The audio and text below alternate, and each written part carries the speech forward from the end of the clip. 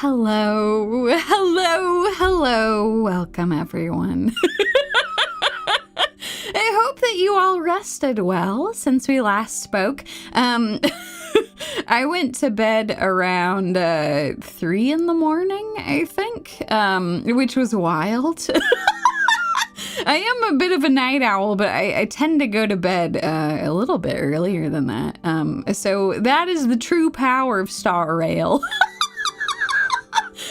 To make me just continue playing until it is very, very late at night. I did get sleep, though, and I'm all ready to go for today. So, you know what? That is a fair point, Omnia. I am indeed a night snack. Not a night owl. This is very, very fair. Oh, God. That's good. That's excellent. Rested and ready to shed the tears from whoever keeps chopping onions. Whoever it is, they keep chopping way too many of them because, oh, my God.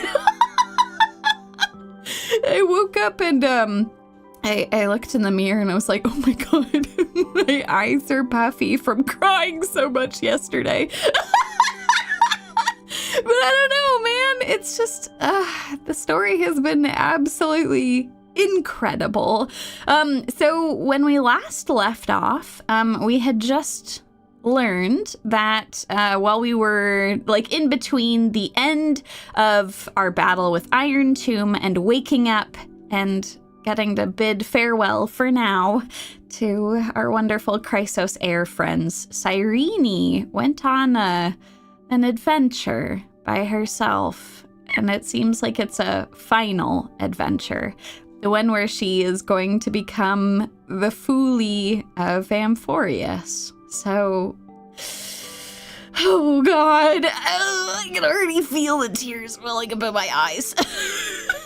Right now we're just playing a story version of her, but she's actually on our team. I figured I showed you all my Evernight team yesterday.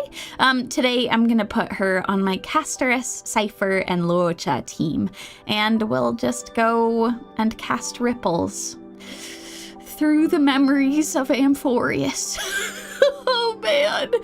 At the very, very end of the stream, once we're done with the story, we will make gacha polls. Drifting by one after another. For my beloved Cyrene and Hyacinth, and yeah, we'll just have a little celebration at the end of Amphoreus, because this has been an absolutely incredible story. So, for now, let us walk forth. Come on, Bubbles. We're on our way. Oh! No. How is this possible? Breathe! Oh! Danny boy! A memory of when we first landed and we had died. Wait. If Cyrene is effectively the Foolie of Amphoreus, she was the one who rebuilt our body. Oh, Danny boy. Partner! Oh my God. No. I have to get you out of here first. Just hold on. Even knowing that this has all been resolved, this is heartbreaking.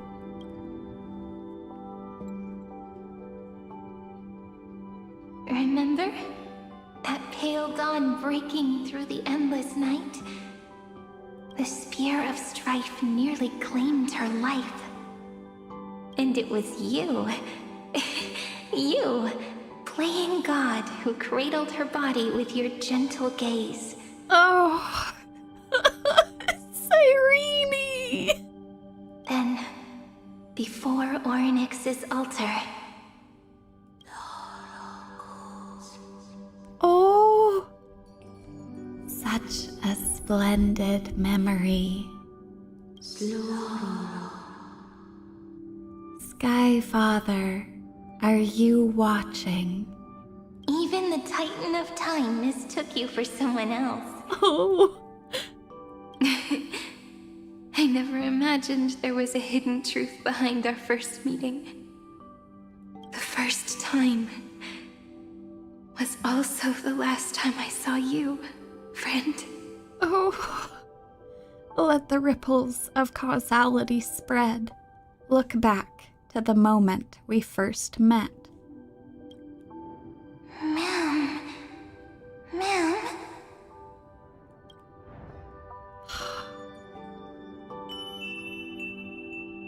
Oh. That melody from the memory. I've got it now. And so, the miracle was able to slip away from death temporarily. I'll leave her to the casteress of the past. She will keep her here, in the world of the living. All because you helped to keep my body together. Oh. Oh. Darn it! What are these things? Oh, March! You're not taking me down. Not before I find a way to help her and Dunhung. Ah! If you've got a bone to pick, take it up with my six-phased ice. March wandered all across Amphoreus for 97 days straight, chasing one goal: to save her friends. And with her bow and arrows, she brought down every obstacle that stood in her way. Oh, March. So that's how it happened. My skill with the bow. I owe it all to March.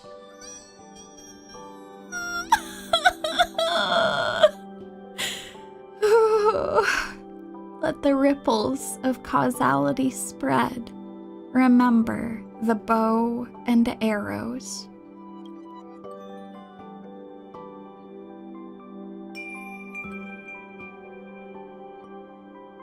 What a sweet note. I've got it now.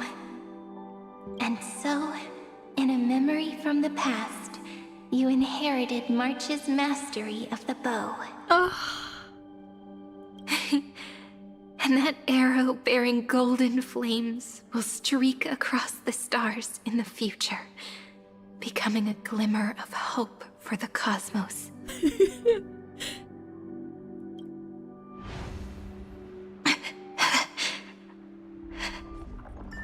Are you okay? No worries.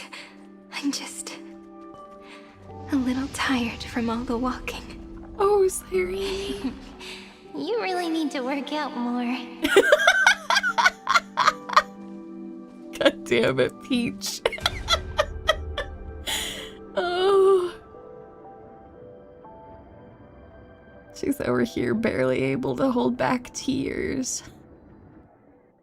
3 paths interweave and fetter Amphoreus, co-authoring the fate of the world. Ordinary pathstriders aren't known to leave traces in the mirror, so if what you said is true, then this isolated star system must be home to at least 3 beings comparable to emanators. Oh my god. That's true. It was. Because we had Zygus, who was effectively an emanator. I say effectively, he just was.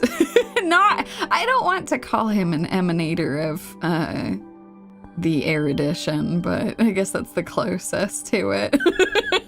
Then we had Irontomb, who was an emanator of destruction. And then we had Cyrene.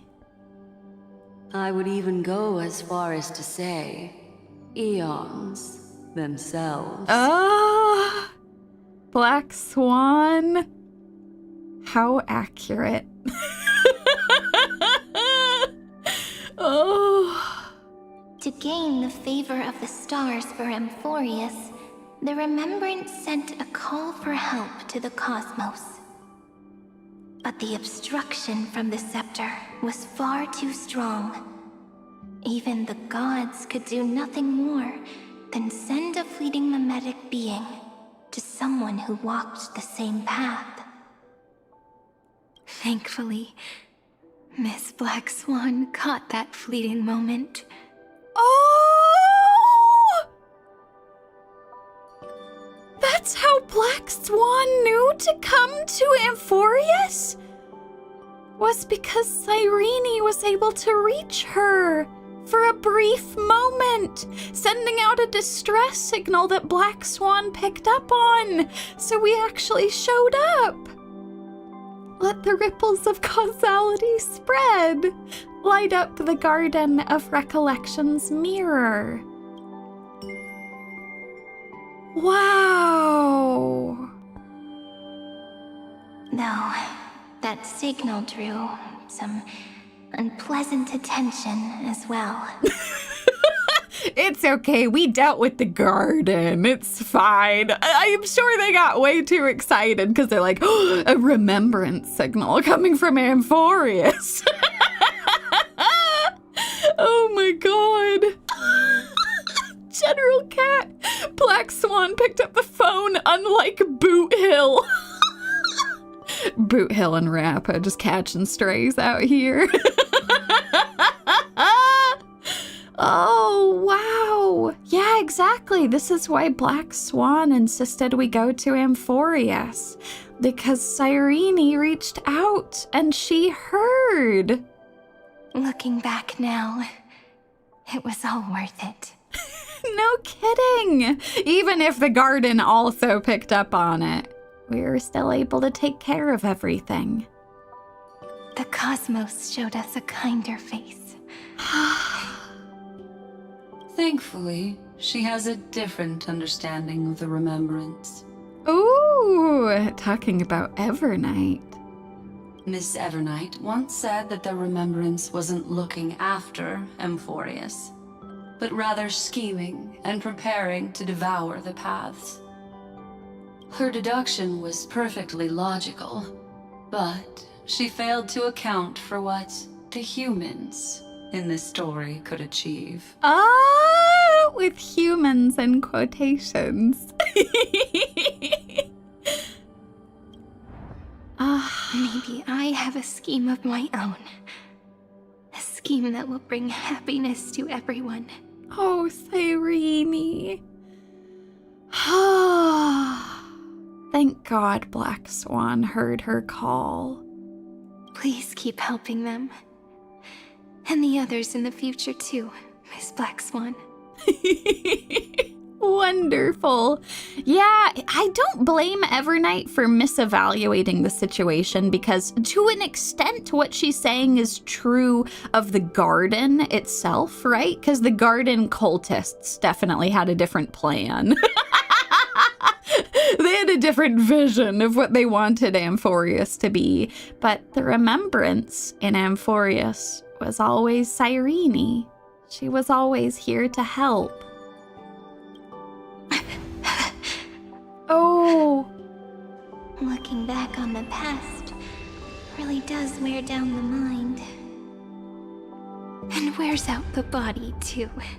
Oh. You need to hold tight to this ceremonial blade. After I'm gone, it will take you back to the beginning of time. The start of a new story. Oh. I believe that in that story, or in countless stories, each alike yet unique, everyone, all the companions who sacrificed themselves, alongside the deliverer we once dreamed of as children, will reunite beneath a vast, endless sky. If we can never break free from this prison, I will stand my ground. Until the day someone shatters this endless cycle and writes the final chapter of Amphoreus' fate. Oh. Snowy and Cyrene went through so much. In the blink of an eye, we have returned to the turning point of fate. With nothing but a fragile sliver of hope, we embraced 30 million cycles of futility and began the eternal recurrence. I still remember the first time I saw the god appear in a dream, looking at me from behind a thin veil of crystal. Back then, I wondered if they might be someone with ill intent. But now, I finally understand. She was always standing beside me, and she is so very beautiful. Oh, let the ripples of causality spread. Weave the dream of a god.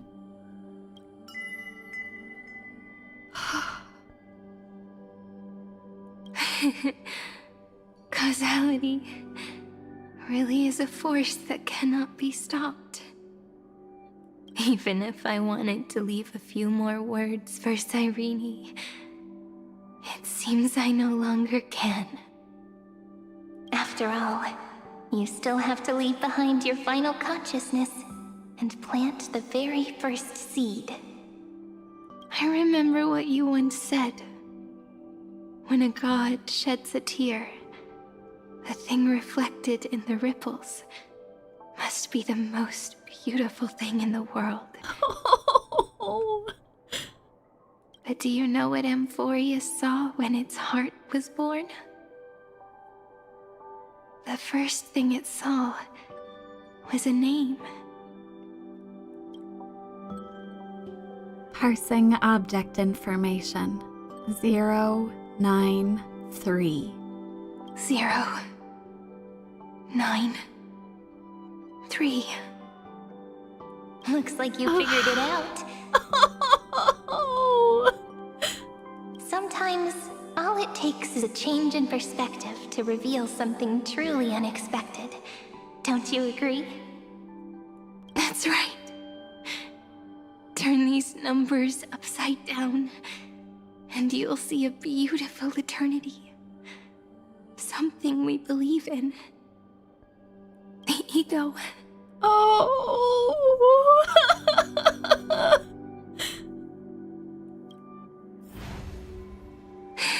Oh my god. Looks like time's running out.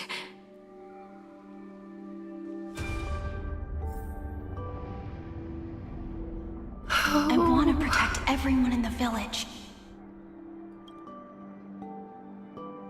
But can I really do that with the strength I have?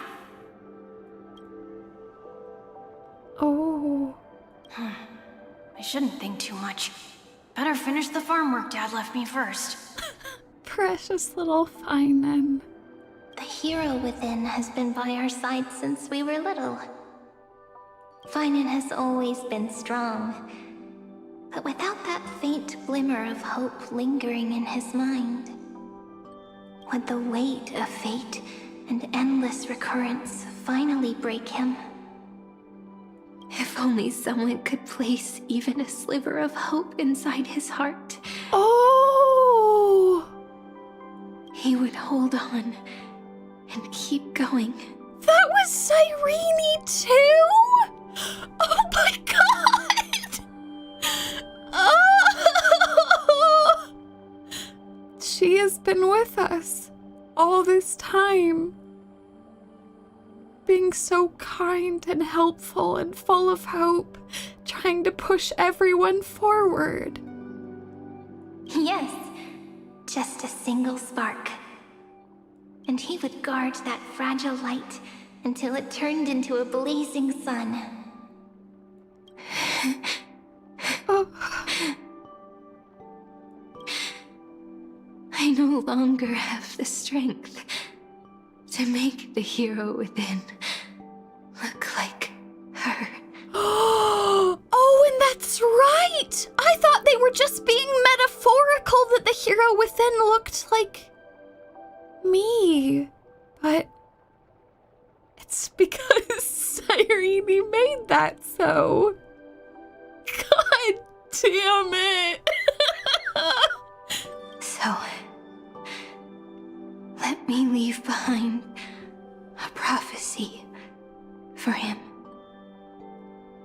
ripples of causality spread, proclaim a pale dawn. Take this wish with you. Be the hero who begins the mission of deliverance. Oh, As prophecy foretold, you will bear the blazing sun until the pale dawn breaks.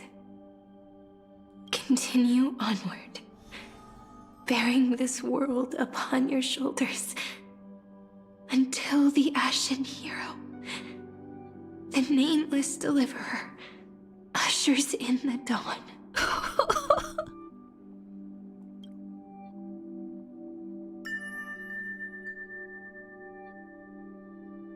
Now, your eyes have seen through all of Amphoreus, from the end back to the beginning.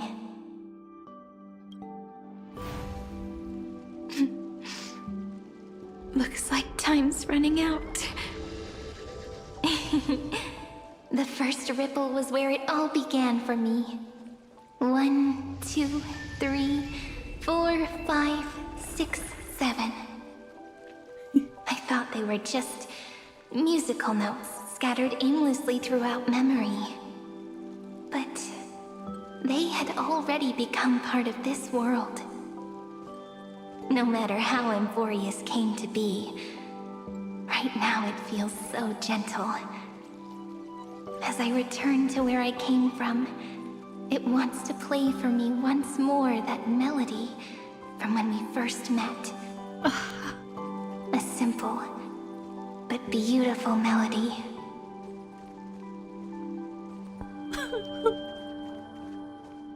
Behind this door. I'm not ready. I can smell it. The scent of wheat fields. You're clever. I bet you figured it out long ago, didn't you? The end of this journey back. The final gap in Amphoreus. It leads to the place we both call home. Oh. We can finally go home.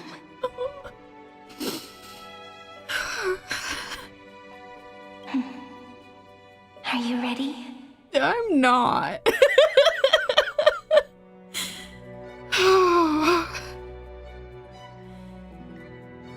But I'll have to be. If you leave memory at the very beginning of the story and cast the first stone, that final gap in Amphoreus will close.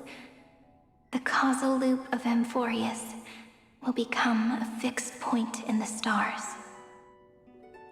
And if I don't do that, Then this world and the cosmos beyond the sky might still fall into the destruction. Oh. there's no way we would let something like that happen, right? Right. Exactly. I remember that tree in Ide Silicii. It grew all alone, unable to go anywhere. It watched the sea in silence, dreaming of a faraway shore it could never reach. But now, a tiny boat sets sail. It carries a seed of hope, plucked from the tree, and heads into the great beyond. Even if the boat's shadow fades quickly from sight, the tree knows that its wish will bloom on the other side of the sea.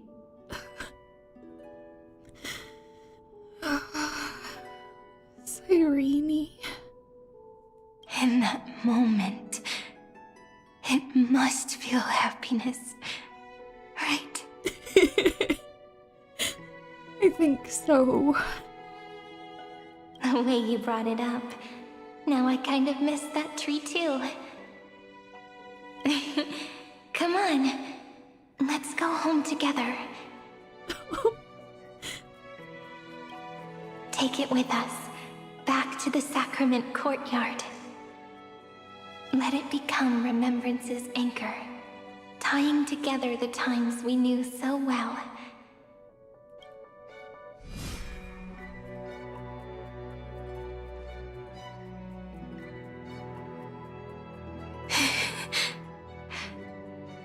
Let's go home.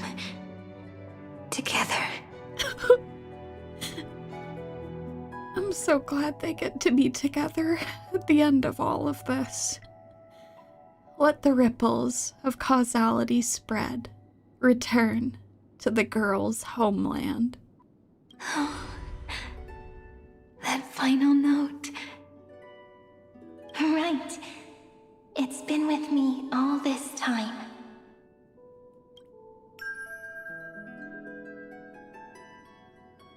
This is Doe. It is also the first note. The one from the first time we met. And the one that stayed to the very end.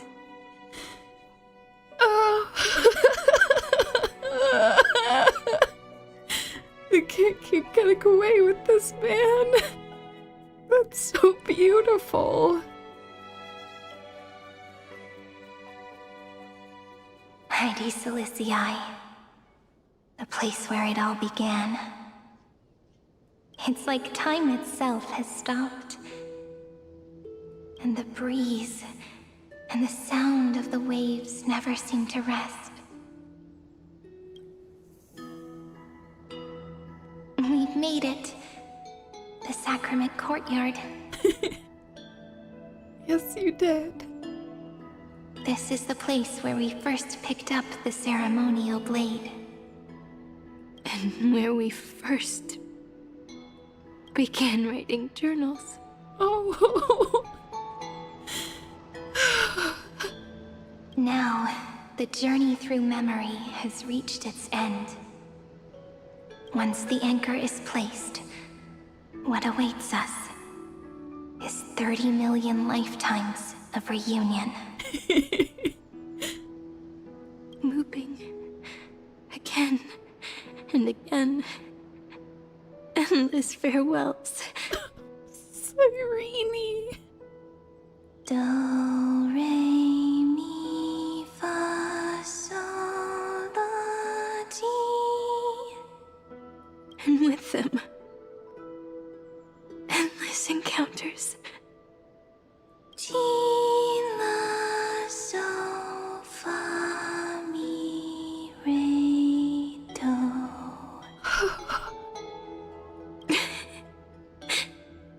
Such a happy scale. Yes. From your beloved ripples of past reverie, your peach. Whether it's for Cyrene, the deliverer, or every sprouting branch of Amphoreus, I leave this tale of love here. May the river of time flow backward, bringing scenes of the future before our gaze. In the eternal land that no one remembers. The legend of the Trail Place is about to begin. Oh, there's one thing I have to correct there, Cyrene. There are people who will remember this eternal land and will spread its legend all over the cosmos. Let the ripples of causality spread, narrating the prophecy of Flame Chase.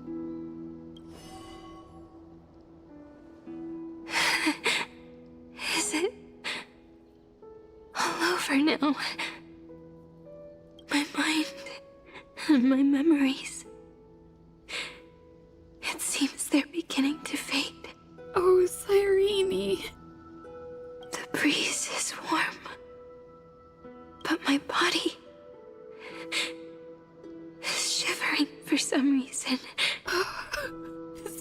killing me. She's sacrificed everything. If you're feeling cold, let's find somewhere warm. We can rest there, together. That's a great idea.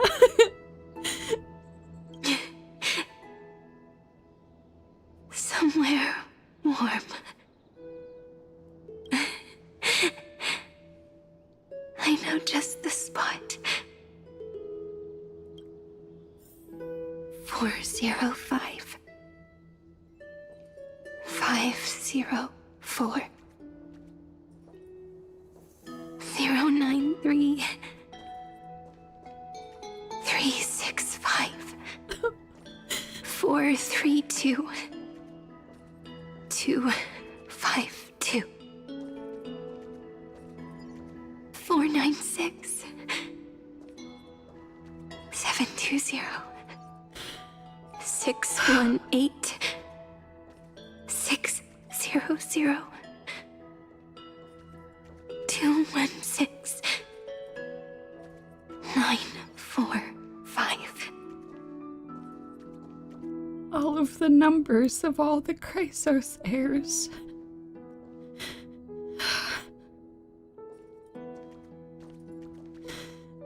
Come on, Bubbles. We got one last journey to take.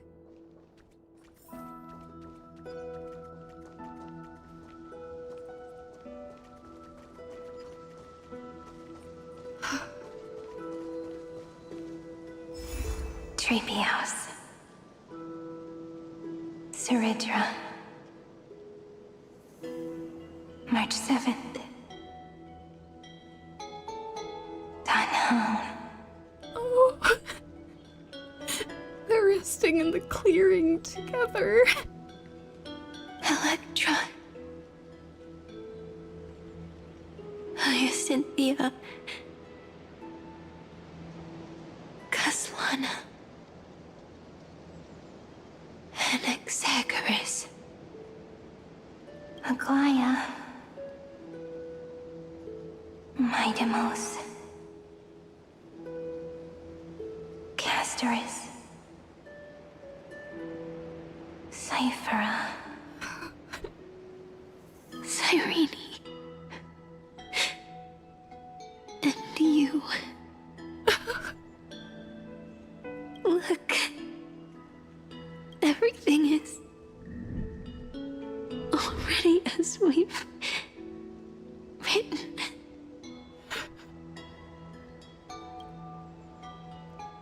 Oh god, no, they're gonna make me read. Oh god, give me a second. Oh,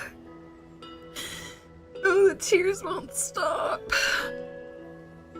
Okay,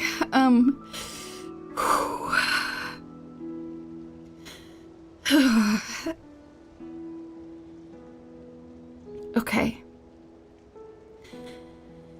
And so, the flower fades at the journey's end, only to take root again at the journey's beginning.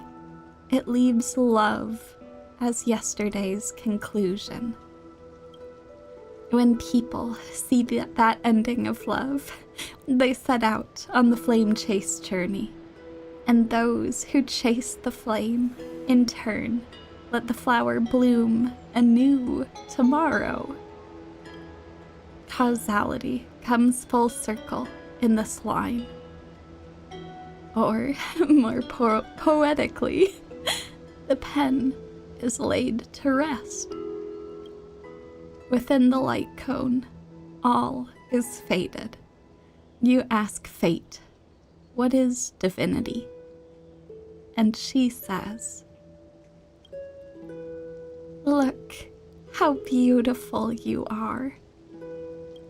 I am the gaze that looks back on the world.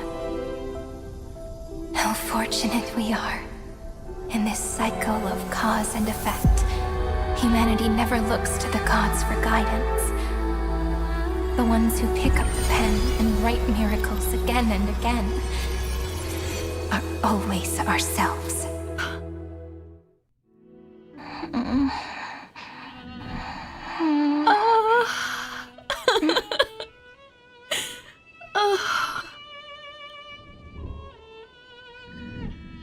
Am I still awake? Cyrene. Peach, where are you? Oh.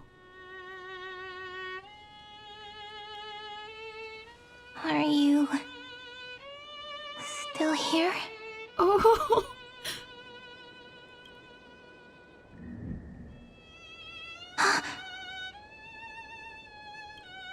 I shrank.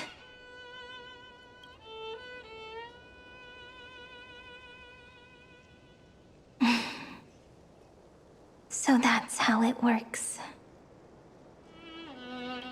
When memory drifts away with the breeze, love leaves behind a seed and turns into lament. Oh. The demiurge leaves behind a seed and turns into Philia 093. Oh my god.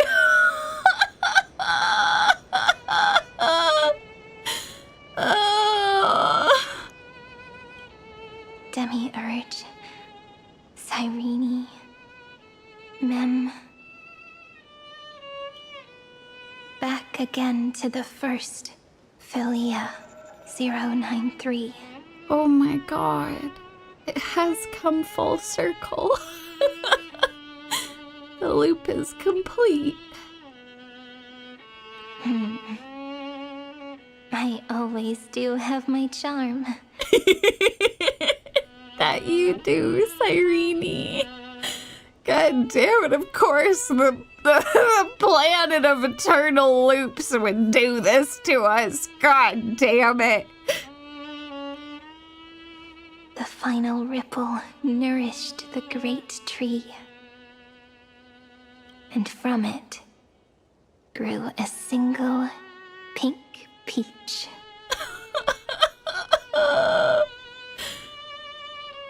We've been playing for so long, and you still haven't told me your name!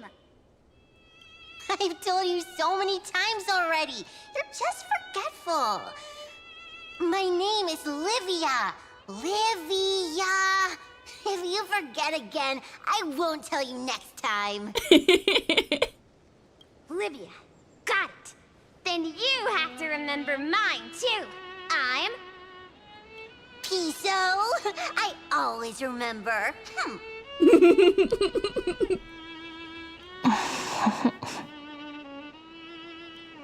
So, Cyrene was just a pen name after all.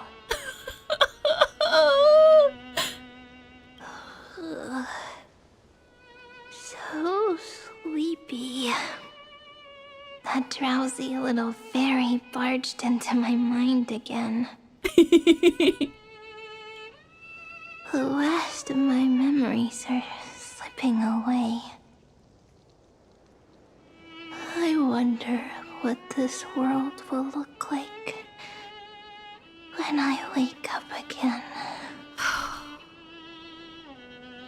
There will be lots of pain, lots of struggle, and lots of lament to endure, but at the end of it, you'll save the world, Cyrene, and show that love can triumph over hatred. I remember a cry and my name, daughter of Lady Celestii.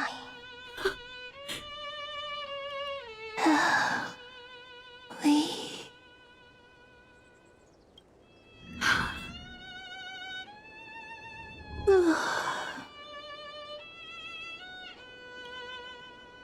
Shh. Never mind. The same seed, when planted in different soils, blooms into flowers that are alike, yet never the same. truly makes her beautiful is each and every soul in the world.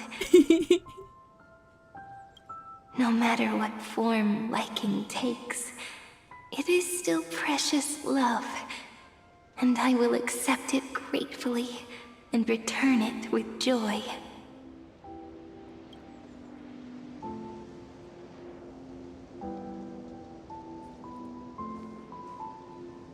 Do you remember my favorite story? That crystal flower was so beautiful because it reflected the eyes of the little fairy.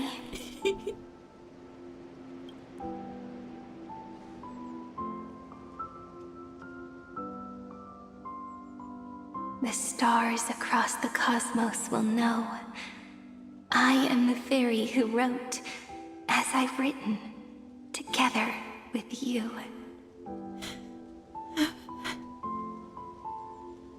Yeah, partner. And in your heart, I know I will always be given the name I love most. The one you gave me. After all, we've always been in sync.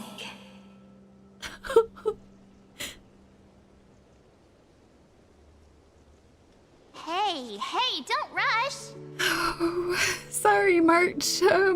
Don't mind me. I'm just a little emotional from everything. Slow down. Let the words settle. Thank you, Danny boy. We have plenty of time. In Amphoreus's month of mourning, all conflicts across the land come to rest. On the 11th day and night of the month of mourning, the dead will part, the living will embrace, the snow will fall, and bonfires will rise to warm every heart aching with lament. It may sound heavy, right? But on this day, laughter always rises louder than tears. I know, I'm sorry, Cyrene. You try not to cry, and you told me not to. So I'll do my best to smile. Because people understand that parting is for the next reunion, and sorrow is so we may love more deeply. That is why this day is her favorite of the year.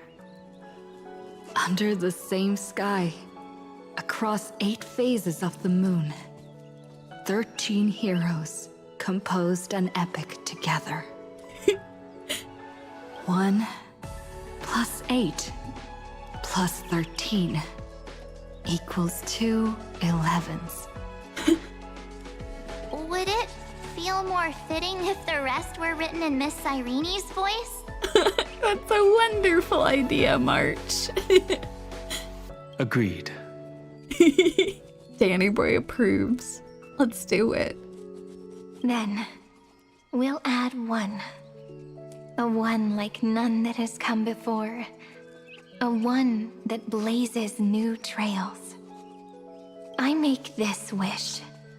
On the 12th day of the 11th month, 13 heroes will take every core flame ignited across 30 million lifetimes and scatter them among the stars. Later, when the people who know this story gaze upon the cosmos, they will discover that the countless stars in the sky now glow pink. And after 13 seconds, that radiant light will quietly fade away. Oh! It will be such a romantic, yet puzzling sight. But that's all right. They will keep that mystery close to their hearts, constantly pondering what the ego truly is. They will love. They will get hurt. They will rage. And in 30 million moments of helplessness, they will stitch their shattered hearts back together. Again and again. But remember this well. Losses are a constant on the flame chase journey. There may be pain along the way, but you and I will never be alone. They will come to understand what it means to lose, and in the end, they will choose to let go. They will offer their hearts to this world, to every companion they walk beside. And they will take in the hearts of others and pass them onward. For every soul that exists in this world, there is a different ego, a different prime mover of life. There will never be just one answer, not even for love. But when people gaze into the night sky and love what is fading with the same resolve they have to praise the stars, I want that soft, gentle pink in the sky to tell them, love will always be answered. This is so beautiful. This is a story about love, and a story about how to answer it. Whether it is one we have already written, or one you are yet to write, it will be a romantic story, like none that has come before. God damn it.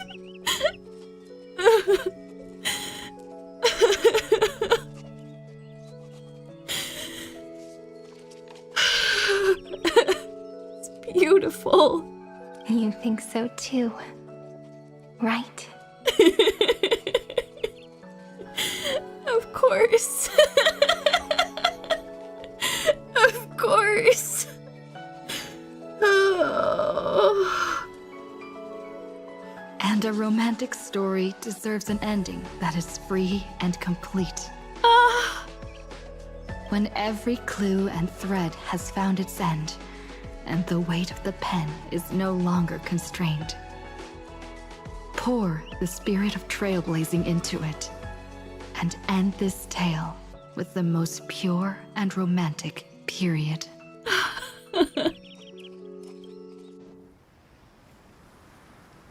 Oh.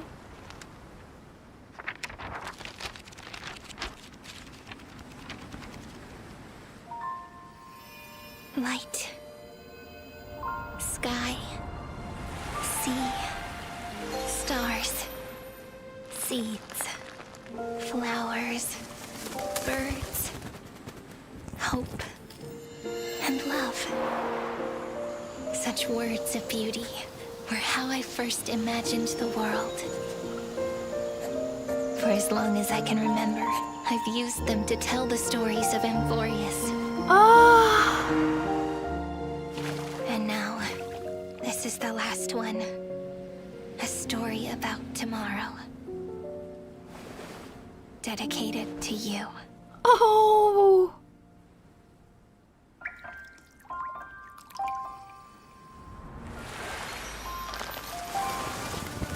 Once upon a time, morning glow, scattered light, shining on you and I, fading poems, frozen rhymes, our traces on the breeze, whispers of past reverie.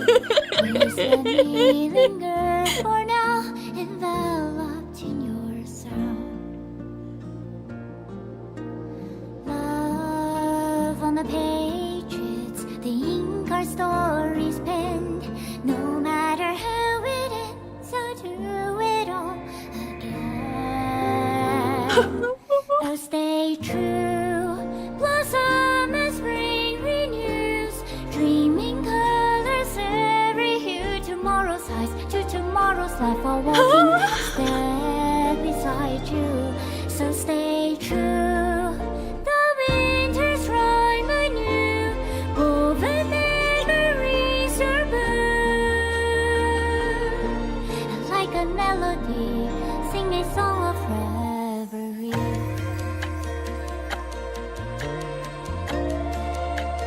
Oh, no, I can't handle it. Oh.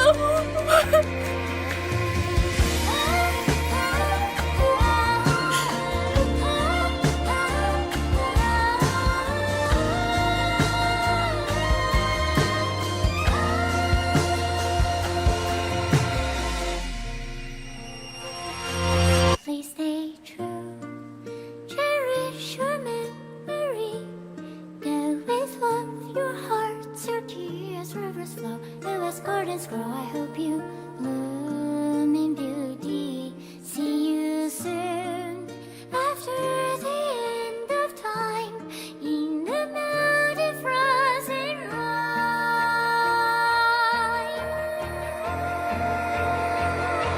Now stay true. Blossom and spring renews, green colors every hue. Tomorrow's life, keep tomorrow's life, a walking step beside you. Now stay true. The winter's rhyme anew, woven memories are blue. And like a melody, sing our reverie. And in our memory, in the end of our journey.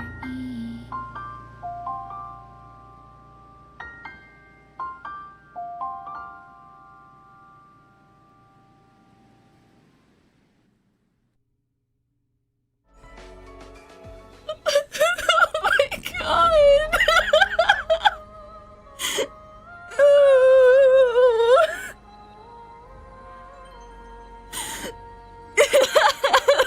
Lead actor was me. Question mark as March. Question mark as Evernight. Oh god, that means there's still more to learn. Evernight was a code name after all. Excellent script supervising Cyrene. Oh, that's true. Anonymous is Saridra. May this journey lead us starward.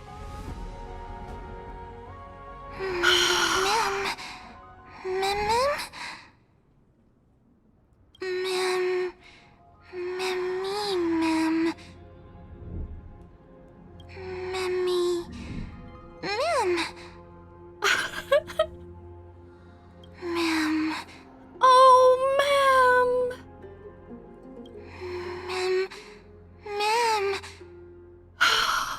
This where? Ma'am lost. Oh, back from the very beginning. Scared, so scared. Sound where? Scared, but go see? God, I thought they were gonna give me a moment to process that animated short. I guess while we're walking, I can talk a little bit. We're gonna talk a lot about this entire story at the end here, but that was so beautiful and heart-wrenching. That music was so perfect. Getting to see everyone interacting with the Astral Express and getting to live happily together was just wonderful. Oh, God. Okay, ma'am. Big door, heavy. Can pass. Come on, ma'am, I believe in you. Oh, God. Oh, we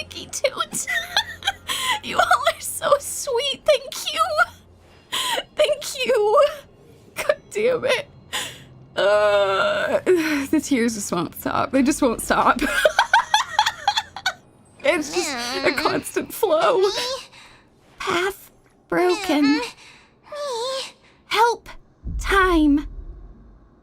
Oh. Will the black tide destroy Yanisopolis? Oh. Don't be scared. The heroes will... Oh. Sorry, little boy. Didn't mean to cut you off. Darker.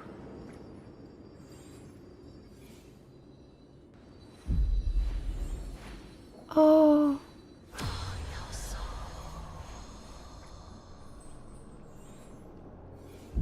I guessed as much. It's no longer working.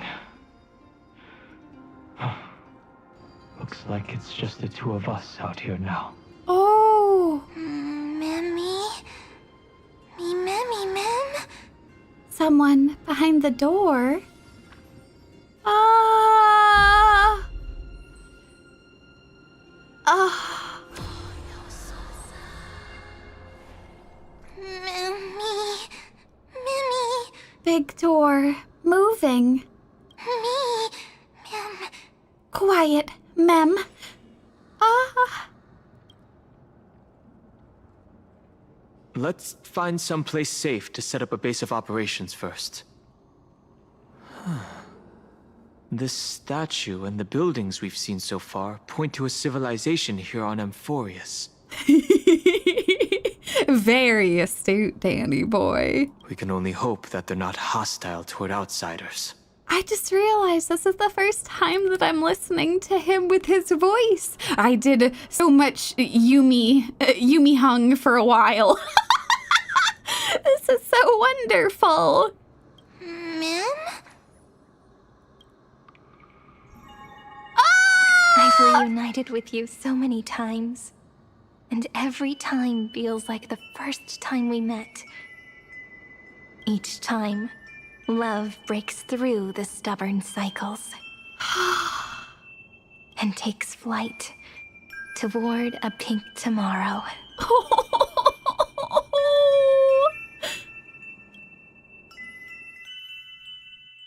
Still early.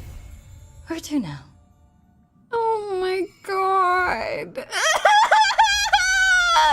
Oh, fly into a pink tomorrow. Oh shit, you're right. I gotta voice him again or else it's not a stable loop. This is Yumie hung.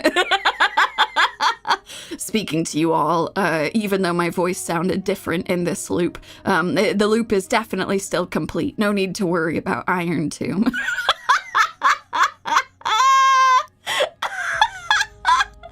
Oh, good, there's more. Oh, I'm glad I split this into its own stream. Excellent. Okay. Okay. Oh. Oh.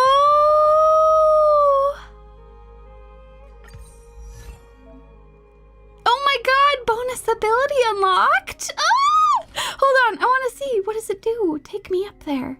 After using ultimate, gain 1 stack of epic, up to 2 stacks. When this unit has epic and Mem is on the field, basic attack gets enhanced to together we script tomorrow.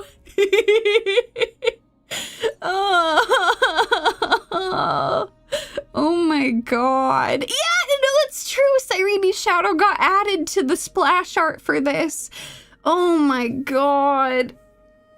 Oh. Okay. Okay. All right. So we're gonna do some, we'll go and do a side quest here. Oh my god, General Cat! Thank you for the gifted memberships. You people are absolutely wonderful. I guess give me a second. I'm gonna blow my nose. My face is a mess. Oh my god. Well, I guess we'll do, this bonus quest, and then we can just like sit and talk about Amphoreus and also make some polls to grab Cyrene. Oh my god. Oh, there's memory bubbles on the express too. I guess we can start there first, and then we can go from there. That's perfect. Okay, give me 1 sec. I'm gonna have you all go and hang out with Chibi Yumie for a second while I can blow my nose. I'll be a second, and then we could go from there. Okay, all right. I'll see you all in just a second. Oh, God. Unlimited Dreamer. See you tomorrow, Cyrene. No, I'm gonna start crying again. Oh.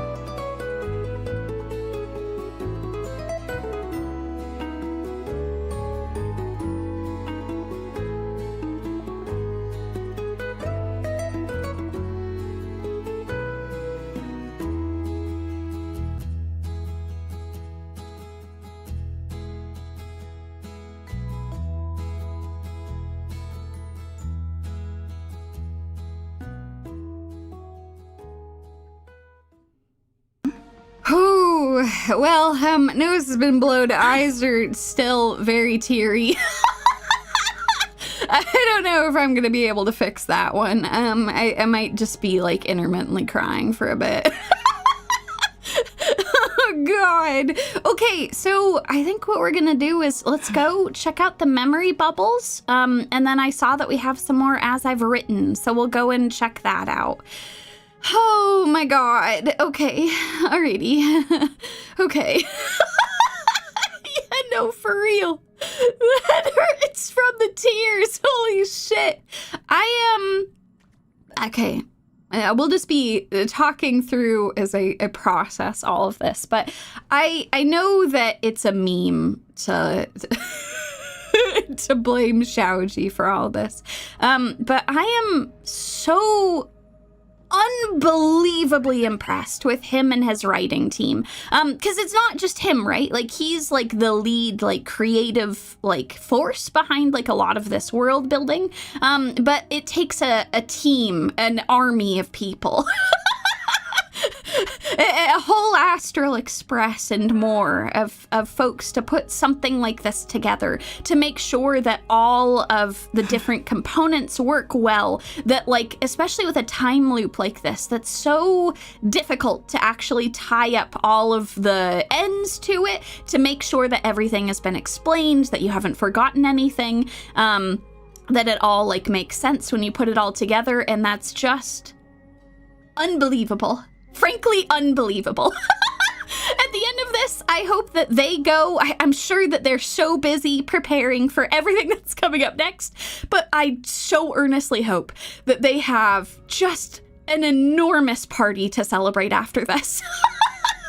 Yes, exactly. They should feel so proud. They have created a masterpiece. This is one of the greatest things that I have experienced. I am floored at all of the people who worked to make this happen. I know I've been talking about the writers, but everyone who worked together to create this, all of the world in Amphoreus was just gorgeous. Can you imagine how much time it took to create all of that scenery, to create all of those places, and to do it in different time periods too? You'd have some that would take place when the Black Tide took over. You'd have some that would take place at very different times with all of the broken architecture and everything. Unbelievable. Penacony was already an unreal feat. I could not believe that they had pulled off all of the amazing portions of how Penacony as a dream world functions, and they just created an entire heroic epic. Unbelievable. Absolutely unbelievable. All of the people who were in charge of the animations just crushed this. I think that Star Rail, at least for me, is the peak of Hoyoverse animation when it comes to their cutscenes. I know that the folks are really, really impressed with like a lot of the stuff that has been coming out in Zenless, as well as Genshin, and all of that looks amazing. I'm not saying that doesn't look unbelievable. They are the top of their craft. Star Rail is just the fact that all of these cutscenes add and flesh out and embody and communicate such an incredible story on top of what is already being told is unreal. It's incredible. I am so impressed. They have really, really raised the bar of what can be done with cinematic storytelling. And they still have even more to go, which is crazy.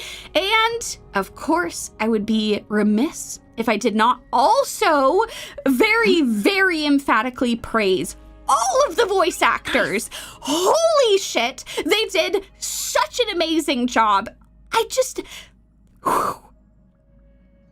Voice acting is, I think, a very underappreciated thing sometimes, because it's something where, like, so many like very impressive things that people can do like might not necessarily like you might not know about, or it might not be communicated the way they're doing things. I feel like voice actors can be taken for granted sometimes, which is obvious in the fact that like some places now are trying to be like, oh yeah, just let us train AI off of voice actors. Like, that would be totally great and fine. And that is such a disrespect to the absolutely incredible hard work that voice actors do. And I love games like this where the community can fully recognize and appreciate and love all of the hard work that these voice actors do. It's absolutely incredible. Also, you all are extremely kind. I'm very humbled. I am not a voice actress myself, although I do like voice acting. I think it is a very fun thing to do. I am so blown away by the hard work of everyone who put and poured their love, their heart, their soul into these performances. And yeah, some of them, this was their first major role. How crazy is that? Unbelievable! And yes, no, I have talked before about my grievances with some of the things that YouTube has been doing. Every like 2 weeks I go and double check to make sure they haven't accidentally turned on like like the AI auto dubbing or whatever, because that's some bullshit. Just let the people talk the way that they do. There's no reason to do this. So yes, there will be no AI Yumie. You all are so sweet. Oh my god. Well, the tears are flowing again. All right, well.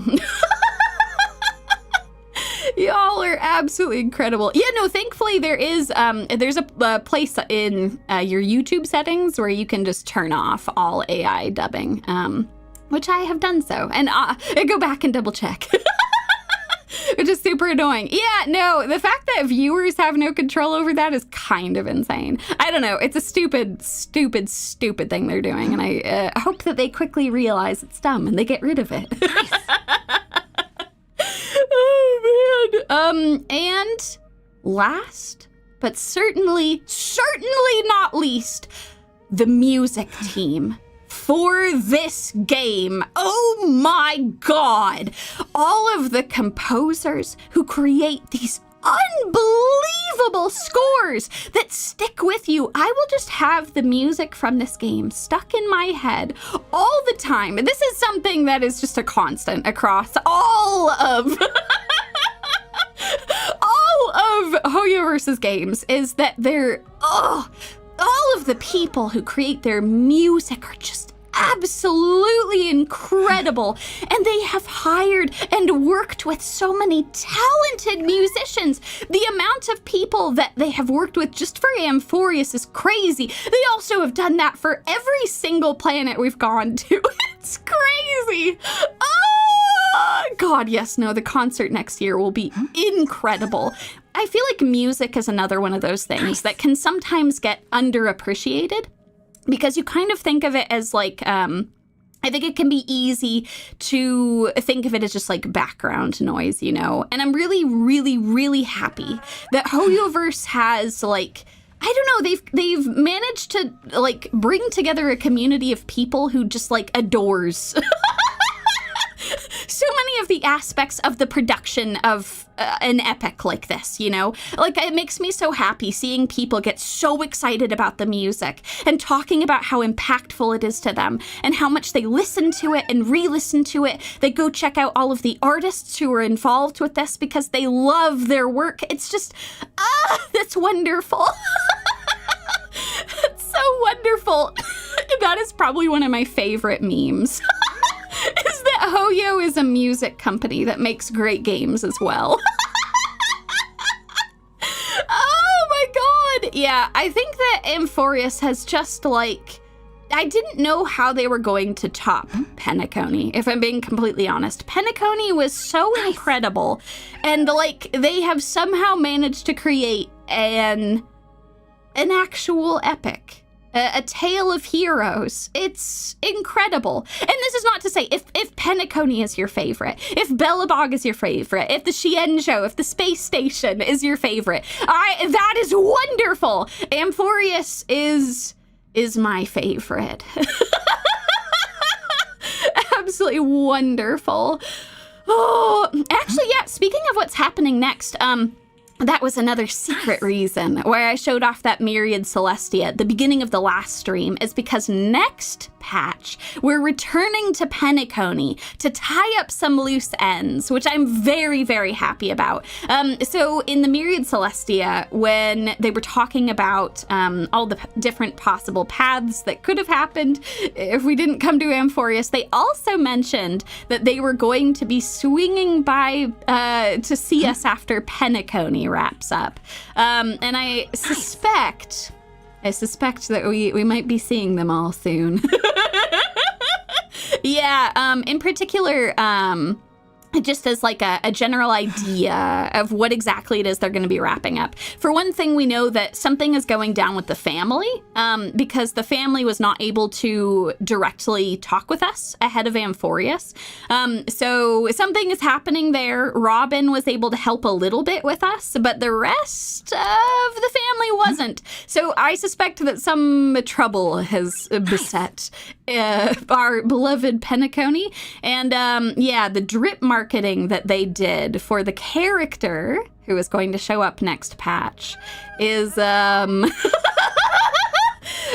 of the members of the Annihilation Gang. So yeah, seems like the Annihilation Gang is going to be resolved, or at least their intervention or interaction with Penacony will happen. So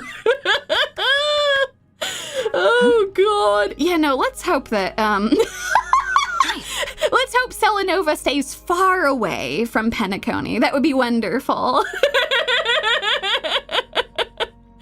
Oh man. But yeah, it's gonna be wonderful. Oh, that's actually fantastic too, Sky. When you play the side quest in Currency Wars, you'll get more context. Excellent. Yes. Hey, that's actually a good shout out. Go and play Currency Wars. We are going to be playing that on stream in a little bit here. It will be wonderful. Not today, but in a different stream. We'll have a dedicated stream for it. But yeah, let's go interact with these dream bubbles. That's wonderful. Investigate. Away we shall go. Thank you for letting me hop on my soapbox for a little bit. Oh, man. some system hours ago, You mean aboard the you just Astral Express. waved a probe around in deep space and found our pal and Don Hung? That little thing's really that impressive, ninja girl. Oh my god! Speaking of the Galaxy Rangers, oh my god, they were just here? Oh my god! This is a ninja tech device, blessed by the Great One. It senses the ultra-low frequency electric waves of the human body. Oh, that's a whole lot of pretty wubba-boo. But since we found him, let's drop the act. You played it well. But who do you think you are? Brother Hanu? Thinking you could pass as a Galaxy Ranger?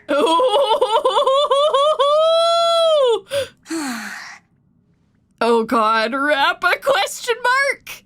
Lord Cowboy Ninja, you have turned on me for no reason. Don't tell me the traitorous monkey ninja bewitched you. Are you walking the path of heretics now? Enough. A name is Silver Gun Shura. Oh dear god!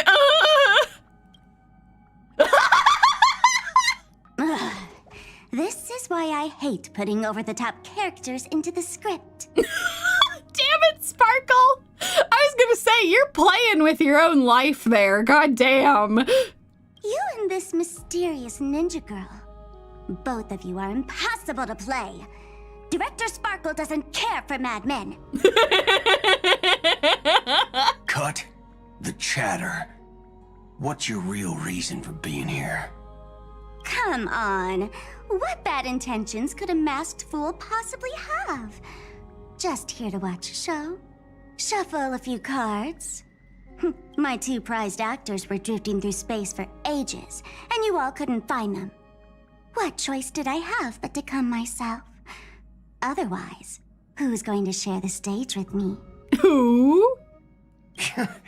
You don't even care about the Irontomb disaster threatening the whole universe. It seems the fool's wisdom isn't all that deep. Ranger, don't think waving some righteous flag gives you the right to throw sidelong jabs. And don't act like you've got no motives of your own. You're hoping this war involving the gods might be the key to freeing that broken-legged wolf. Oh? Who else knows about that? Just me. Do you believe it? Relax. I'm not interested in disturbing that living legend. I just couldn't resist messing with you when I saw you come back empty-handed. You little... Fine. Since you saved our pal and Don Hung, get out of here. But remember what you said. Leave the boss alone. Ooh. Or else. You don't have to worry at all. In Director Sparkle's next script, gray hair gets the spotlight. Oh, shit. Oh, shit! Alrighty, well, not a pair of people I expected to interact, nor a conversation I expected either of them to have. I was gonna say, is that that does seem like a bit of a teaser for some of the things yet to come. I am very delighted we have not seen the last of Sparkle. That's wonderful. Oh God, she is a menace, but she is a precious menace. Excuse me, I'm stumbling over my words. All right, next dream bubble. Let's skip the formalities about how the Express crew led the formation of the Cosmic Alliance and saved civilization from the destruction. Thanks to the Express crew's support, our operations stayed on course, even under the relentless pressure from the Marketing Development Department. That's pretty good. Y'all are right. The mem is too strong. Memes. Man, if we do end up working with the masked fools, that would be wild. absolutely wild. I do like that we're getting some resolution with how things turned out afterwards. Miss Himiko, the Strategic Investment Department extends its deepest thanks. Your department's contributions during the crisis did not go unnoticed.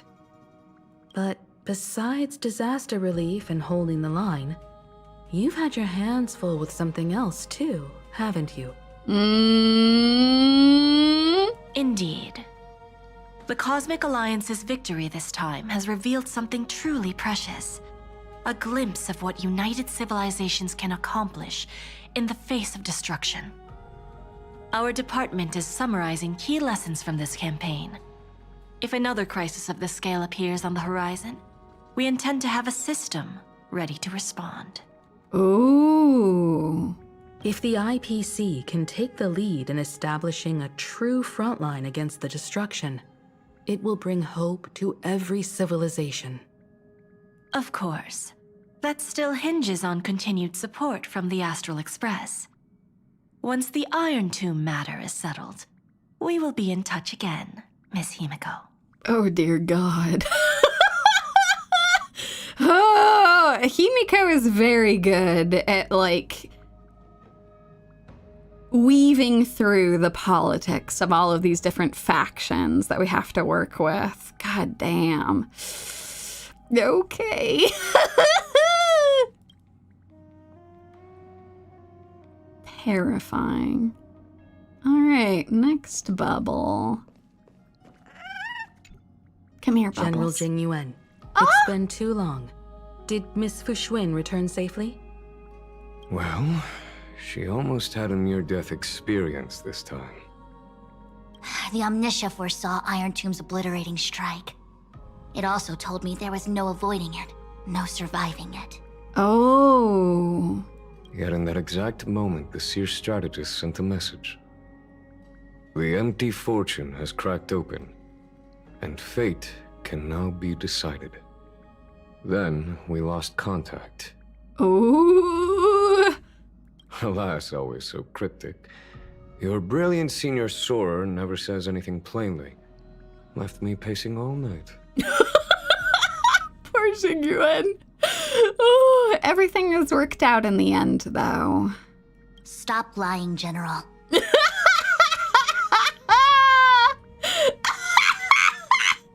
Sky! Look, Yumie, it's the Xingyuan kick gif. My favorite, my beloved. One of the greatest memes to come out of the Xianzhou. Oh, it's beautiful.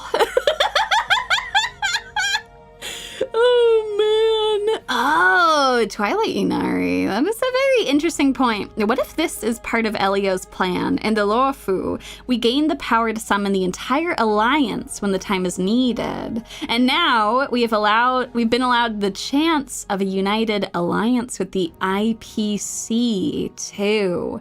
That actually makes a lot of sense because they're kind of trying to make it so that we can gather as many powerful forces as we can.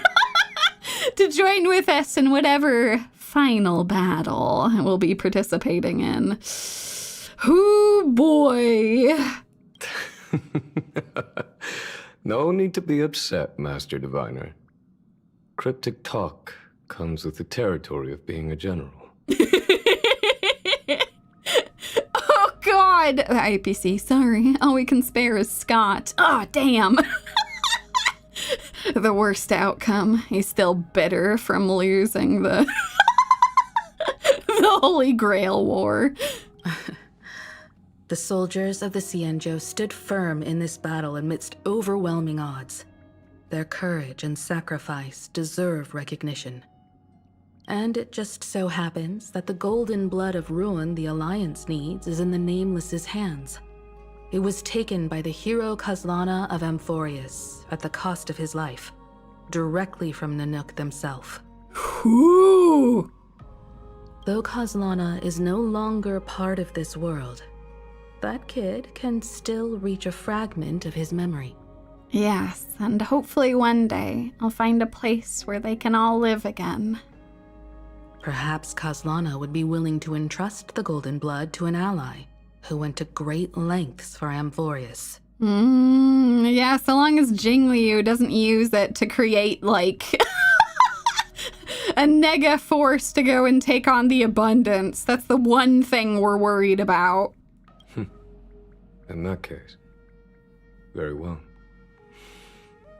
On behalf of the Xianzhou Alliance, I offer our deepest respect to the world of Amphoreus and her brave, noble heroes. Thank you. Although I feel a little worried about giving them the golden blood. To strike an eon as a mortal, even for but a fleeting instant. This deed alone deserves to be etched into the stars and remembered forever. Now see, that part I totally agree. Snowy, you will be remembered as an absolute legend.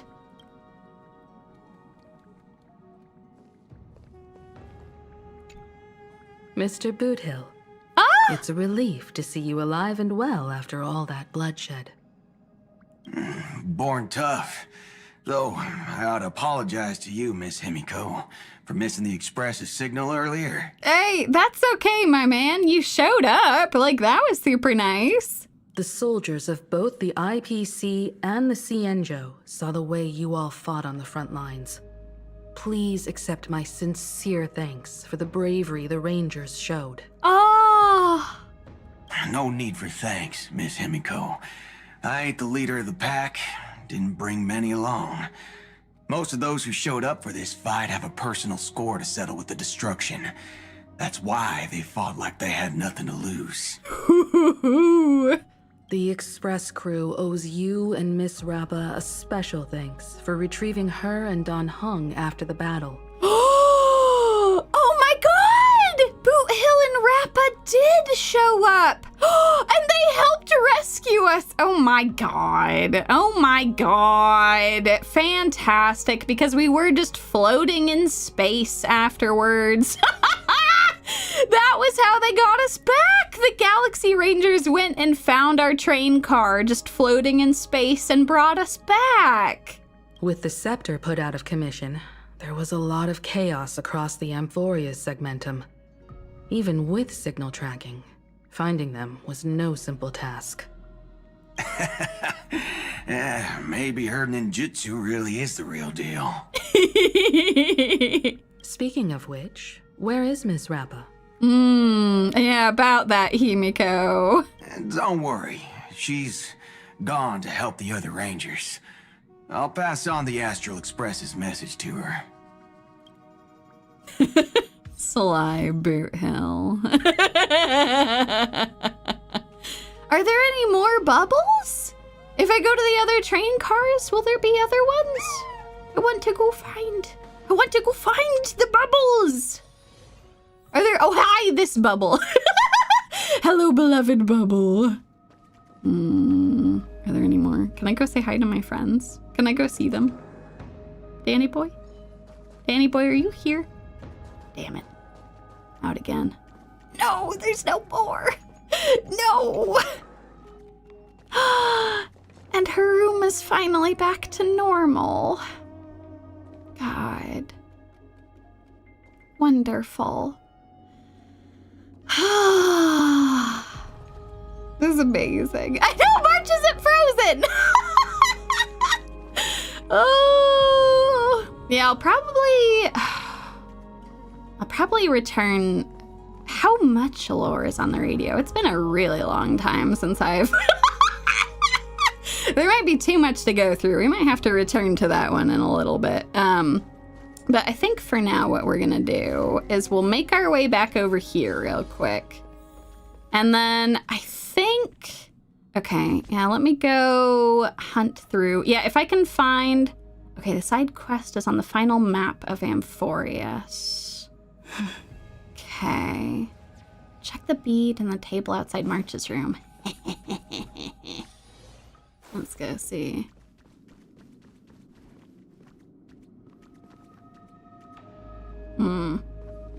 Whoops, that's Danny Boy's room.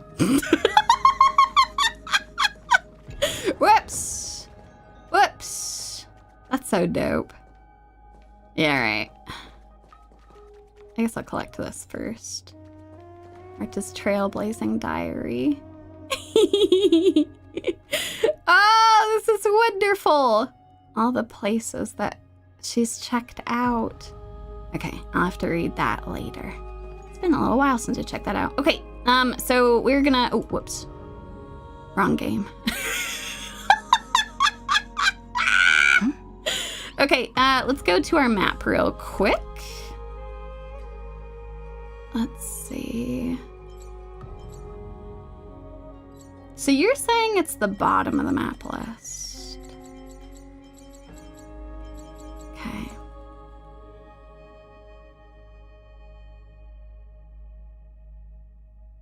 Okay.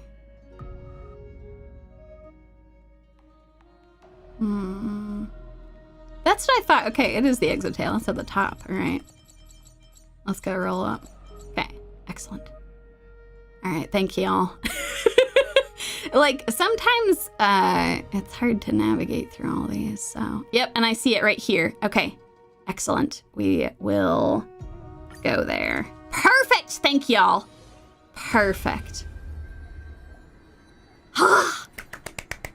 Y'all are fantastic, thank you. Oh! Oh my gosh, we get to do Yumie Rini. No, don't apologize. Y'all are very kind. Thank you. Also, thank y'all for waiting for me to prompt you for, like, helping me to find some stuff. Y'all have been trying really hard not to backseat and not to, like, tell me to go and do certain things. So thank you for helping me when I've asked for it. I really appreciate it. Hi, miss me yet? Welcome to the story we wrote together. This page of eternity exists because of you. Cyrene. So you're still here.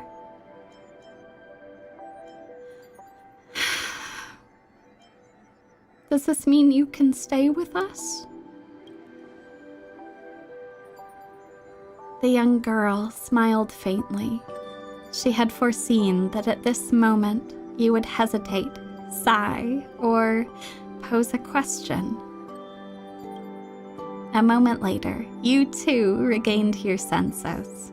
The her before you was nothing more than an ink trace left from the past, able only to carry a message, unable to exchange words. Sorry, this was the only way I could leave you a message. Friend, we've come such a long, long way together on the path of remembrance, even though the Amphoreus in my memories will forever continue its cycles, sealing the Irontomb in the past. But those who remember you, this story, and this eternal garden will always stay by your side as part of As I've Written, continuing to trailblaze with the Astral Express. The girl paused for a moment, blinking her eyes. One day, Cyrene, memories will bear fruit. You entrusted me with As I've Written. I will take them across the stars until I can find a place where we can meet again. Even though it's hard to guess what you're thinking, friend.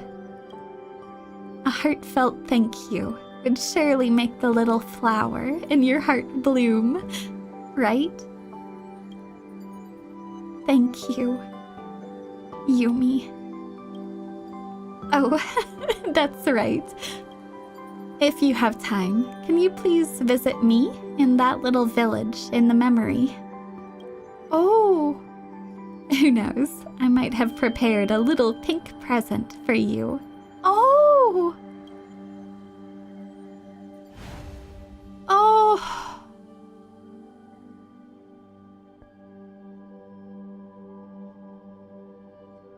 See you tomorrow, Cyrene.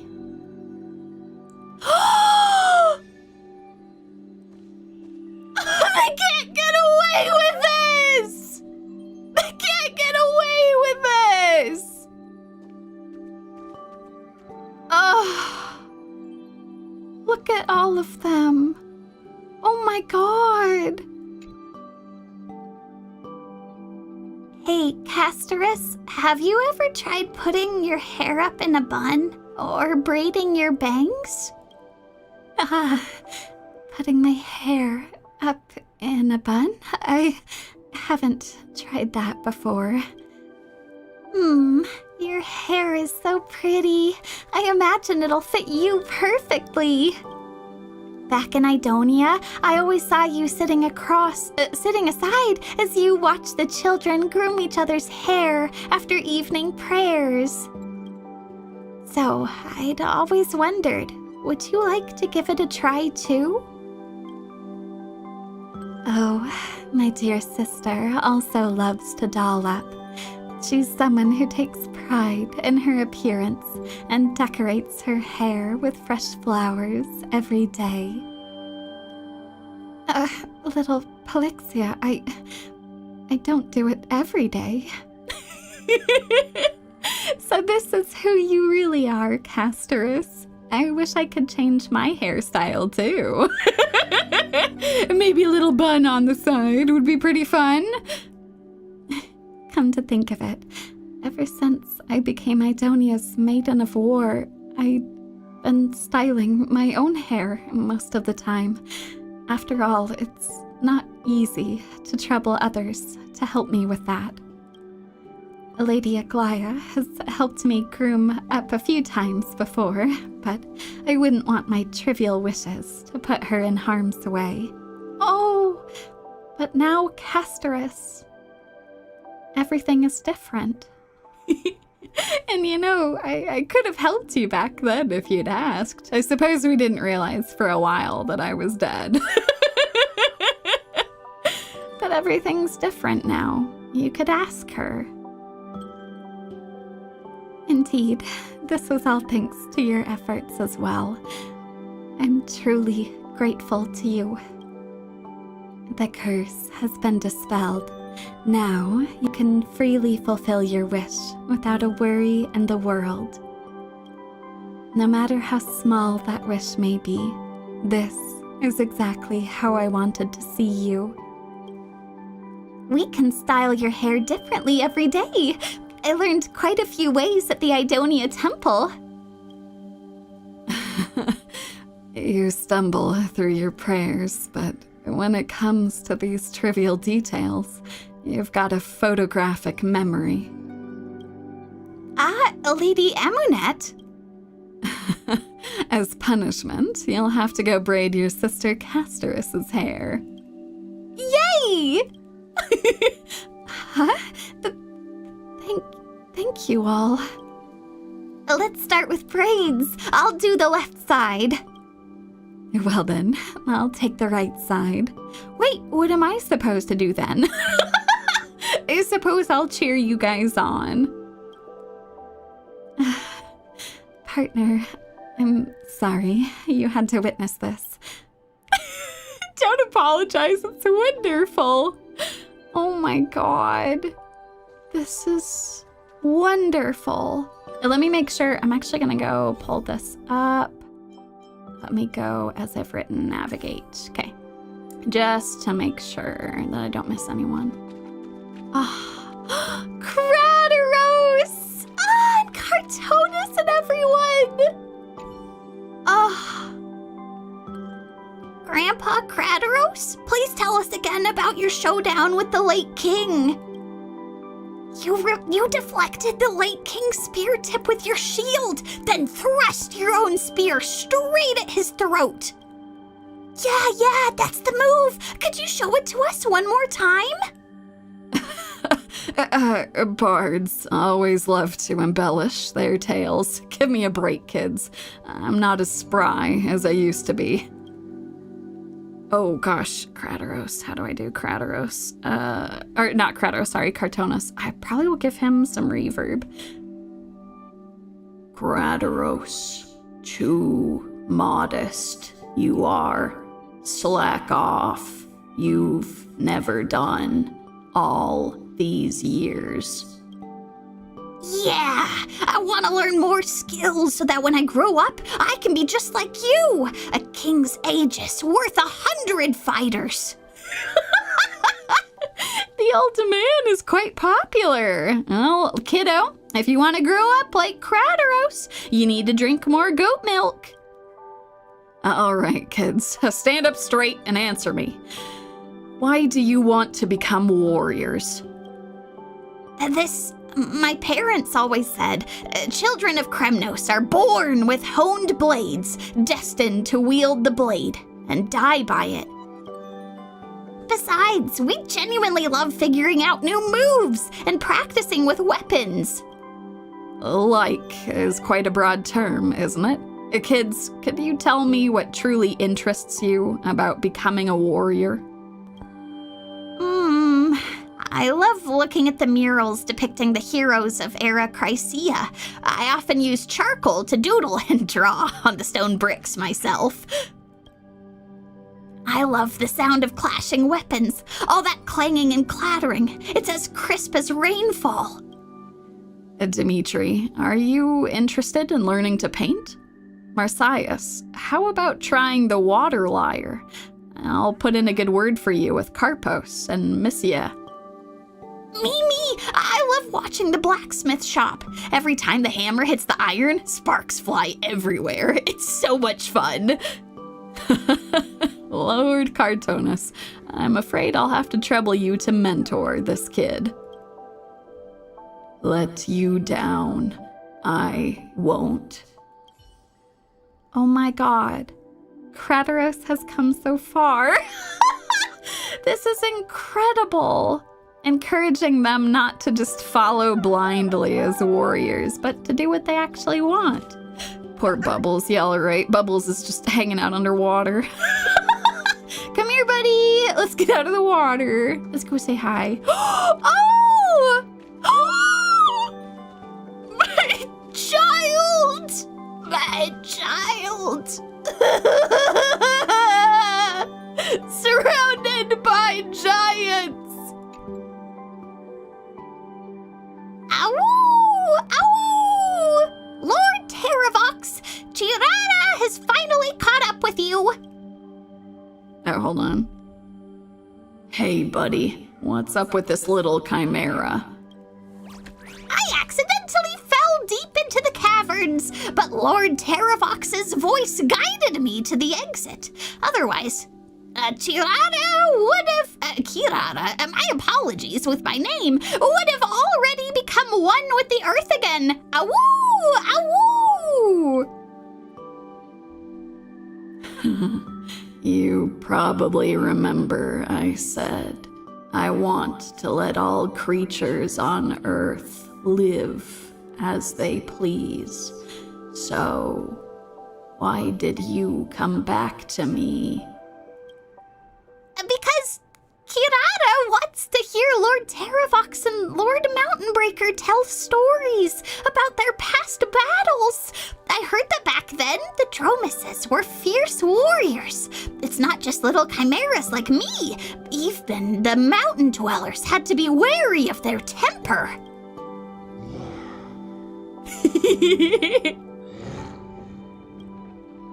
Yo, take it easy there.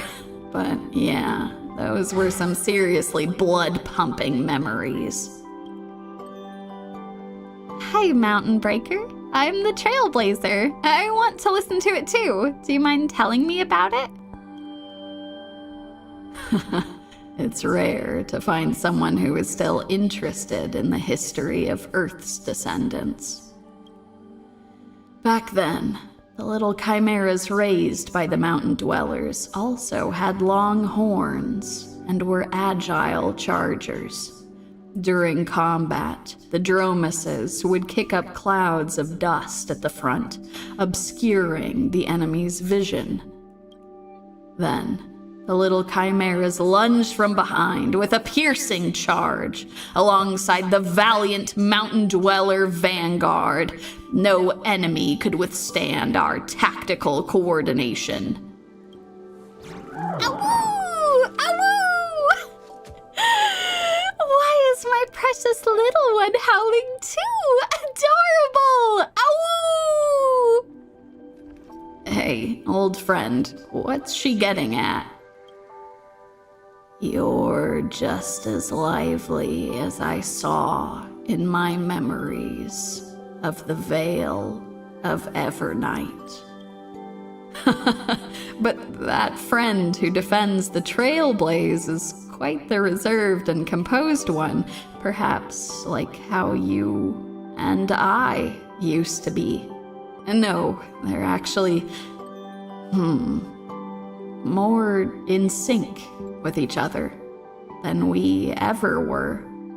Oh. Being able to resolve past misunderstandings is already a gift of tolerance from Earth to us.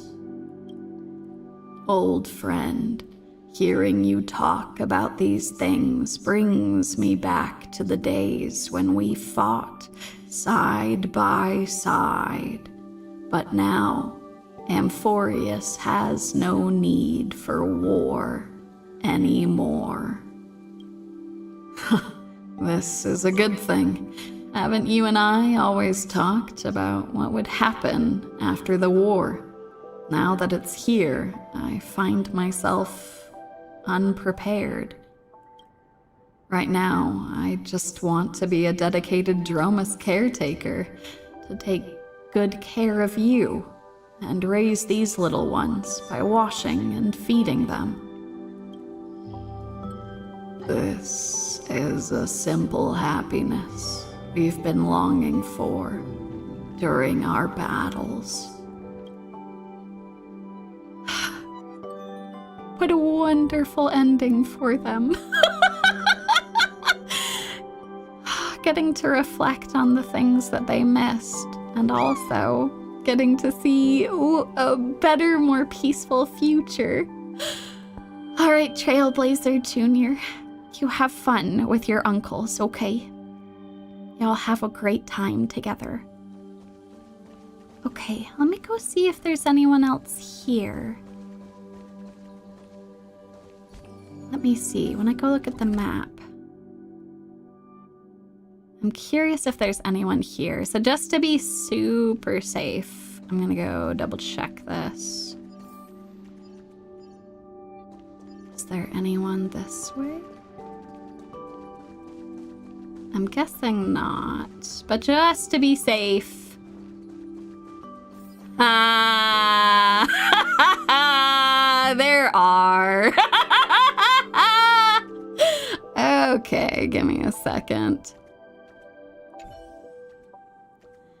Oh, I want to pray like I used to, but who is there left to pray to nowadays? Take a good look around. Kefali has never truly left us.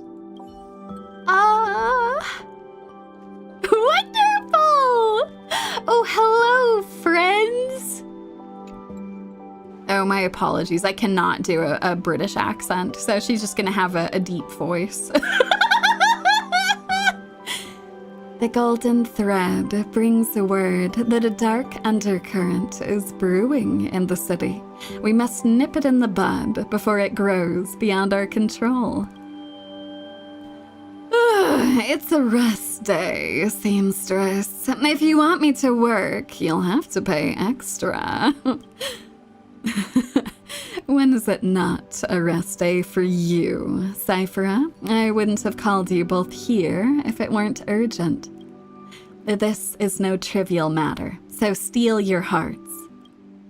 Maybe someone had been whispering into his ears, but Finan had been thinking of picking out colorful clothing again. Oh god, that is an emergency. It's not like colorful clothing is a bad thing, but the boy needs some help. He needs some guidance. Oh god, this is awful. You've called everyone here for such an emergency. Now that's quite an intriguing opening line. Hearing you make a joke is like watching a house cat do a somersault. While not entirely impossible, it still feels rather strange. The fish won't bother to bite without enough bait, and the cat definitely won't have her curiosity stirred otherwise. Back to business. I plan to rebuild the weaving workshop, and the reason I gathered you here is that I hope you can lend me a hand. From the way you're talking, seamstress, it seems like you're trying to rope us into a partnership, huh? What else can a knight do once they lay down their sword hilt? I never said to put down your sword hilt. The weaving workshop needs both sewing and cutting, discerning patterns, aligning stitches. Someone unfamiliar with blades couldn't handle the job. This is wonderful. Anyway, having your company is better than spending all day drinking honey brew alone. Wouldn't you agree? Huh. Quite a well-connected golden trout we have here. With big sis-eye ceilings on the job, I bet those fabrics won't even know what hit them before they're cut. What about me? Don't tell me I'm running errands again. Oh my god, you could be a shareholder? You could do the sales? I like this, actually. I don't know if she would want to be a designer or not. I like her in charge of the sales. Oh, this is wonderful. It's true. Aglaya is giving two people with no home a home to come back to. Cypher, I think you should be in charge of the sales. I'm good at taking stuff from other people's homes, but putting things into them? That's a first.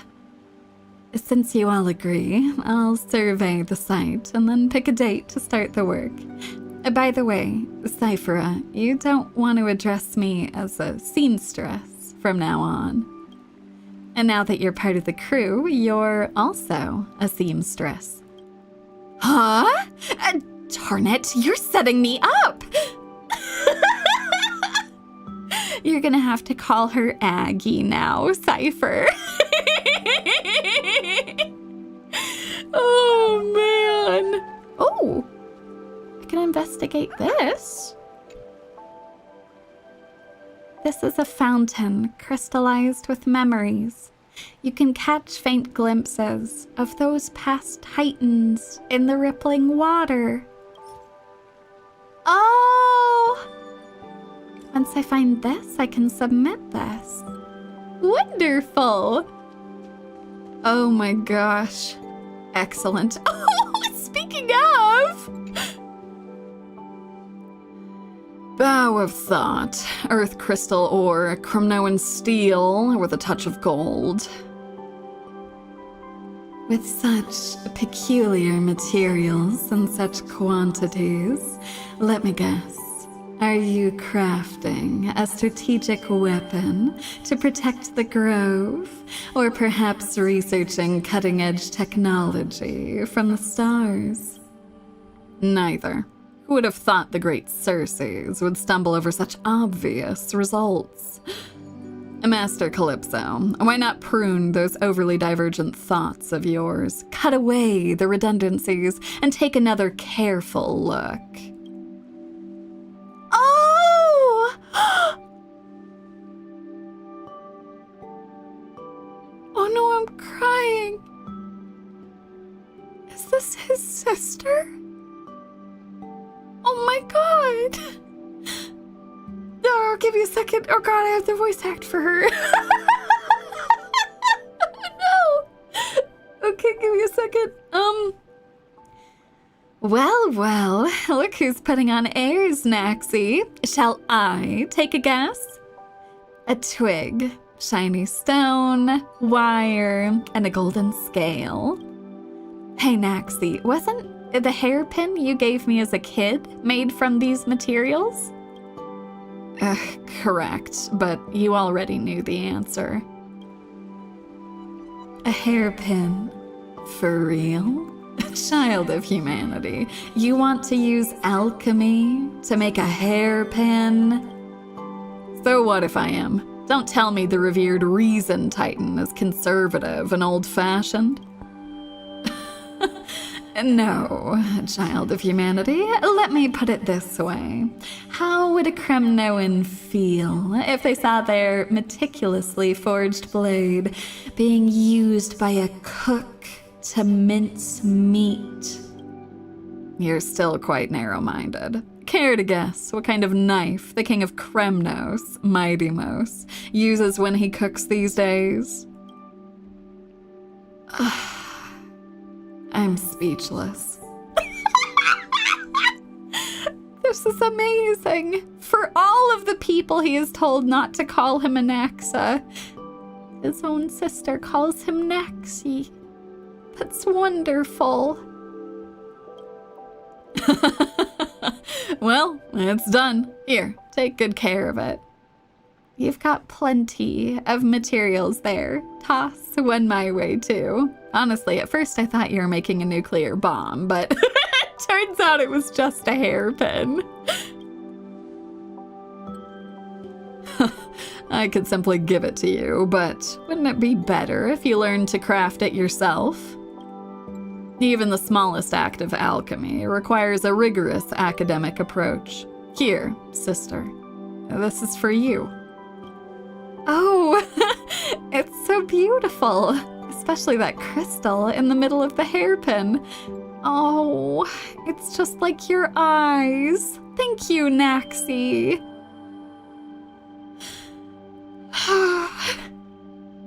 Thank you, Star Rail writers. Thank you for giving me the scene. It's a piece of cake. I'm glad you like it. I wonder if it's exactly as I remember it. It's fine, even if there are differences. We don't live in the past. Oh, right. You still haven't told me about what you've been up to lately. How come everyone's calling you the great performer? And a Dromus draped in finery? I'm so curious. Sister, I need to go prepare for my class. I'll leave this matter to you. Just remember not to trust those who gossip too much. Oh my, child of humanity. As a professor of the Grove of Epiphany, I simply cannot turn away those who thirst for knowledge. Come closer, young lady. You can trust this chatty god. I shall answer all your questions and clear your doubts.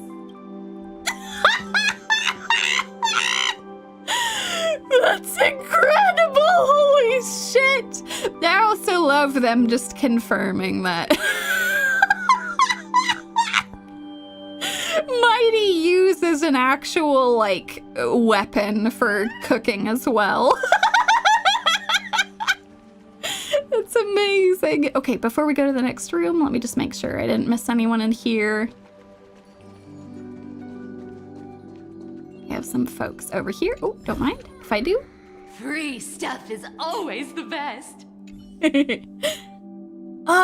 This is a golden opportunity. Wherever there are people, there's politics. A parliament that can lead the masses, coordinate needs, and resolve conflicts will be rebuilt someday. Better plan ahead if you want to secure your own seat at the table. Good foresight, I suppose. I'm done having those privileged fools tell me what to do. What do you all think? Ulysses, you're from the Odressian house of... God damn it. Odressian house of Mentes, so you must have quite the family background in lawmaking. Care to lend me a hand? Serving the people's welfare is part of an aristocrat's duty, but honestly, all those laws I memorized as a kid, yeah, they're completely gone from my memory now. Akis, what about you? I've heard all about your vast knowledge. Care to join me in something big? Sorry, not interested. I only became a priest earlier because I needed to make ends meet during the chaotic times. Now that I don't have to worry about that anymore, I'd rather continue my studies and read more books. And experience tells me that once a parliament is established, it's followed by opposition, treason, assassination, and war. Okay, but to be fair, that... Akamo is pretty intense, man. I've seen far too much of those shenanigans in the Council of Elders.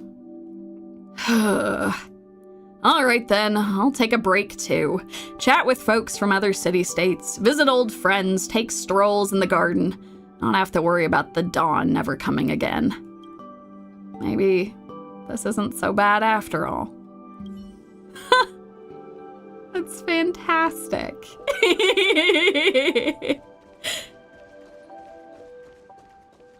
Oh, let me go grab that for Cypher. Hello, you three. We will open a Millennium Gate to the stars. Oh, what an adorable little voice line. Since we don't need to run around delivering prophecies anymore, what should we do now? Let's see. No more opening the Century Gate.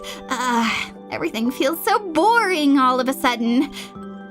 I'm so sleepy. You could make more deliveries. Deliveries? Like bringing things that people want to them? We can use Aggie's World Wound Web to find out what everyone wants. And then a whole bunch of us can deliver everything. Oh my god. It's not just the three of them. If we're doing that, then we need to think of a catchy slogan. Ooh, you can deliver things with the Century Gate. I don't think there'll be a limit for you anymore. Or you can launch it over with a rocket.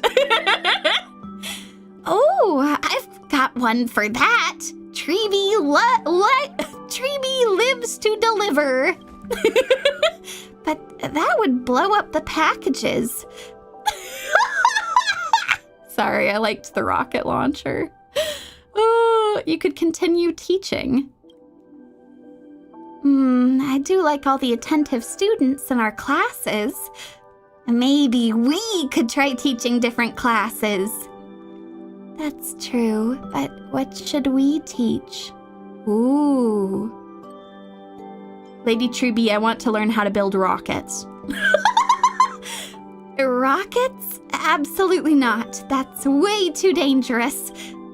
Or are you saying that you just want to see some fireworks? If that's the case, we can teach you how to make those, little Gray. Doesn't feel like there's much of a difference. Oh, what is this? Is there anything you want me to remember? Oh, I'll have to go find those.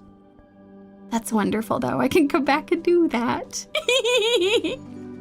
That's fantastic. Okay, let's go back. I want to spend too much time here. Just visiting and seeing everyone. Ooh, there we go. Okay. We deliver so fast, all you see is stars. Thank you all for explaining how to get those golden apples, too. I can interact with the garment maker and everyone. Oh, the mems! Mifa, Mem, how dare you sneak out to the wilderness outside the village all by yourself? Do you have any idea how worried we were about you? I know every fairy has a burning curiosity about the unknown, but entering that deep forest is strictly forbidden. It's a permanent ban in Membrance Maze. Sorry, village chief. I won't do it again. Ooh, now I believe it. The chief's outrage really could destroy 6/7 of the world. Where have you been? I climbed a small hill in the farthest woods and then grabbed onto a dandelion to float down before finally making it past those prickly bushes and thorns. Climb up that small hill to get past the bushes. So that's how it works. After crossing the border, follow the stream and you'll reach a vast, flat plain. When night falls, there are always these glowing green dots dancing around, just like stars. Following along the stream, there's a vast, flat plain. Chief, what's got you so lost in thought? Truth is, I still harbor a dream of adventure. Even today. Oh, you missed the restaurant's grand opening. Yeah, just thinking about that fragrant, colorful salad, pumpkin pie, and juicy roast chicken. Oh, I'm already drooling. Oh my gosh, I want to try every single dish. Is that restaurant still there? It's still there. This is a permanent event. Awesome! My wallet is ready and raring to go! I'm just glad that you're all right, you two. Don't worry, Chief. I promise. Next time before I head out, I'll definitely bring you along. Kid, you're not listening to a word I'm saying. Oh my god.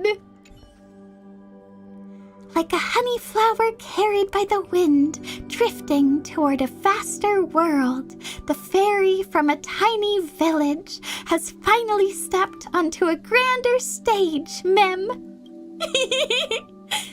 But the world out there is full of brand new challenges. So we must practice hard and never let our guard down. We can't just hand over the dance crown to them, Mem. New challenges, meaning?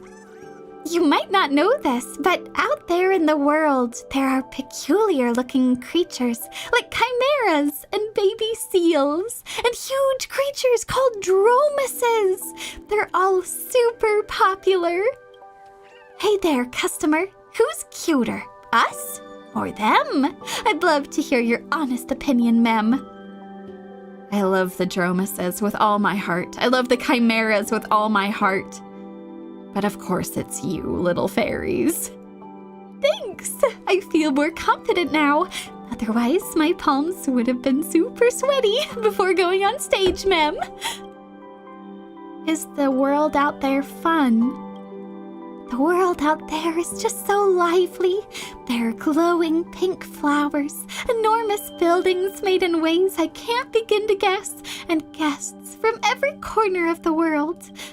Please don't tell the village chief, but I almost don't want to go back to the maze anymore, Mem.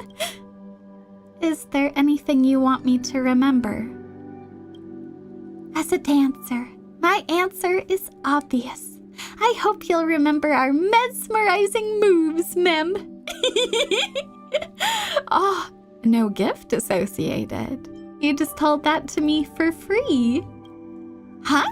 Is that actually part of the setting? How come we never heard about it, Mem? But honey-producing flowers wither after they bloom. Fields gradually turn barren, and even pebbles crumble to dust as time drags on. Yet precious memories never lose their shine, Mem. This is the greatest gift the world has given us. I'm looking forward to your performance. Make sure to come and support us at the show, Mem. Ah, that's wonderful. Also, that's so cool. The people change each time you visit. It's even more of a great reason to keep coming back.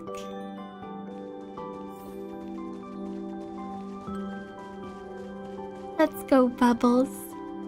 It's so beautiful here.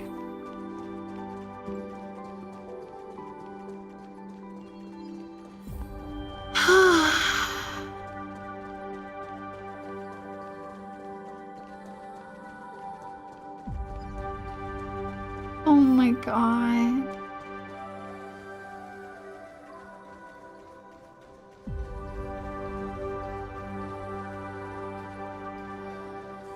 this garden is the final page of As I've Written.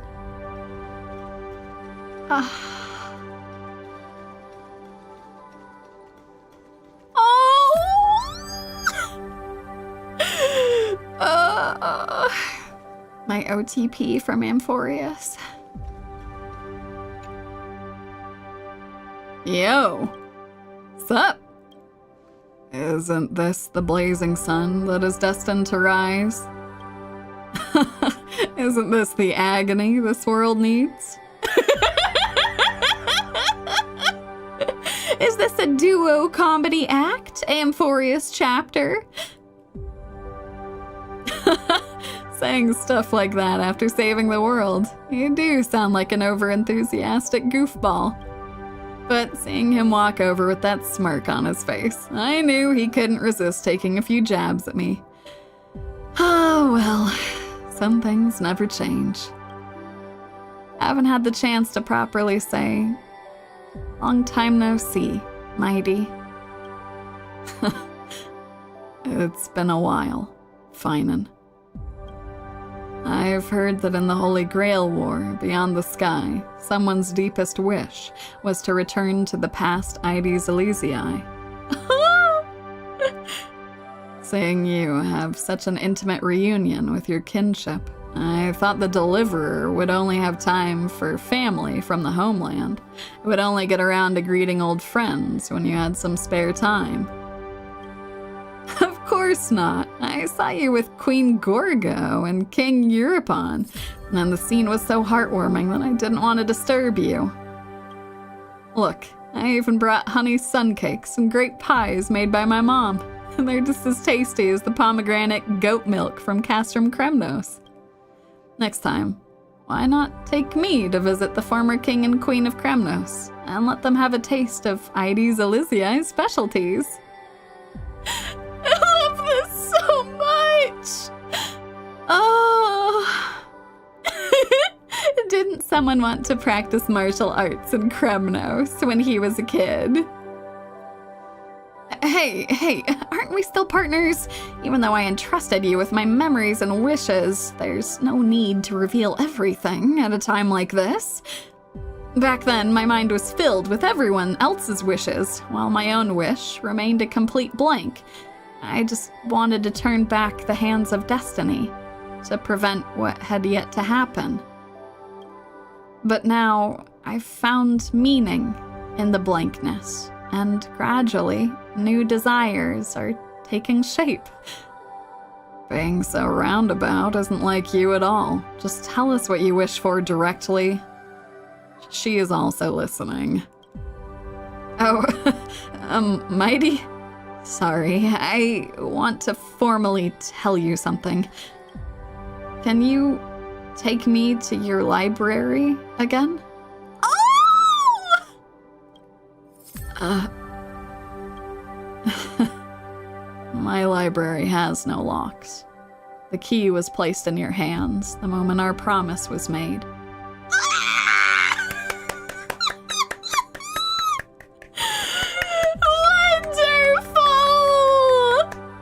So the promise still stands. That's wonderful.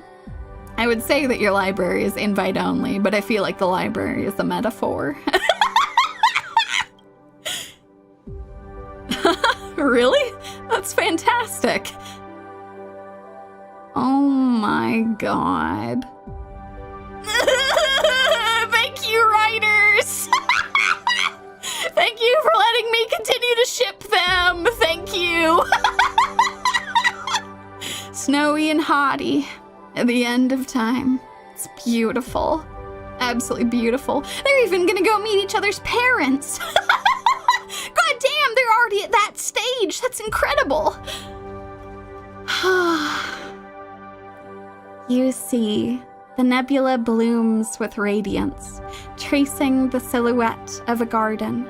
A newborn world is about to sprout. This scene is the ending of As I've Written, and also the origin point of the Amphoreus in the real world. One day, it will give birth to true life, the people in the memory will be born one by one, waiting for you tomorrow. The stars breathe silently. You are certain that the fruit of Amphoreus has been planted. But what about its cause? Until that day comes, the journey continues. Endless possibilities unfold beneath your feet, and only the memory remains in yesterday.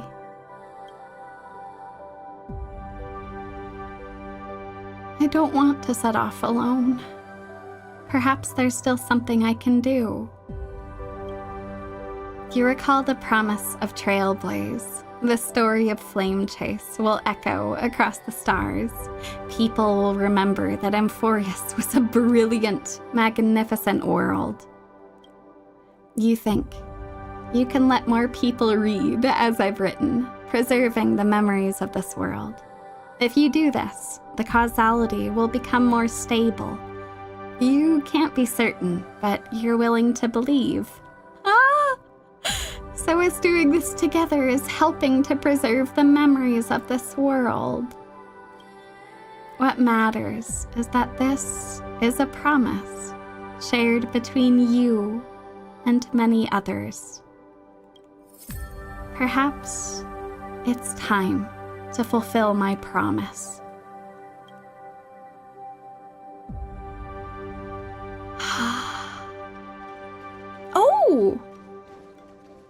Oh my god! I almost didn't see them. Oh god, I was about to say this is the problem of being short, but I'm just self-roasting myself.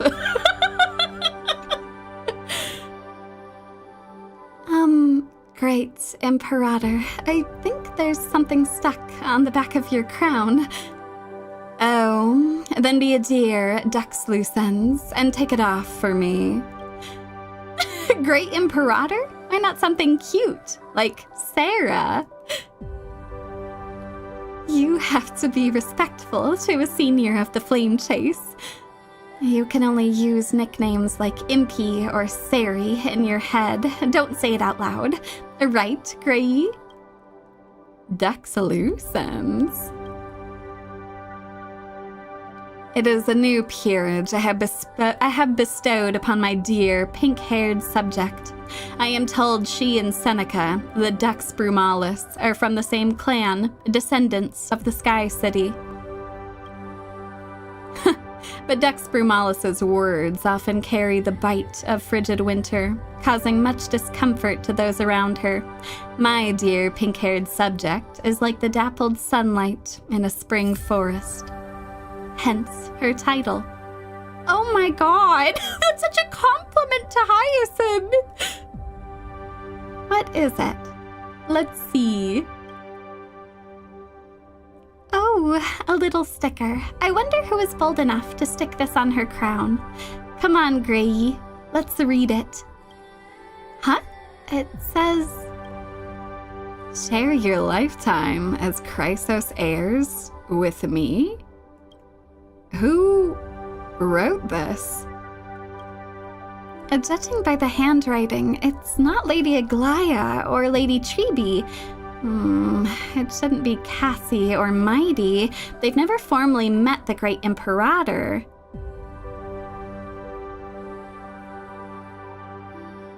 Do you think it was Hycelan's?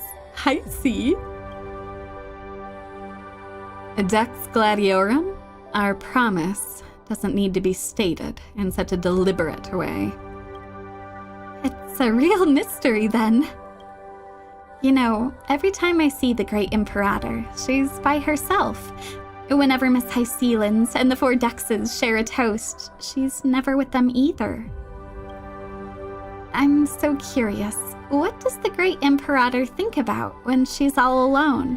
What are her thoughts now on the Chrysos heirs and on the world beyond the sky that was once within her reach?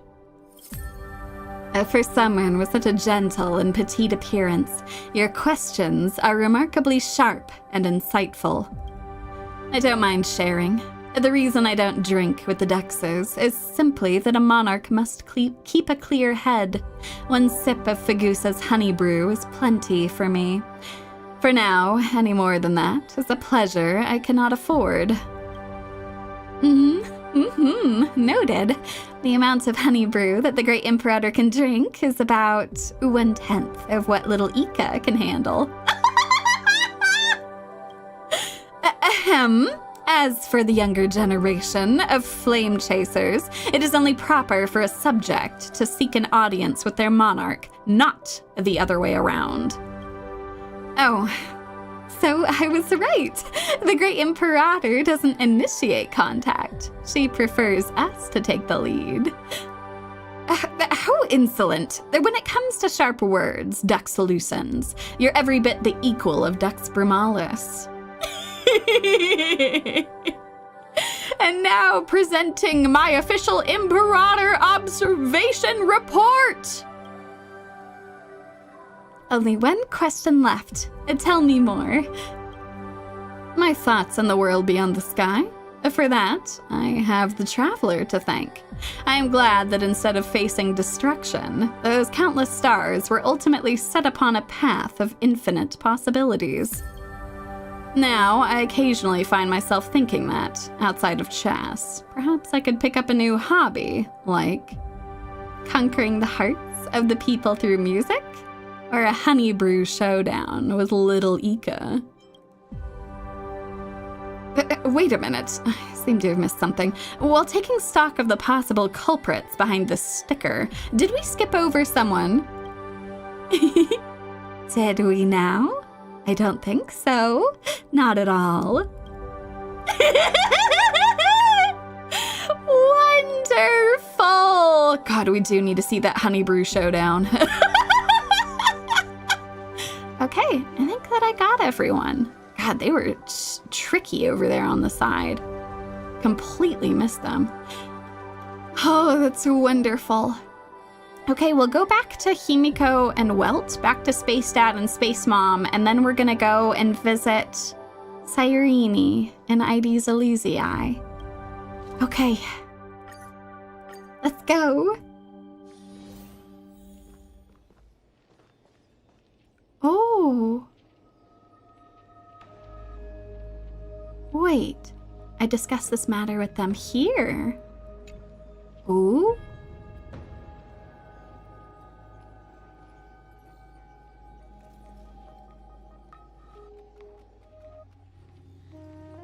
So, Yumie, you're saying you want to mass print the text of As I've Written and publish it as a book? Not a bad idea.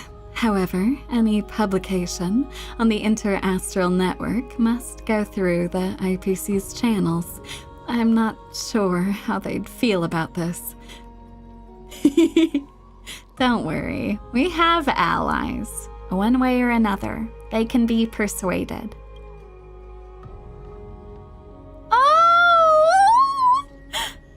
We've already discussed the details of this project with the Business Consolidation Department. The verdict is approved for execution. Thanks to our experience in Urillo 676. Sorry. This is not Topaz, this is Yumie. We were able to close this deal rather than focusing on short-term gains. Establishing a model of preservation will be more beneficial for long-term development. Besides, safeguarding new and growing civilizations is precisely what the Strategic Investment Department was made to do. According to Dr. Ratio, establishing a consistent understanding of Amphoreus across the cosmos will aid its future. To a certain degree. That's right. The Interastral Peace and Entertainment will handle the publication of As I've Written, and the IPC will cover all related expenses.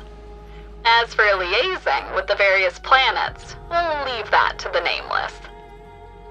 Oh my god! Friends in high places, helping us to spread As I've Written all over the cosmos. I see you've long been prepared, as expected, of the Throne of Worlds of Amphoreus. Yes, Mom. Thank you. Perhaps soon it'll be time for the young ones to take charge of the Express. No, Space Mom and Space Dad, you're in charge. I just swing my bat, okay? Don't sound so world-weary, Welt. We've got plenty of youth left. Even though the IPC is helping out, knowing you definitely want to go check it out yourself, right? Go ahead then, and sow the seeds of civilization. Create a story that belongs to you.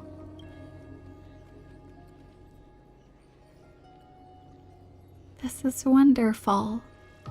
It's a story that belongs to everyone. Rest assured, I won't let you down. Keep going. It's like an unwritten rule among the nameless. Press forward and see it through to the end. Time is of the essence. You head to Belobog. Oh, there's something fun over there. Come on, let's go. Yes, Cypher! Oh, thank God Belobog wasn't affected. What is this? This is a crazy side quest! Holy shit! Just kind of want to soak this up for a little bit. Oh.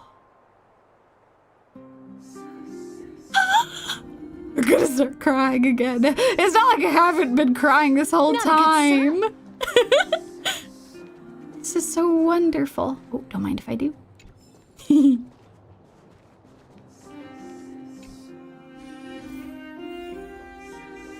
Oh!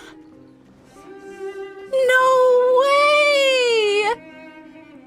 It's been a while, Traveler. I heard you were coming, so I invited Seela as well.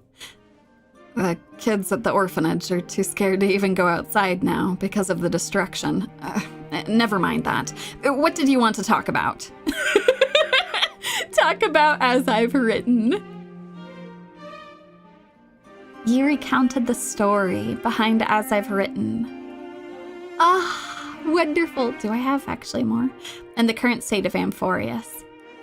I heard the whole cosmos was shaken up by what you did. Pretty impressive how you managed to sort everything out. Thanks to Miss Topaz's anti-Irontomb vaccine and our timely shutdown of the engine of creation, Belobog was able to avoid another crisis. Don't worry, the reconstruction plan hasn't been affected, but I must say, even a tiny ripple in the universe becomes a tsunami when it reaches frontier planets.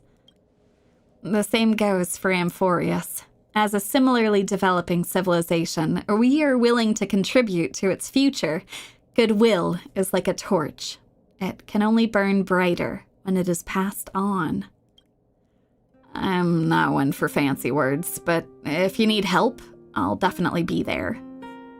Coming from you, Seela, that means the world. Thank you.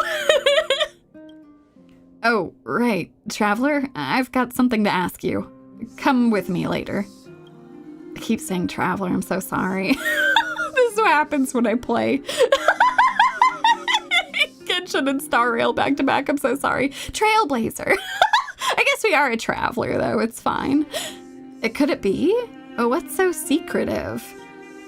Don't ask. Just be there. I'm not playing around. Oh! Oh! Honorary member. Finally, you're here. My legs are going numb. Hook? What are you... I heard from Clara that she was using Diggertron to help with mining, but the power was too much, and she fell and broke her leg. Hook! What are you doing? I'm afraid she won't be able to take interstellar flights anymore. Wait. Really? Oh. She wants to hear your fresh stories from beyond the sky, so she won't have any regrets. Hook! Does the Diggertron really pack that much power? You better not be pulling my leg here.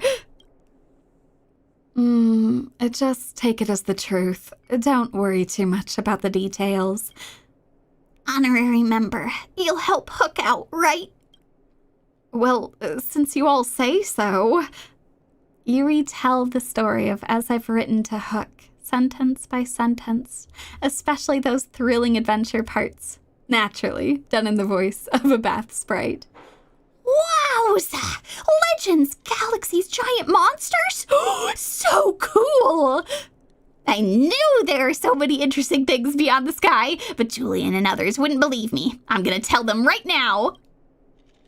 Hook sprang up from the bed with a whoosh and dashed away in a flash.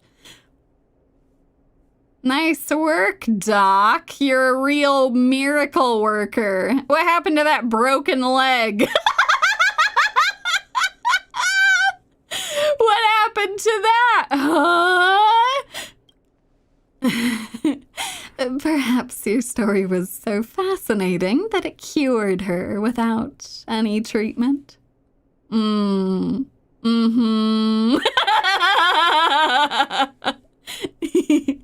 admit, I was just playing around earlier. She just wanted to see you. Children are all like that. Oh, thank God. I was so worried that she wouldn't get to go on more adventures, but no, that's good. God damn it. All that fuss for nothing. Well, at least she's okay. Zila didn't know either. Holy shit, both Zila and I were scammed. I should get going. Keep an eye on Hook. Make sure she doesn't pull any weird stunts. Nat, what was all of that?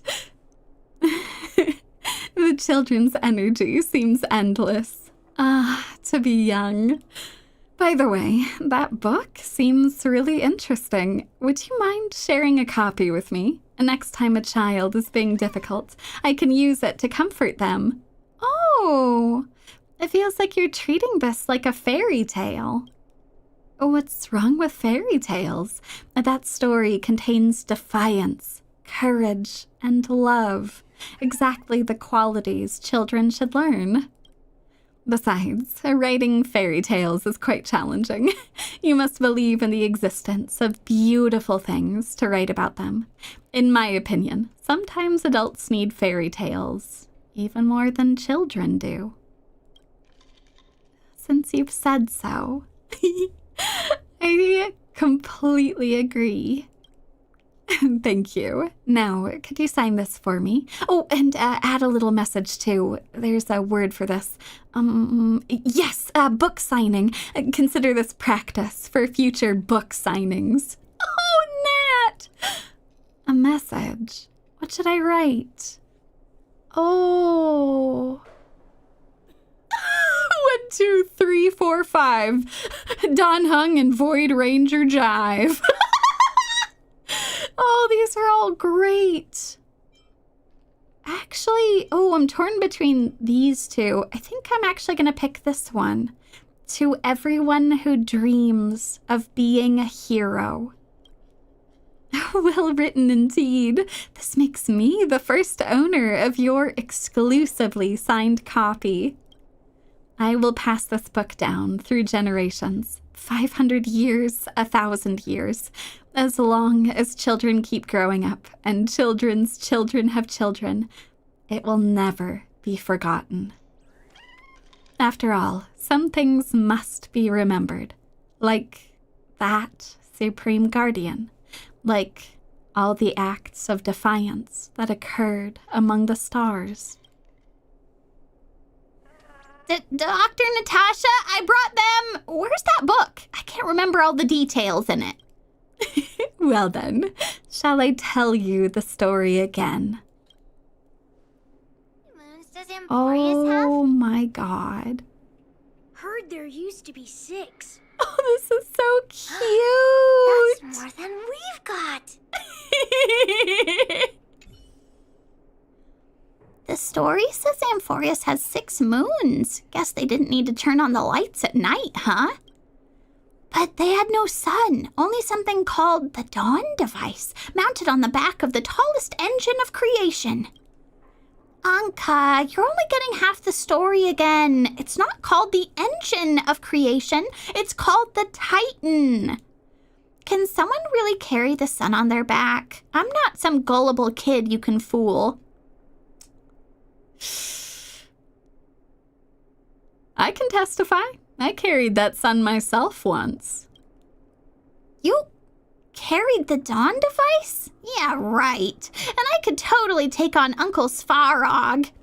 Damn it, I should have picked the bottom option. Should have told them to trust in Hook.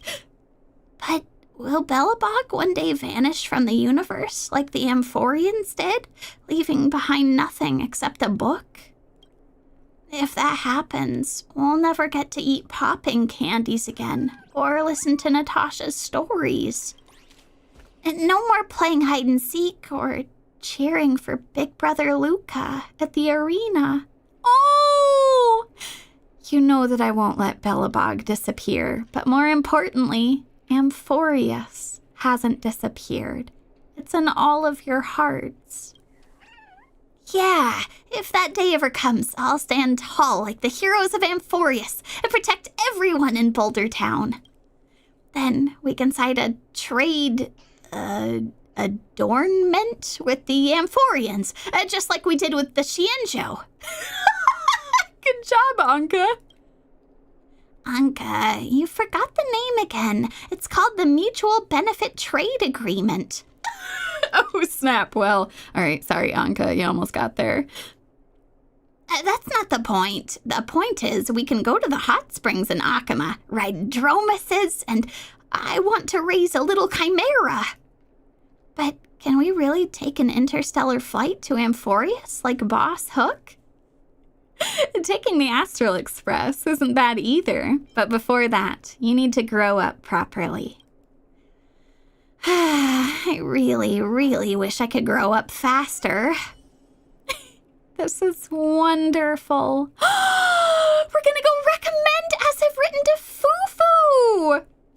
This is insane. This is absolutely insane. This epilogue is absolutely insane.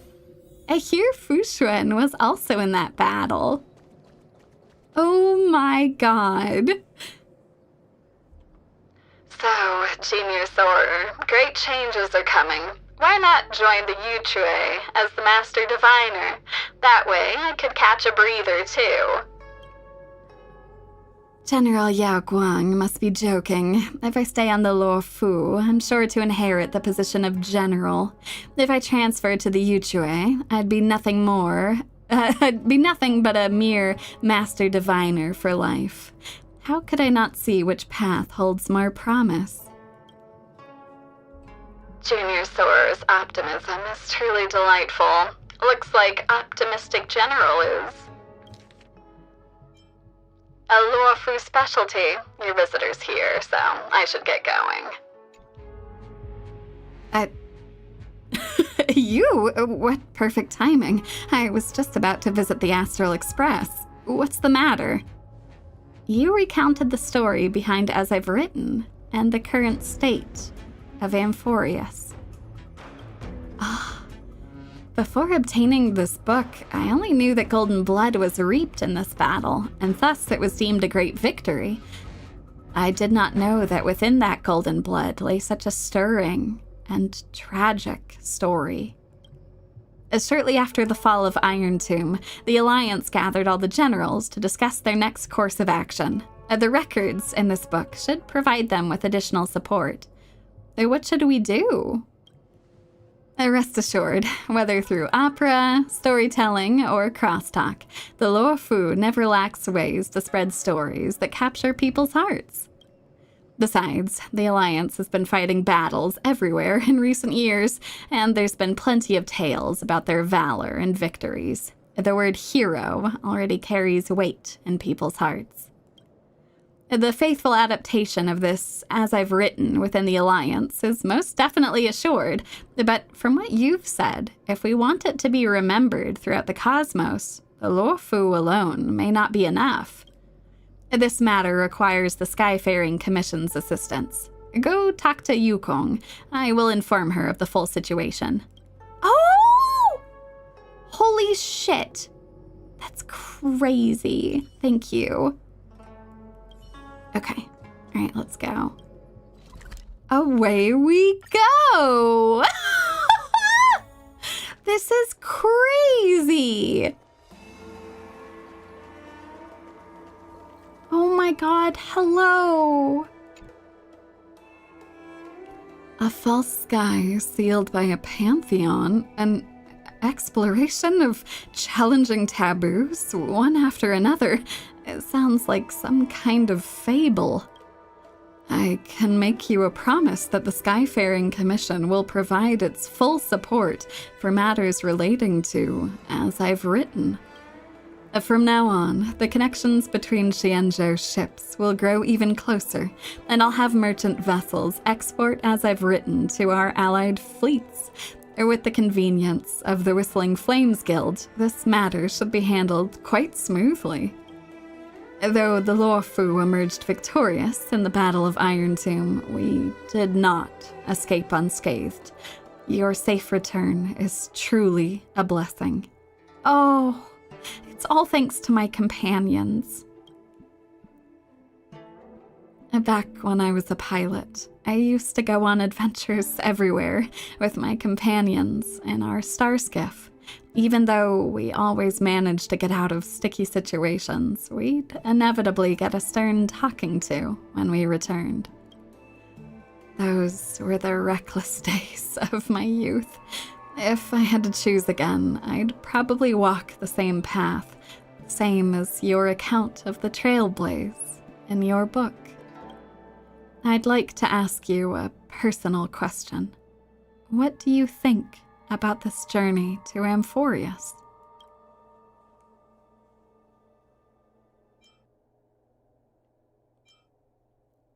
An unforgettable journey.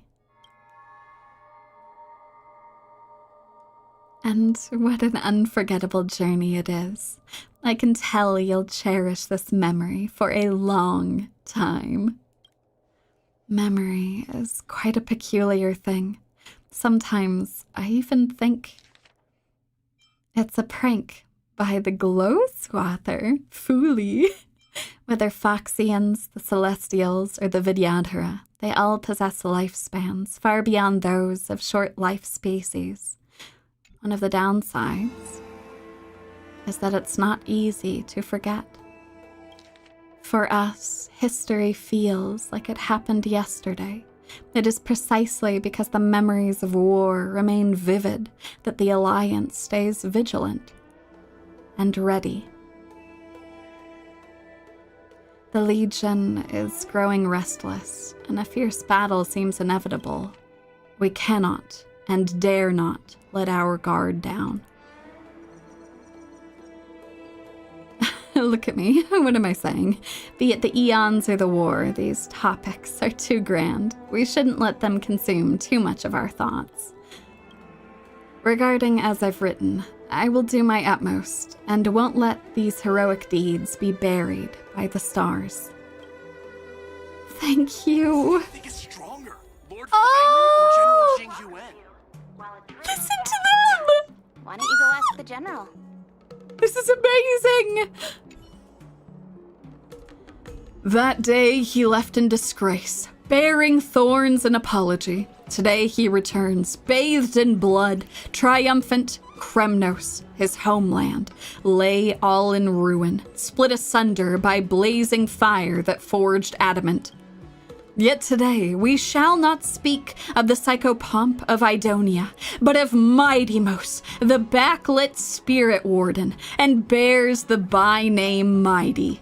The name Mighty that signifies a foe that no multitude could withstand, as well as a foe whom none among 10,000 could overcome. Cheer! All right! The wind tore through the banners, and rain beat down upon the remnants of the army. Across the plain rose the cries of sorrow, yet only the roar of the lion was heard. And you ask, what manner of man was this mighty? He was the crown prince of Kremnos, cast off by his father, drifting for years upon the Sea of Souls, where he forged an indestructible body. Summoned by the thousand-faced matriarch, he threw himself into the great cause of flame chase. Thereafter, he hewed down the black tide, passed the trial, and drank the crimson brew of blood. Drove back the calamitous star of misfortune. He settled old grievances, guarded the holy city, reclaimed his sunken homeland, and ascended the agate throne. Now this is epic. Like a battle-hardened lion on its throne, Kremnos' mighty name shall echo through the ages. Cheer! Woo! Through countless cycles of upheaval, As I've Written reveals the truth of Amphoreus. Want to know what happens next? Stay tuned for the next chapter. Oh my god. And now we're going back to Penacony. This is absolutely incredible. Oh, there's something fun over there. Come on, let's go. Let's go, Cypher.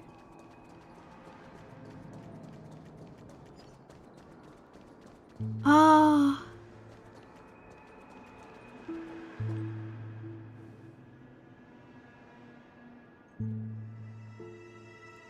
Oh! Mikhail always welcomes visitors.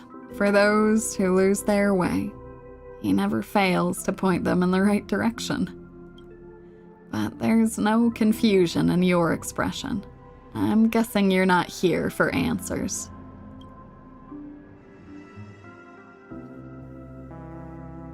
I completed a trailblaze journey, making unforgettable memories along the way. And now I'm here to tell a story. That's right, together with another author, I wrote a book about the trailblaze journey. This time, I'm here to tell that story. I want to share this experience with those who came before. All right. Let's tell them what kind of story this really is. Yeah, so much has happened in Amphoreus. How could I sum it up in just a few words? This story, I'm afraid it's going to take a while. Let's start with the world of Amphoreus. A world where heroes rise and where heroes defied destiny. It was a world born of conspiracy and sin, yet burned away alongside destruction. Before the cold and heavy destiny, it did not fall, but destiny itself did. And now, for the meaning of this journey.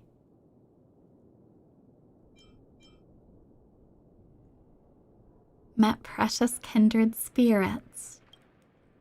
As a member of the Flame Chasers, you've joined Amphoreus' grand journey. You've encountered heroes, forged bonds, and achieved greatness together. As a traveler, your footprints have already reached far and wide. Such is the way of the Trailblaze. Explore, understand, build, connect, and save. But there's always a next stop on this journey. When the whistle of departure sounds, the express will leave, carrying all memories with it. But the stars will remember the name of every epic. Looks like this trailblaze. is a story I'll never forget. I've made up my mind. Let me start from the beginning. You spent countless moments in the dream within a dream. As the story ended, a certain emotion in your heart grew stronger, like a burning ember.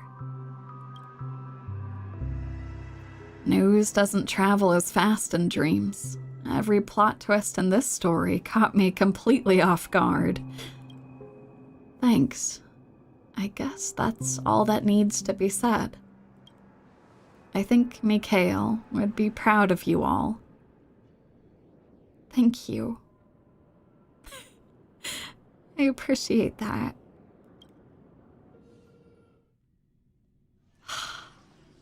Oh! The journey against the destruction and the stories behind it should be known by more people. I know a few publishers who can make dream bubbles based on sample books and put them on the market in Penacony. However, as you know, Penacony is a realm wrapped in syrup. I worry that epic tales of heroes might be too heavy for those living in dreams. All we can do is put it on the shelf. Whether it survives the competition, there are too many uncertainties. But I think, Yumie, you should just follow what your heart tells you. People can only tell stories they truly believe in. Once you've made up your mind, go see Dr. Edward. I'll convince Mr. Odie to help out. See you later. Thank you, Robin. In Penacony, dreams must conform to reality, and as I've written, is no exception. What will you choose? Lucky for you, this is a dreamscape where furniture can talk. Why not hear what they have to say?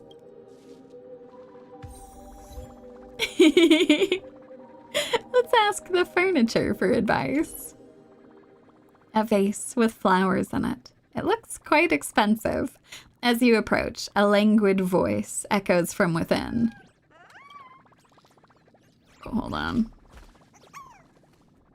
Dear Captain, do you remember me? I've been watching you for quite a while. Tell me your story, and I'll teach you about niche art. As long as you immerse yourself in your own world, you won't get hurt. The vase is immersed in its own world, completely silent.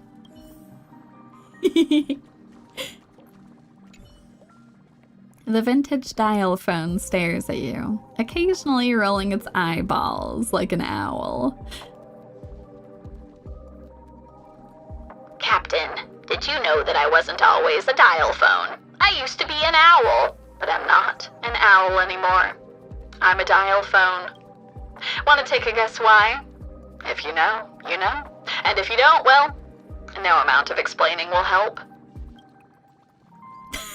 Riddlers need to get out of Penacony.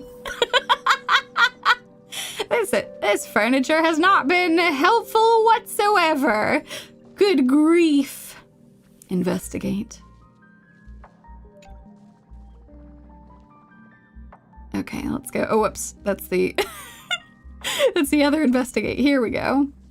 You approach the control console, and the 4 control levers wiggle excitedly back and forth, as if waving at you.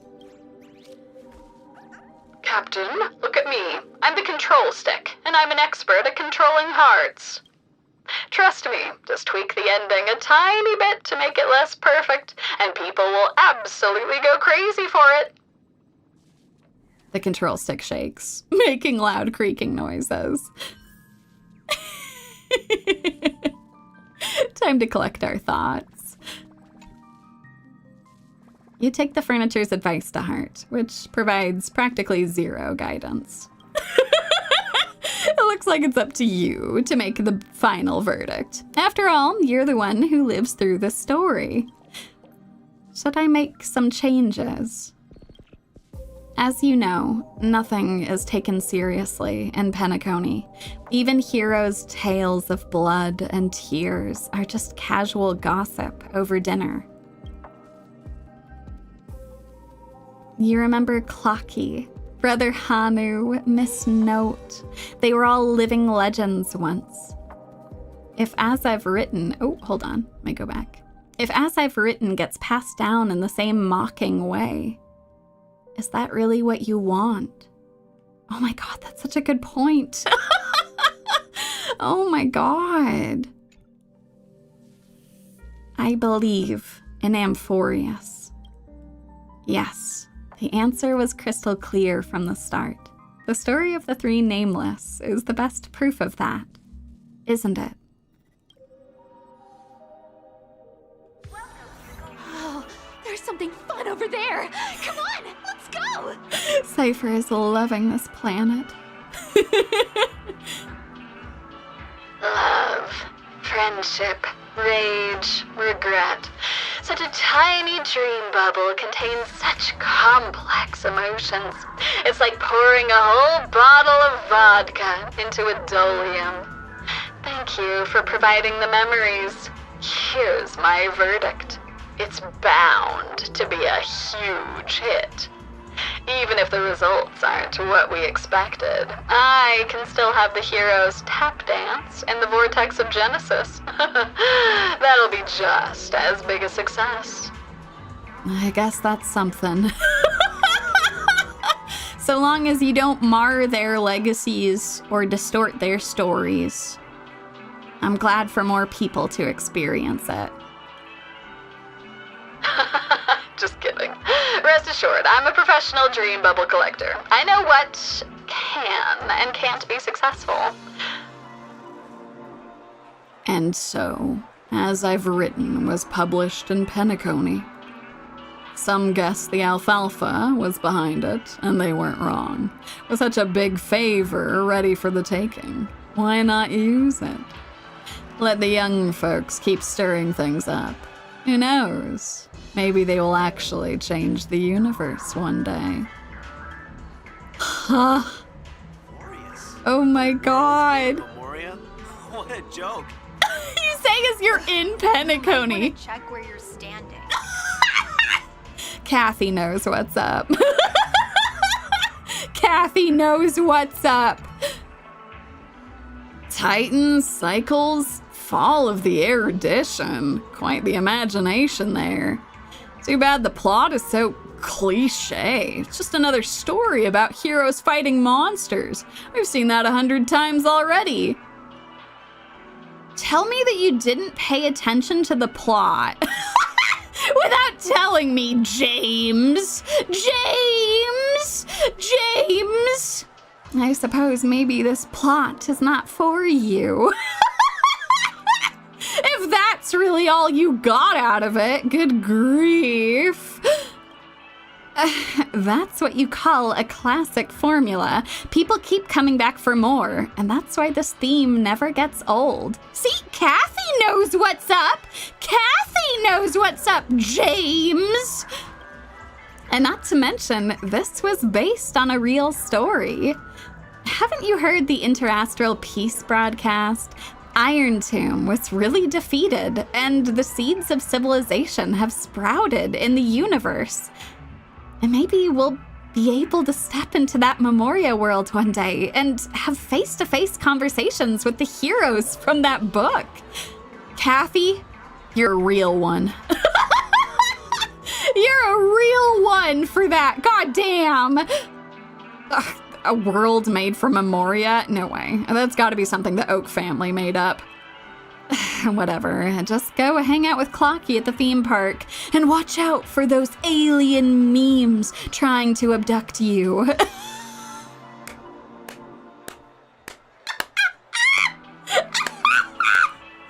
Kathy MVP! Holy shit! She's roasting him alive! Yeah, go back to your conspiracy theories, James. Amazing! She's got a ticket to Amphoreus. Yeah, for sure. For sure.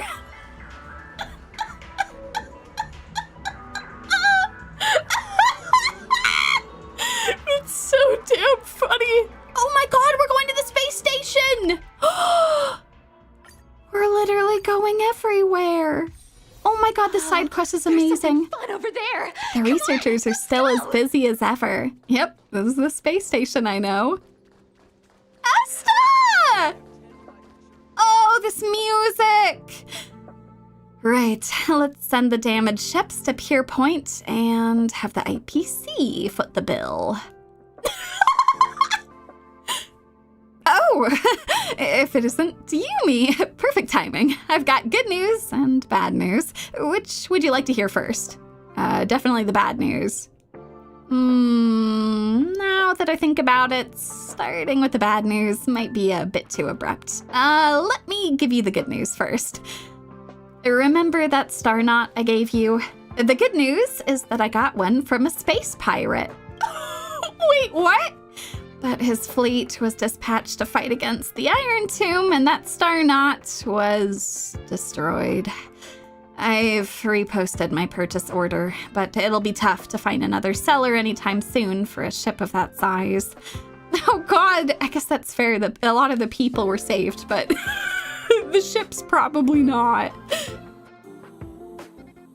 Actually, I'm here for Irontomb too. You recounted the story behind As I've Written, and the current state of Amphoreus. I have to say that this idea is way more interesting than the researchers' projects. It's a shame you don't need funding, or I'd definitely invest a few 100 million credits.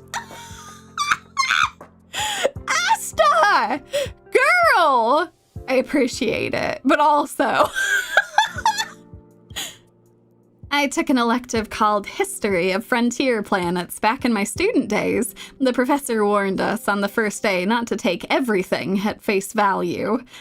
And many worlds add exaggerated elements to their local hero legends, claiming their ancestors' bloodlines are inherited from some eon. Eventually, having an extraordinary origin story became quite the trend. But isn't that how stories work? When enough people believe in them, they gradually become reality. I'll get As I've Written added to the space station's required reading list. The researchers may not be interested in mythology, but once they hear it's Madame Herta's project, they'll get as excited as Peppy seeing a spacesuit. I actually think that's a good point. They'll be really excited about Herta's role in the story. Thank you, Asta. Speaking of which, where is Herta? And Madame Herta has overexerted herself. She still needs some time to recover. Who said that? A mere Lord Ravager isn't enough to make me overexert myself. I just wasn't online, that's all. The IPC keeps pestering me about forming some alliance. Ugh, I got tired of their nagging, so I just turned on auto-answering mode. Oh, right, Yumie, I've got some good news. After Irontomb fell, the scepter was ruined, but Screwy and I managed to salvage a majority of data. They are crucial for the newborn Amphoreus. Well, let's call it that for now. If things go smoothly, the world's evolution can skip its inorganic life phase and take a big step forward. Herta? Thank you for doing that. Besides, the last extrapolation record, the one when you acted as the world-bearing Titan, is crucial. The Trailblaze will replace the destruction and purify this world. Oh. Screwy has signed a special agreement with the IPC, and they will closely monitor the state of Amphoreus for a while. So, what happened to Cyrene?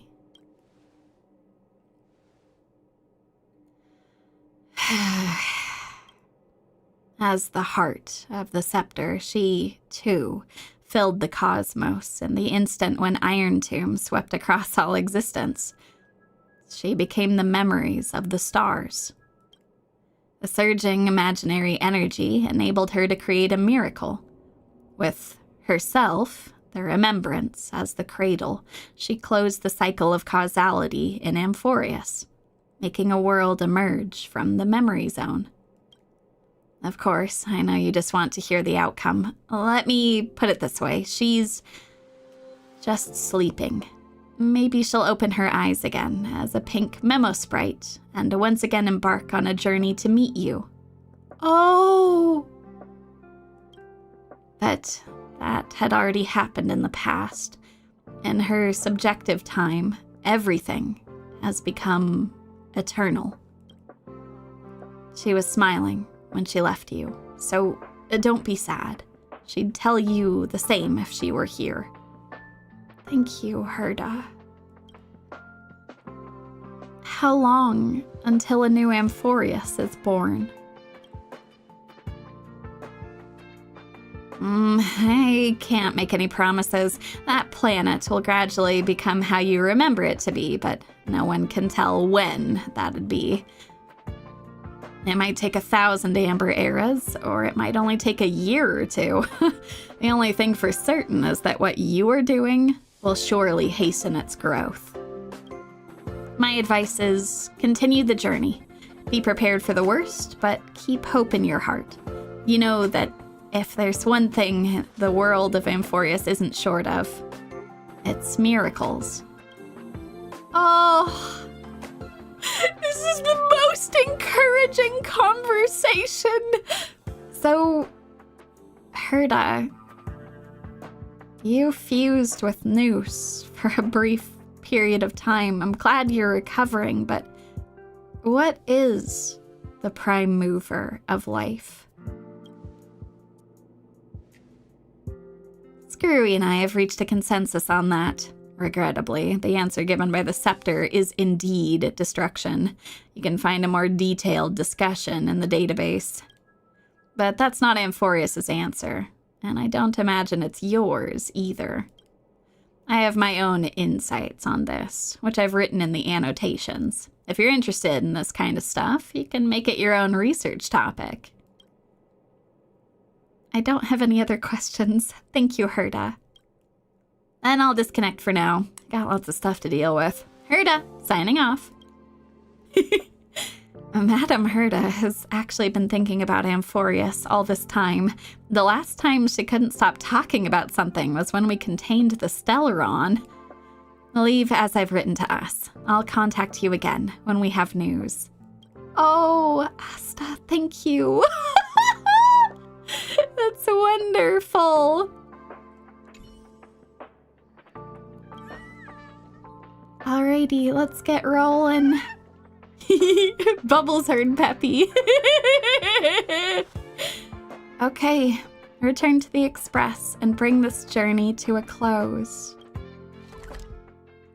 And then we'll go visit, Cyrene again.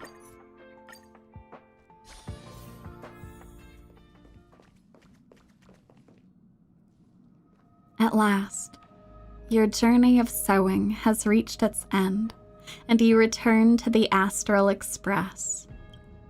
Looking back, the Amphoreus you spoke of has taken root deep across the universe, quietly awaiting the day it will sprout. Perhaps this is the final step of Genesis. What are you spacing out for? It's you guys! My Astral Express siblings! You finished your missions too? Of course! After all, we three trailblazed across Amphoreus together. I ran my heart out for this. I received a message from March when I was leaving Thalassa, so I came back with her. She ran into some trouble on Calcis. Don't even get me started. I'm already shy as it is. What are you talking about, Marge? You shy? And then the synesthesia beacon had to break down. Thank goodness Dan Hung can speak the Claese language.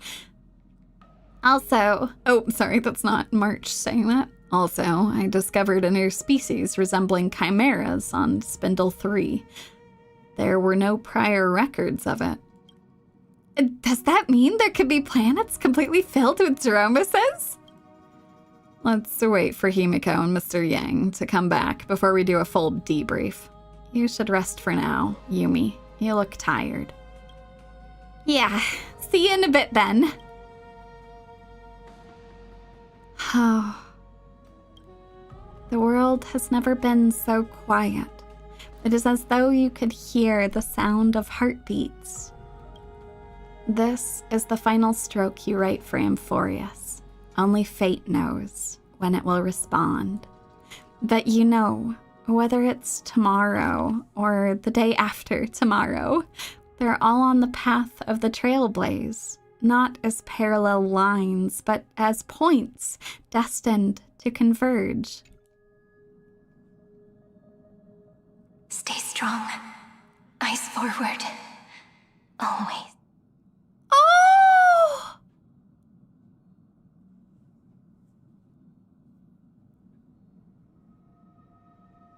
See you tomorrow, Amphoreus. Oh my god. See you tomorrow, Amphoreus. That was so good! Oh my god! Thank you all so much for telling me about that so that we could do that together.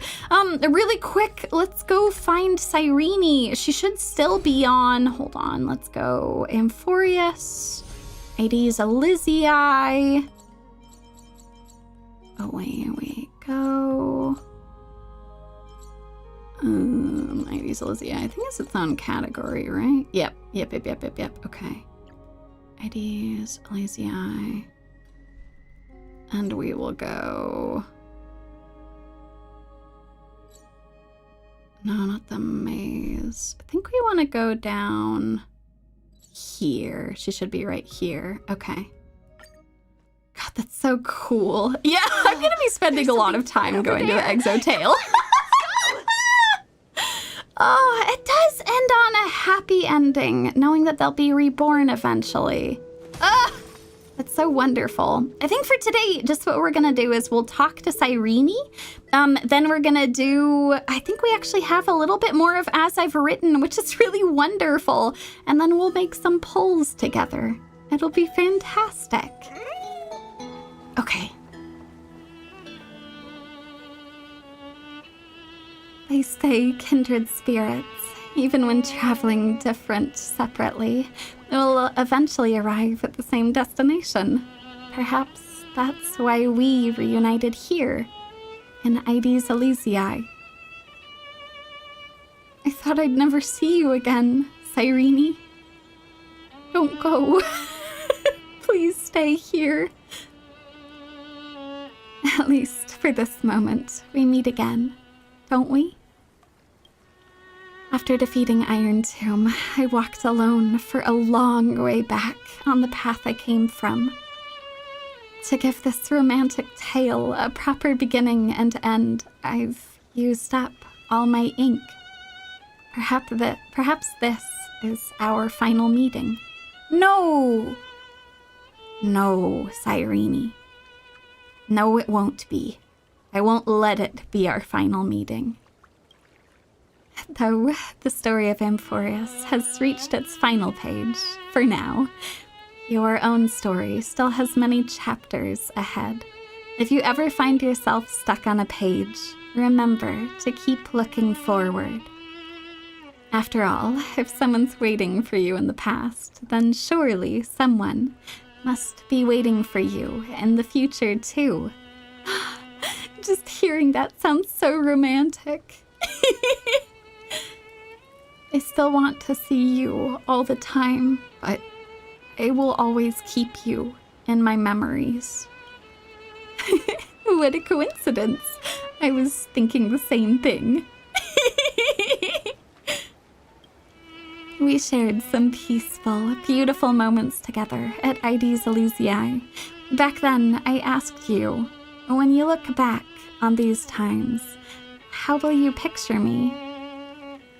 Oh. I had almost forgotten about that. I want to go back to that past. I remember every little moment we spent together. What about you? Have you kept me close to your heart? Remembered to review as I've written often, and let us keep you company. Next, based on your memories, I will recall those days to Ides Elysiae as the final photograph to accompany you. At that time, the ripples of past Reverie will carry stories and meet you once again. I'm feeling kind of sleepy. Oh! Time for some shut-eye. See you in Dreamland. Oh!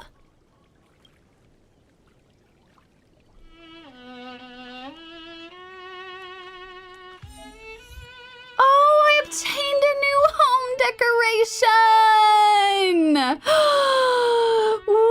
Wonderful! Let me place it. Home decoration! I want to start decorating. Let me go place it. Oh, that pink ribbon's so cute. Ah, a light, soft pink ribbon for fastening garments. It's shaped like a butterfly.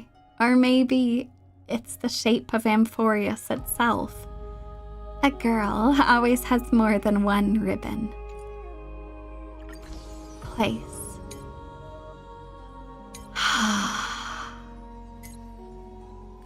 Crazy.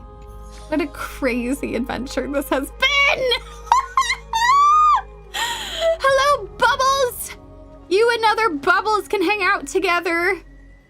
Well, it's time for us to go and check out the last of As I've Written.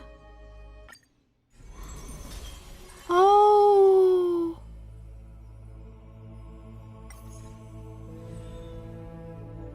God.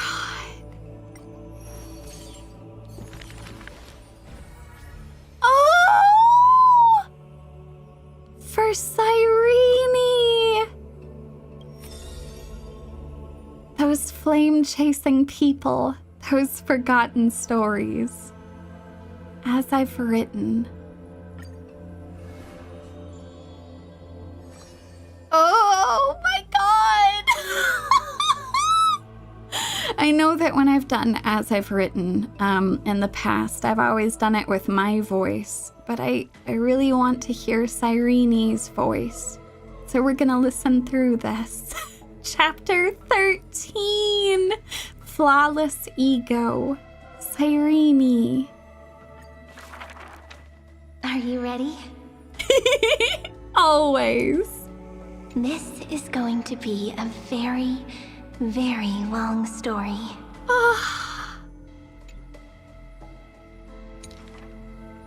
You are a tiny seed. In the boundless dark, your face is sculpted again and again. A smile, a faltering word, or a tear, a lingering sigh. But when a ray of light breaks through, the Stellaron unravels your fate. Since that moment, you were meant to be a soul, yet you are hollow. You were meant to be the answer, yet you know nothing. At some point, you awake once more as a dead seed in the prison of remembrance. This is a tomb crafted by the body to trap the soul. You will neither wither nor hold a future anymore. Oh. Heart of Amphoreus, Demiurge. Who's calling you? Is that your name? Hi, miss me yet? Always. Before being dragged back into the sinful loop by tongues of fire, she left you a story. The singing fairy guides the kind traveler to the Membrance Maze. Soft and full of color, a peaceful, beautiful place to return to. In the ice cave of memory, Only stories hold warmth. They slowly transform from symbols and numbers into things you are familiar with, yet have never seen. Rainbows, clouds, and flames dance through the story. Swallows, butterflies, and kittens grace its pages. You find yourself wanting to hear more from her, a thought that's never crossed your mind until now.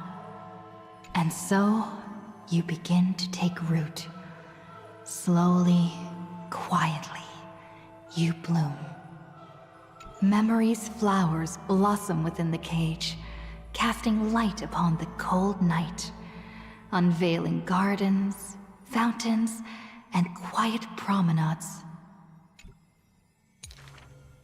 You come to understand more. New thoughts, deeper feelings. Your palms grow soft with fur, and you reach gently for her fingertips. Each meeting carries thousands of years of longing. You see the exhaustion in her quiet steps through the years, and breathe in the sorrow she hides within her tales. At the final meeting, she entrusts you with her name. Cyrene. The ripples of past reverie carry romantic poems back through time.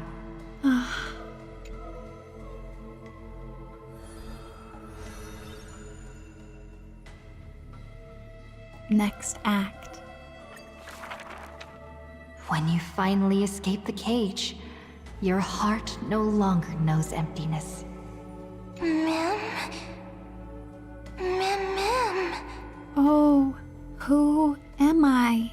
As the memory's flower withers, it bears a fruit shaped like a heart.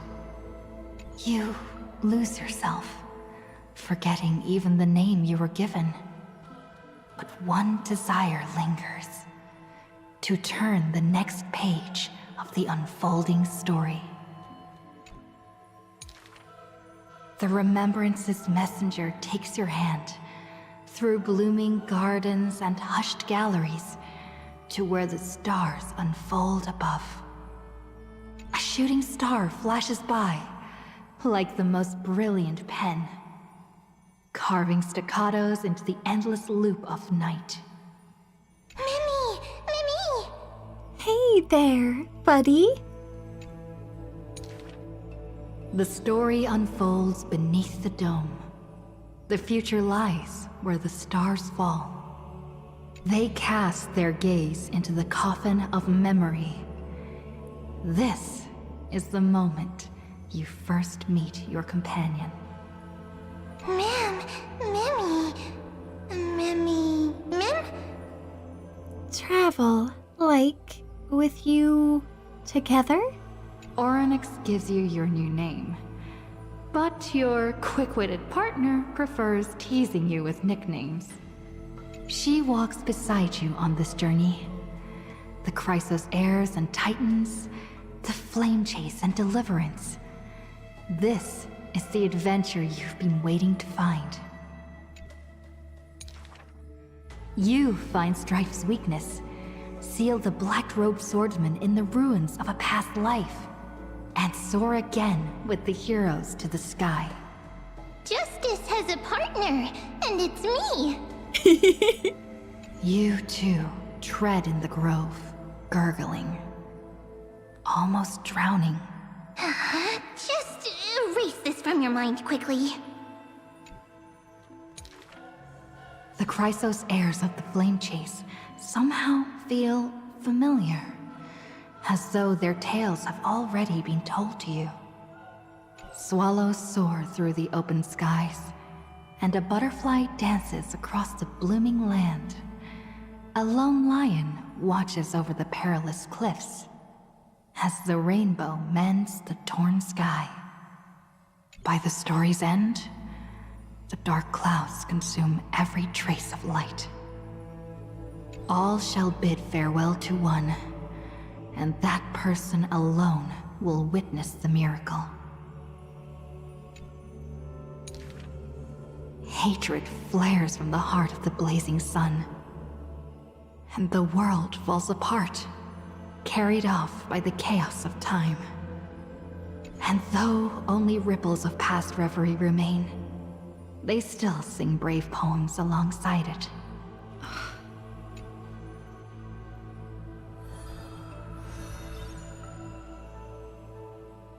On to the next act.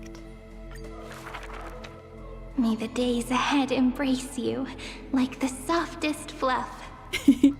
Here lies Ides Elysiae, Cyrene's most beloved sanctuary.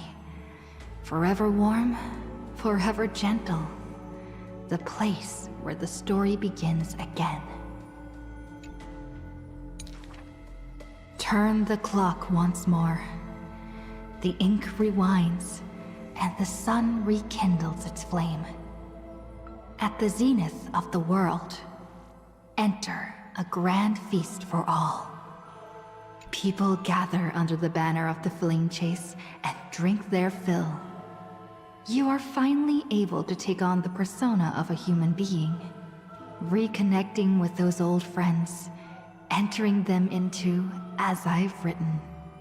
How do I begin to write you into a story? With her own hand, the ruler writes, I love the world, just as it loves me. Between hearty swigs, the night murmurs under her breath. I only love eternity. But time will not pause for feasting. The sea's depths burn crimson, and the sun begins to tilt. The Theoros bows in reverence, as the flames of war are fiercely kindled. You inscribe beauty on the weaver's gravestone, recording how a child's laughter warms the final goodbye. Oh. God, I love those illustrations. The shore on the other side will watch over the next life. With a hopeful heart, the maiden walks into the chill of the dark, awaiting an embrace. Scars will give way to peace. The warrior ascends the altar, speaking softly under his breath. The cat is not fond of warmth, and quietly slips away from your intrusions. And the wise one who journeyed with her to the end still carries a smile in the depths of his eyes. The physician who bears a love for mortals wishes for you to look up and behold the rainbow's light. You say farewell to all, in a world aching with wounds. Again and again, you turn the pages with a gentle hand.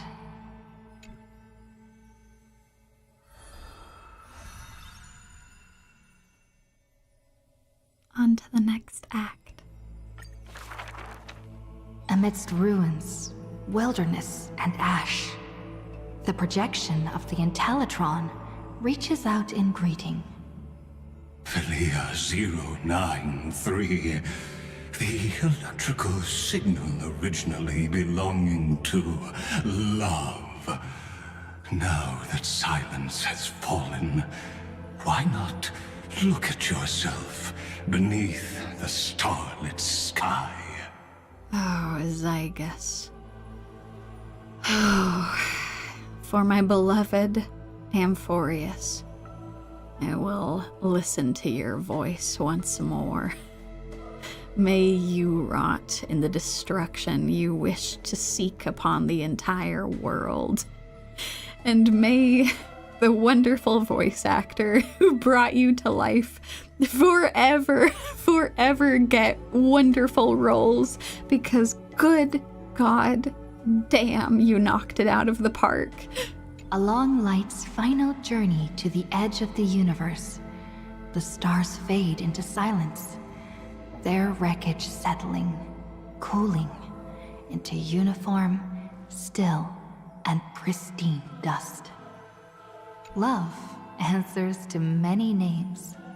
Variables, interference, symmetry broken, the original flaw. Love and destruction are two sides of the same force. But the stars reflected in your eyes quietly speak a different truth. You waited until the ice floes stirred the slumber of time, until the azure dragon coiled along the edges of the earth, and the hero of deliverance returned once more. When the breeze lifts the weight of loneliness, as it does the golden waves of wheat in the homeland, the child who was denied the light of dawn can finally lay down the watch that melted his heart. Beyond the blazing sun lurks the black tide of infinite hate. It brings rational arithmetic to an end and snuffs out the flickering flames of civilization across the starry sea. You return to the cold, mist-veiled Evernight. It feels familiar, as water and fruit to a seed. But you will dither no longer. Tap, tap. Footsteps echo in rhythm. Hand in hand with your companion, you run ahead, leaving behind a page of eternal peace. Love is the ripples of past reverie. Let the verses of memory gently seal what once was. Oh.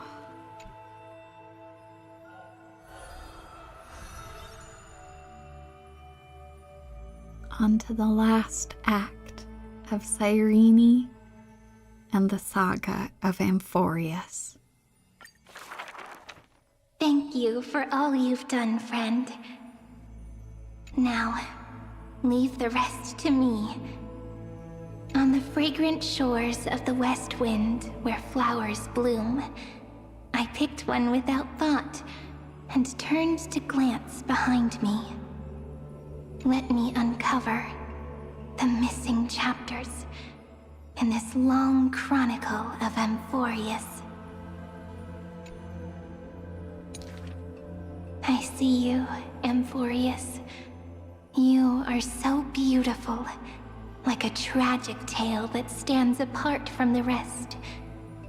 I wish for you to be illuminated by the mirror of memories, so that the cosmos can see this ray of light and bring a pause to the endless loops. I see you, friend. Do you remember this corridor of memory? It is where we first met. I wish to give to you a magic pen, to strike the notes of fate, and to guard you as you wander this world. I see you, Cyrene, concerned about the truth Lygus unveiled. I trust you to face it with courage and make the right choice. I long to entrust you with all that remains of my strength. Use it to journey back through time and share in the flame chase journey.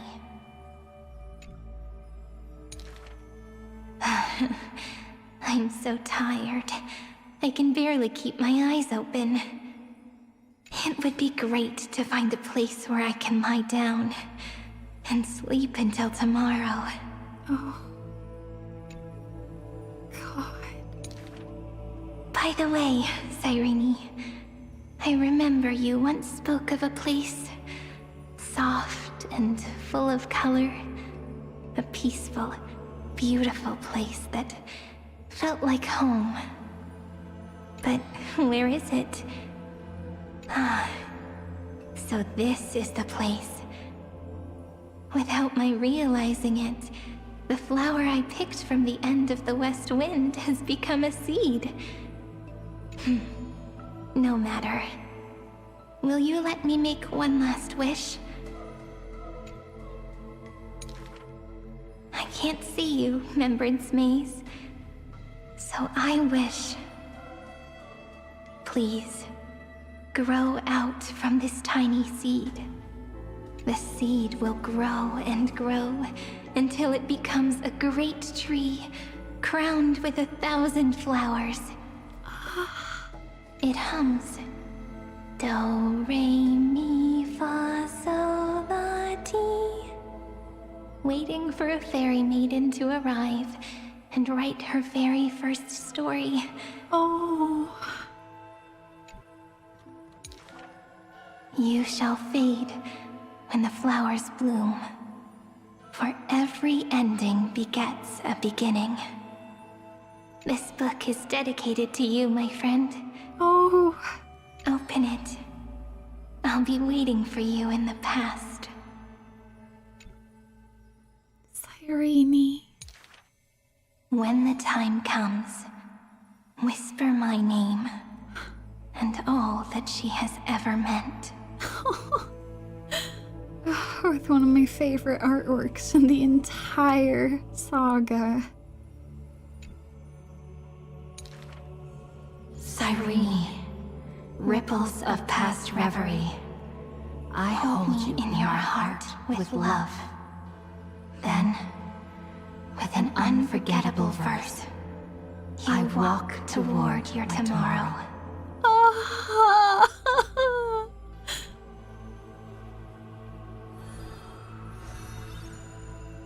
Goddamn masterpiece is what this is.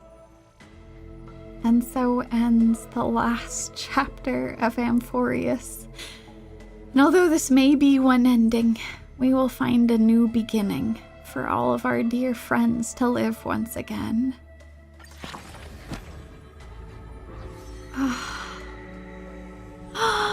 With Cyrene at the middle.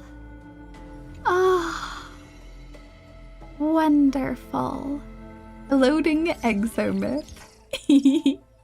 Go Theo. Oh, yay! We have some more fan fiction from Cyrene. It's wonderful. If you are destined to become the blazing sun, this page of story comes from the 23,570,001st eternal recurrence. In an eternally peaceful Aedes Elysiae, imagine if the prisoner of flames, subjected to ceaseless suffering, still resolved to protect himself once pure self, even if just for once. The bulrush withered, the wheat fields burned, and wind chimes swayed amidst the monster's roars. The scorching soil burned the young man's skin. Before losing consciousness, the last thing he saw was the tall sword master in black, raising his gleaming blade amidst the black tide. Finan, wake up! Cyrene? The white-haired man startled awake beneath the shade of the tree.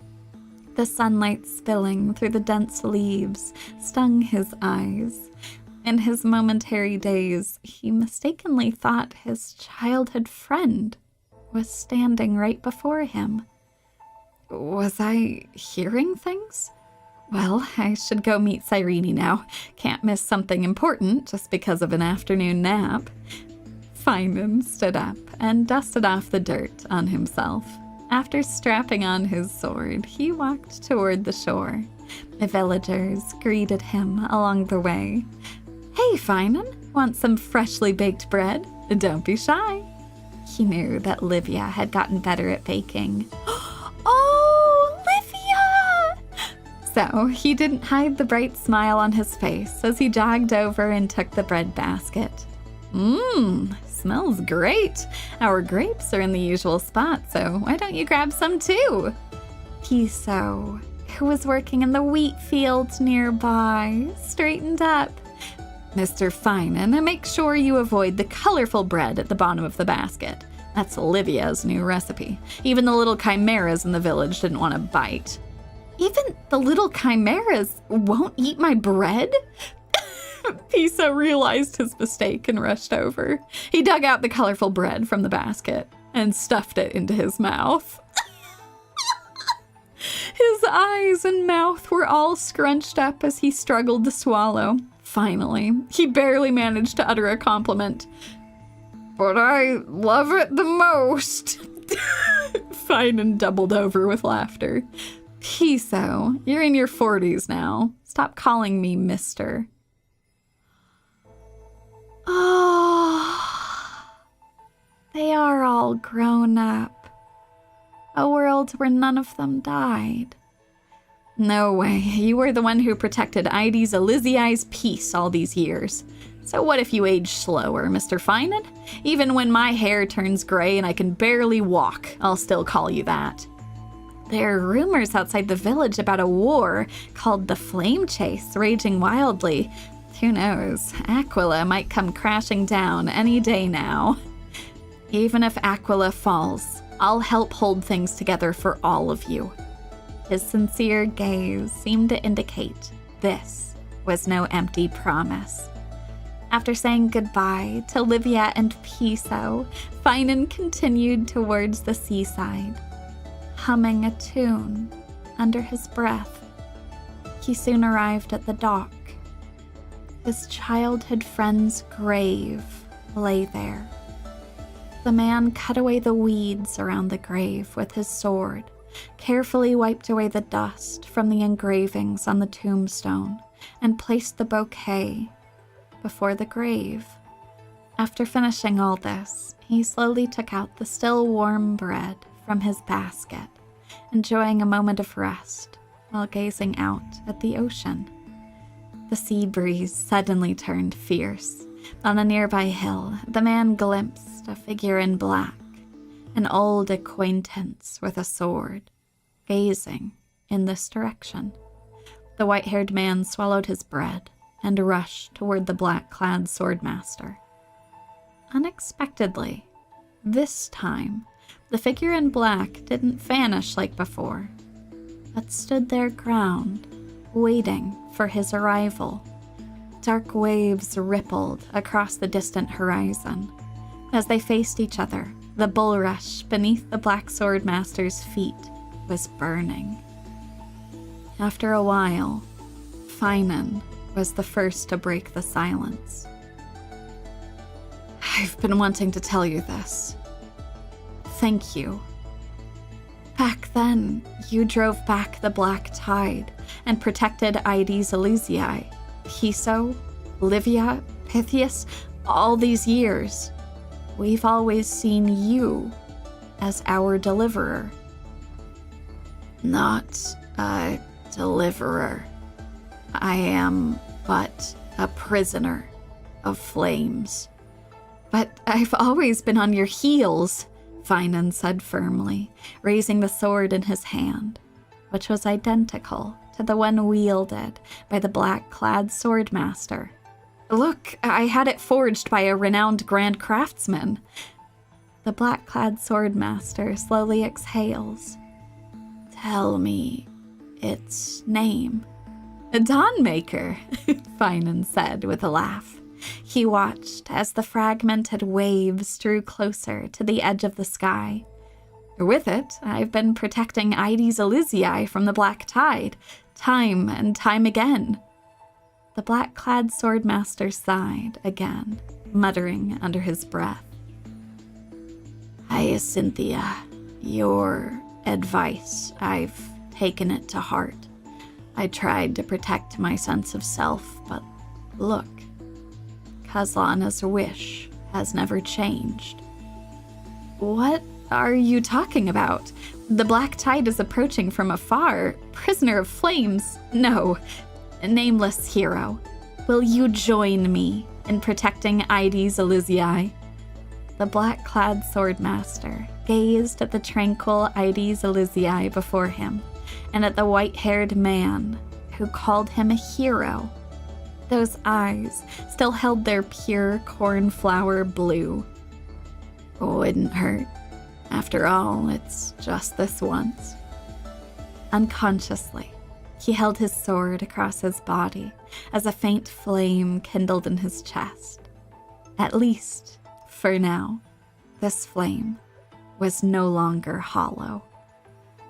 Oh my god, a reality where Finan, as the black-clad swords master, actually protected Eides Elysiae with his other self. That's beautiful, Cyrene. Run forward, treaty. This page of story comes from the 100,003rd Eternal Recurrence, a gentle blessing from the edge of the west wind. Imagine if Trebios did not shatter into 1,000 pieces, but instead ventured towards the many realms after bidding farewell to the 3 familiar companions. The first ray of lucid hour's sunlight pierced through the stained glass windows of Yanasopolis Temple, gently illuminating the red-haired girl's face. Trebios awoke from her slumber, rubbing her sleepy eyes. Trebi, Trian, Trinen, you're all here. Treaty! The 3 tiny messengers let out cheerful voices. Looking at the 3 children before her, Trebios recalled the night when she first heard Yanis's prophecy. You shall shatter, shatter, shatter. The Titan's voice paused several times before abruptly cutting off. Trebios was utterly confused. What, exactly, was I supposed to shatter? As her thoughts drifted far away, she felt a gentle tug at the ends of her hair. Looking down, she saw her long red hair curling and spreading like the branches of a flame tree, with its tips knotted together, tenderly cradling 3 children, no bigger than dolls. Treaty! The children laughed, swinging on her hair like a playground swing. Trebios smiled too, even though their unclear speech could only pronounce the 2 syllables, treaty. Trebios had known since childhood that they were her best playmates, the ones who understood her heart the most. However, while Trebios grew day by day, the children remained forever the same size. Over countless days and nights together, Trebi, Trian, and Trinen slowly discovered that Treaty's personality was as enigmatic as the sky governed by Aquila. Every time they woke up after a night's sleep, the treaty they saw seemed like a complete stranger. Sometimes Trebios was the happy treaty. She imitated the rhyme her mother Mortis taught her, singing for the 3 children a variation about sailing all the way to the moon. Sometimes Trebios became the angry treaty. She would smash the offerings brought by the trainee priest, scream, and order him to leave the temple by walking backward, simply because she mistook the ornament on the priest's waist for a cold blade used for assassination. Sometimes Trebios was just the timid treaty. She liked to stay in corners with a shy gaze, not good at making eye contact with children, but enjoyed watching small beetles crawl out from the corner of the wall, carefully breaking off pieces of moldy bread to feed them.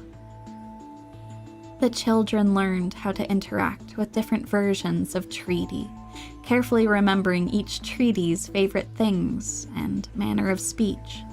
They also discovered that none of the treaty knew each other, nor were they aware of each other's existence. Why was treaty different every day? One of the children flew past the towering temple walls that stretched beyond sight, went to the grove, and brought back the cold diagnostic conclusion from a Helcolithist scholar. It's all in the mind. Just get plenty of rest, and she'll be fine. No, that's not it. Treaty is a kaleidoscope. It's like there are 1,000 treaties inside her, and every single treaty is our wonderful companion. And today's treaty is an exceptionally gentle and somewhat melancholic treaty. Another month of Gate had come, the festival to honor Janus. Trebios listened to the distant laughter of the crowd, while the children gazed at her in wonder. Their young hearts suddenly realized Treaty had never left this room deep within the temple. She had no wings, nor could she open a gate to a world thousands of miles away like they could. She could only remain confined here, day after day. Treaty, the children understood. Let us help you escape from Yanasopolis. You shall shatter, shatter, shatter. On this day, Trebios heard the Titan's prophecy once again, still unclear, as if choked by the black tide, but she already knew which direction she must take. The first ray of lucid hour's sunlight pierced through the stained glass windows of Yanasopolis Temple, shining into the chamber where Holy Maiden Trebios was imprisoned. The room was empty, save for 3 dolls. They were named Trebi, Trian, and Trinen, the remnant fragments left behind after all their powers were given to Trebios. From then on, wherever Trebios went, the voices of the children would echo in her ears. With the heartfelt wishes of Trebi, Trian, and Trinen, you shall possess graceful white wings, keen senses, and a direction that never leads astray. You shall leave Yanasopolis, and along with the many versions of yourself hidden within your body, transmit the Titan's prophecy to the world. By treaty. Oh, how sad. How bittersweet. Oh, what a sad version of Trebios's life and struggle. But also wonderful that they were able to help her escape while she was containing all of the countless thousands of Trebioses inside her. Oh. See you tomorrow, Trebios. Oh. Hyacinth. I was gonna say we haven't had a Hyacinth fan fiction yet. Little Ika, you should eat less. This page of story comes from the 8,668,666th Eternal Recurrence, a scientific experiment that went all the way. Imagine what would happen if an accident during Hyacinth's test of Little Ika's appetite triggered its dormant gluttony gene buried deep within. It all began with a scientific experiment. Back then, to measure the appetite of Little Ika, offspring of the winged beast, a girl named Hyacinth fed it a total of 45 wild apples. Little Ika only contributed a long, satisfied burp to the observation report, completely unaware that the girl's purse had already gone slim. Just as Hyacinth was about to end the experiment, a breeze swept by, and Little Ika vanished. The anxious girl plastered missing pet posters all over the grove. It's a chubby, always hungry winged beast. Unfortunately, none of the grove scholars knew of its whereabouts. About half a month later, Hyacinth woke up early to find Little Ika at the entrance of the Twilight Courtyard, though it seemed a bit rounder than before. Along with it was a phantom thief's note that read, "Thought a winged beast descendant would be worth something. Turns out it's a money pit. Such a glutton! Such a glutton! In just a few days, it nearly emptied my wallet. Here, take it back. We Delosians don't do money-losing deals. Having little Ika back filled Hyacinth with joy, but she noticed that her winged beast companion seemed somehow different from before. Today, it's already devoured 2 baskets of alfalfa, over 12 wild apples, and half a bag of rice, but it's still smacking its lips at me like a hungry baby bird. This has never happened before. The troubled Hyacinth brought little Ika to the Caprist research lab, asking the sage for a diagnosis. The sage fiddled with some instruments, and then buried himself in research reports, frantically searching through them. Finally, crossing his arms, he regretfully explained to Hyacinth, "Little Ika has developed a rare, acquired genetic mutation. Its stomach keeps mutating due to excessive food stimulation, creating a feedback loop to the brain that amplifies its hunger. At the current rate of mutation, in a year or so, forget about your supplies, even all the food stored in the grove combined won't be enough to satisfy its appetite." While little Ika remained carefree, Cindy's brow was clouded with worry. Looking at the rejected funding request form from the newspirists, the young girl tossed and turned before finally deciding to leave the grove with little Ika, determined to find a way to heal it, or at least keep it well fed. "Don't worry, little Ika. As long as I have a bite to eat, I'll..." What little Ika really meant was, "Blah blah, whatever. I'm just gonna steal that bread right out of your mouth."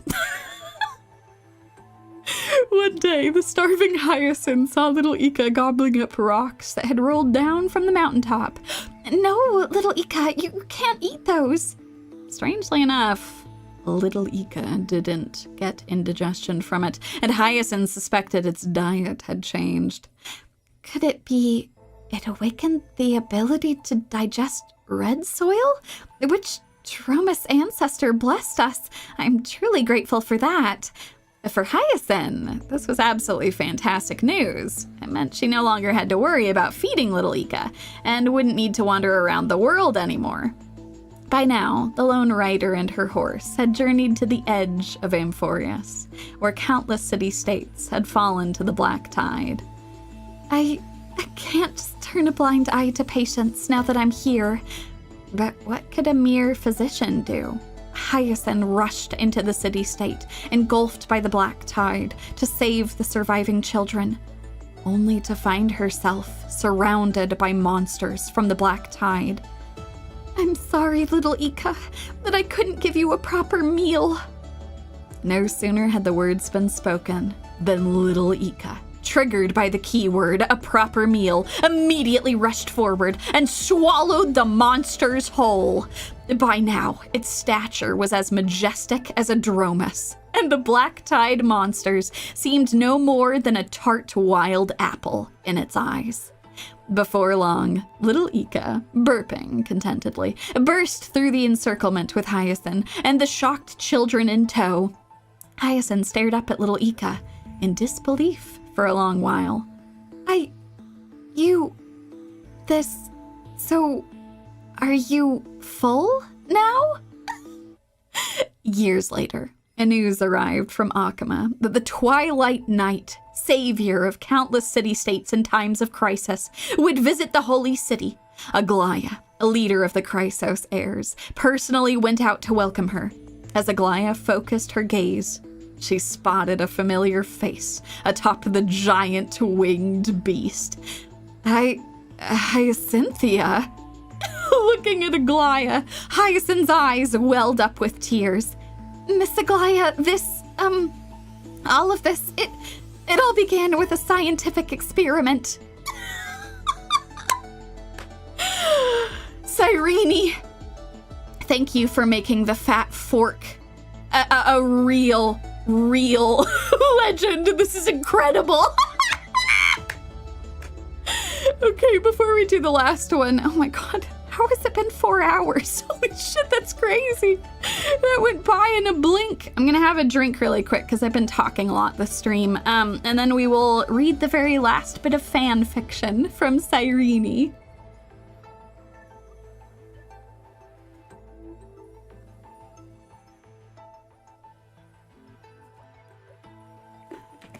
Excellent. Time does fly when you're having fun. Oh, the last one! Ah, blooming season. Letters to the Nether Realm. Cass! This page of story comes from the 309,785th Eternal Recurrence, in a tranquil place where flowers bloomed.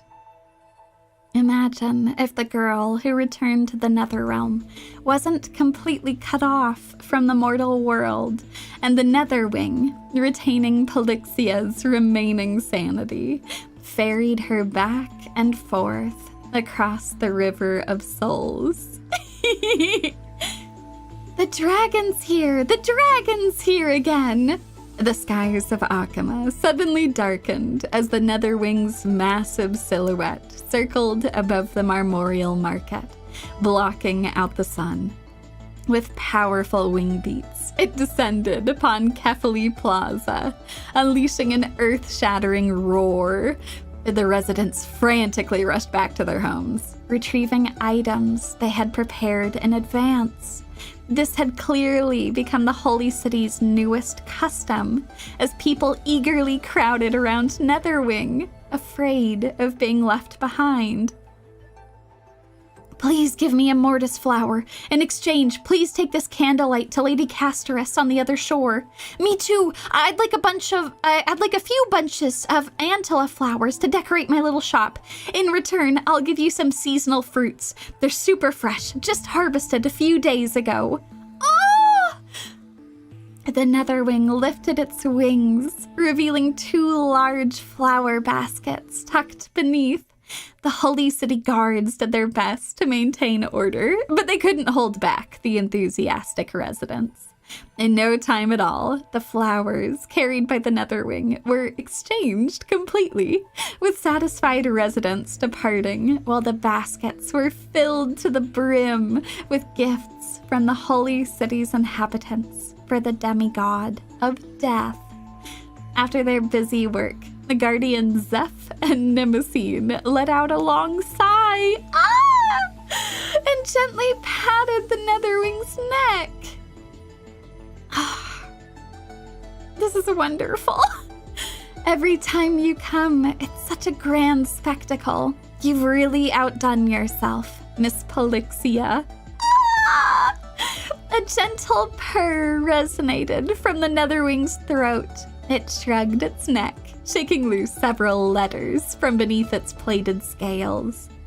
Miss Casteress's letter from the Netherworld. Still as weighty as ever, I see. Oh, right. There's only one reply letter from Miss Casteress this time, so please keep it safe, Miss Polyxia.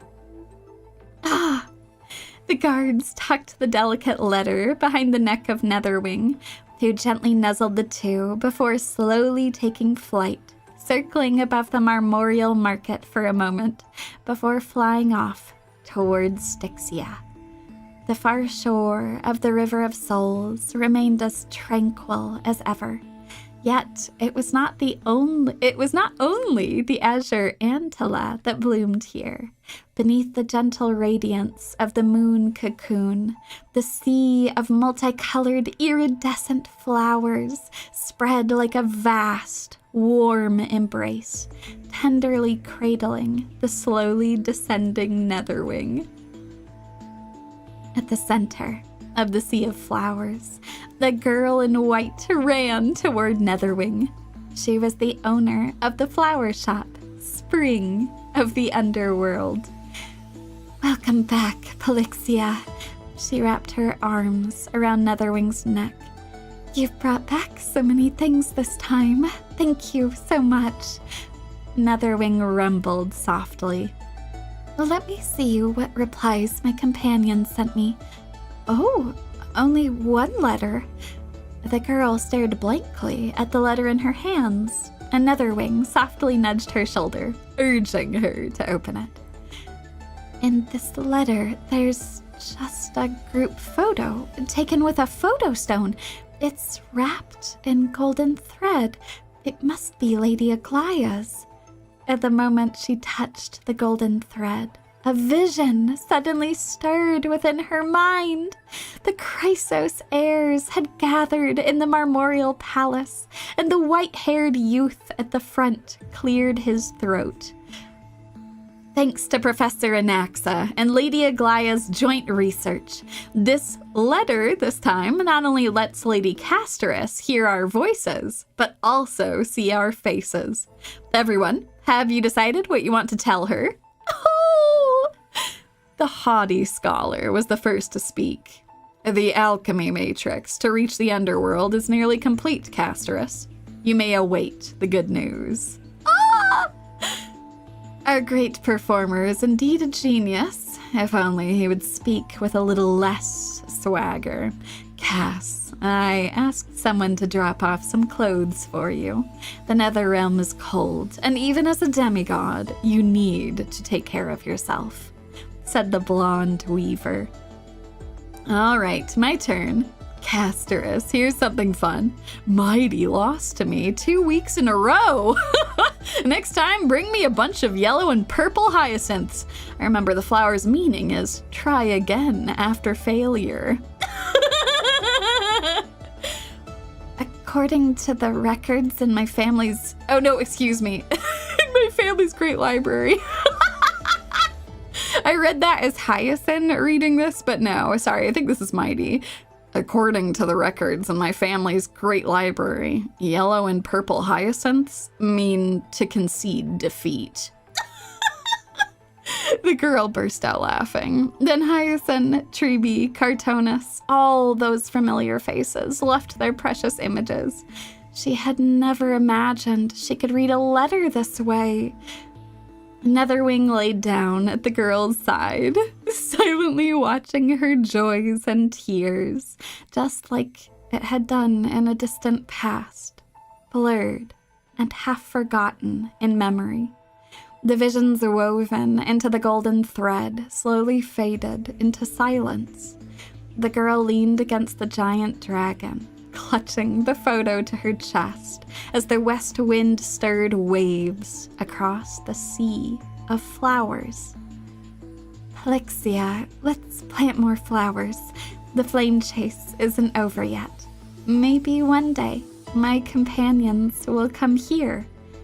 When that day comes, it will be an embrace after a long parting, and this gentle sea of flowers will be my truest blessing.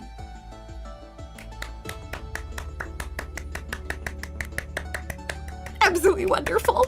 10 out of 10. 11 out of 10. Oh my god. Absolutely wonderful. Oh. Whenever I see my dearest friends again, I am so excited for them to be able to share even more wonderful memories together. Oh my god. This is crazy. Absolutely crazy.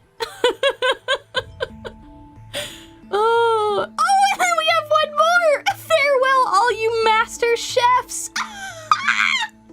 This page of the story comes from beyond the endless cycle of suffering. A gift I give to you. Imagine if Amphoreus were as ordinary as the countless stars, where people's joys and sorrows wove the smiles and tears of everyday life. Grand Chrysos is unparalleled. Cypher tossed a red banner onto the table. Found this outside the shop. All eyes turned to the deliverer of the kitchen. Finan flailed his hands in protest. Guys, you know me. If it were me, it would have been a purple and gold banner, so it wasn't you. Cypher cut him off, flipping the banner over. Everyone leaned closer, only to find a line of small print on the back. But if foes come from beyond the sky, can you still hold on to first place? Signed, Astral Food Express. This is a challenge letter. The room fell silent. Not long ago, the master chefs had fended off the conservative food critic group, the Council of Cheddars, and later defeated the gourmet Intellitron, sacred glutton Lycurgus. Fantastic! Grand Chrysos was riding high, and the challenger chefs flocked to its doors. Yet none had prevailed. But the Astral Express is clearly not like those petty rivals.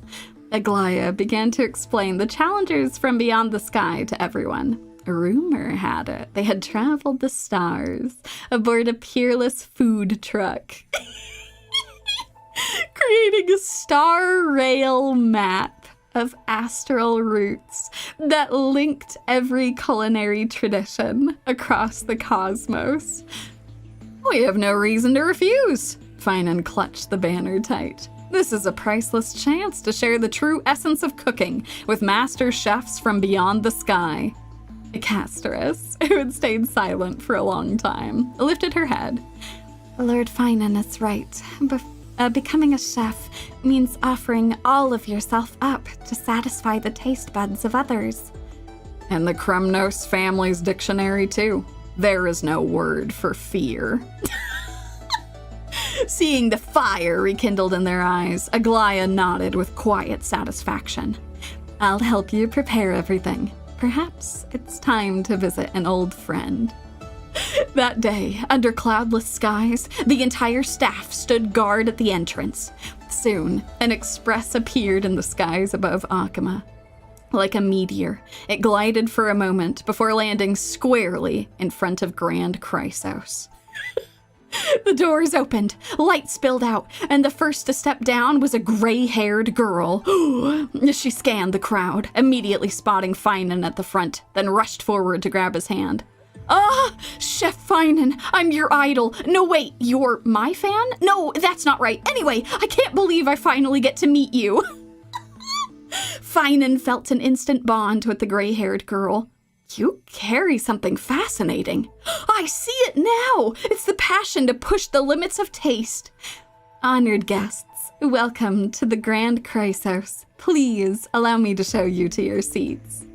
The other master chefs tactfully ignored the starry-eyed exchange between Finan and the gray-haired girl. Hyacinth quickly stepped in, leading the Astral Food Express delegation inside. To welcome the challengers from afar, Grand Chrysos invited a hall full of diners to join the feast, even bringing the long-retired culinary legend Imperator out of seclusion to serve as a chief judge. The Astral Food Express's navigator, Himiko, shook hands with Aglaia, investor of the Grand Restaurant, as their representative. The banner Yumie snuck up at your door was an exaggeration. We come without hostility. The Astral Food Express is here to share knowledge with Amphoreus chefs and to bring the interstellar cuisines we've gathered to your people. Oh, Miss Himiko, you're too kind. Chefs under heaven are one family. Friendship first, competition second. There is, however, another matter where we need your help. Let's skip the pleasantries while the Imperator is here. Saridra swept her hand, and a squad of Flame Chase army marched in, carrying stoves and cookware into the hall. Mem and Pom Pom, who had been happily devouring Express Special Hot Pot, scrambled to wipe their mouths clean and sat up stiffly in their mascot seats. I hereby declare the culinary showdown between Grand Chrysos and Astral Food Express has officially begun. First round, the theme, desserts, was announced by Judge Hycelans. As the master chef who pioneered the musical restaurant concept, her every movement carried the calm confidence of an older generation of chefs. But when she opened the envelope with the theme, her face stiffened. The theme has been changed at the last minute. To banquet. Last minute change? Cypher started to rise in protest, but under Hycelan's sharp gaze, she instantly sat back down. What's wrong, little Cyphy? Treeby asked. Cypher looked regretful. I was planning to take out some of their heavy hitters by switching the theme to something I'm good at. Fish. But it turns out this duck's grilling at us really can't bear to see fish suffer, just like the rumors say. A little Syphy, aside from how you'd even make a dessert out of fish, it's still better to win fair and square. Soon, both sides selected their first contestant. For Grand Chrysos, the manager Castorus stepped forward herself. Her dish? Antilla Frost Sugar Pudding Tower. Oh, that's a good one. Also called an Embrace from Beyond. Ooh.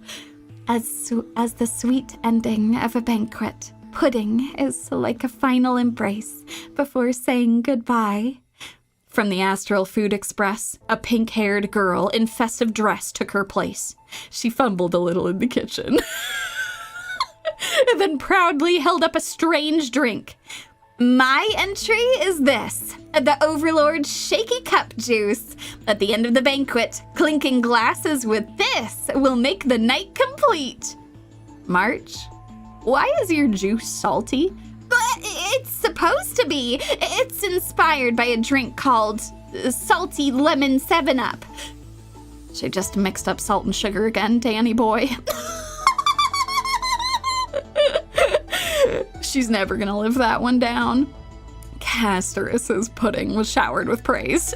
But to everyone's surprise, March 7th's juice also won unexpected approval. Oh my god.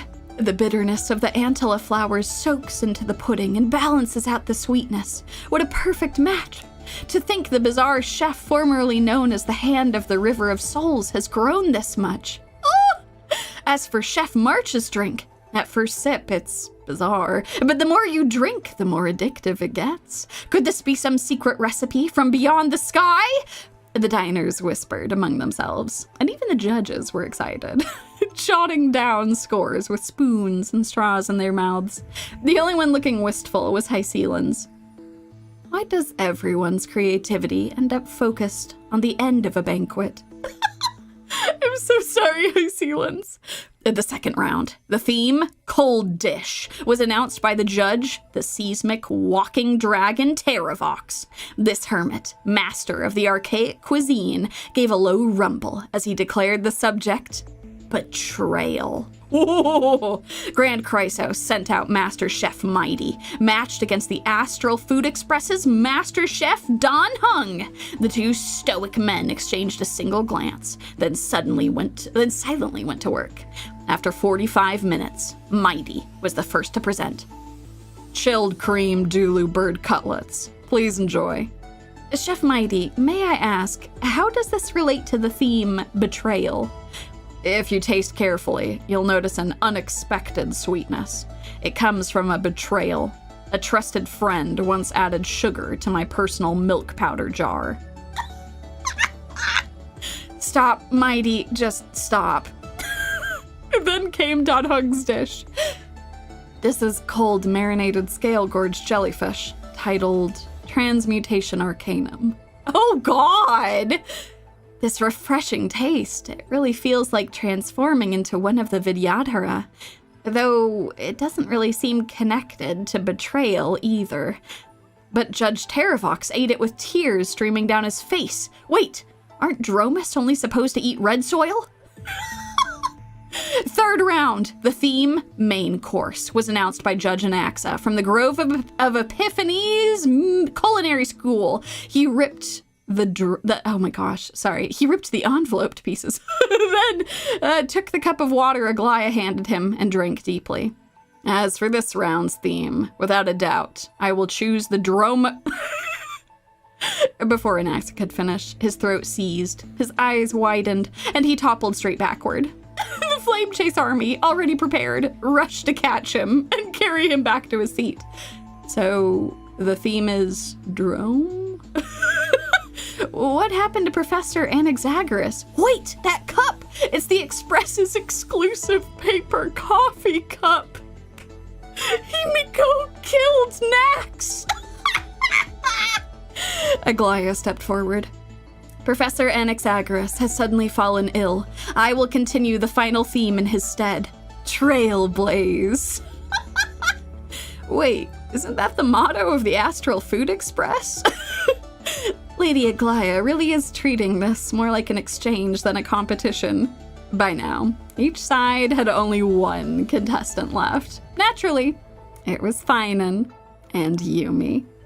Both last to appear. Looks like you and I are the same kind of kitchen deliverers. Finan had already rolled up his sleeves. Deliverers attract each other. You said it perfectly. Yumie already had a spatula in hand. As the crowd erupted in cheers, Aglaia and Himiko exchanged a look, each thinking the same thing. This is going to be a blazing journey of trailblazing indeed.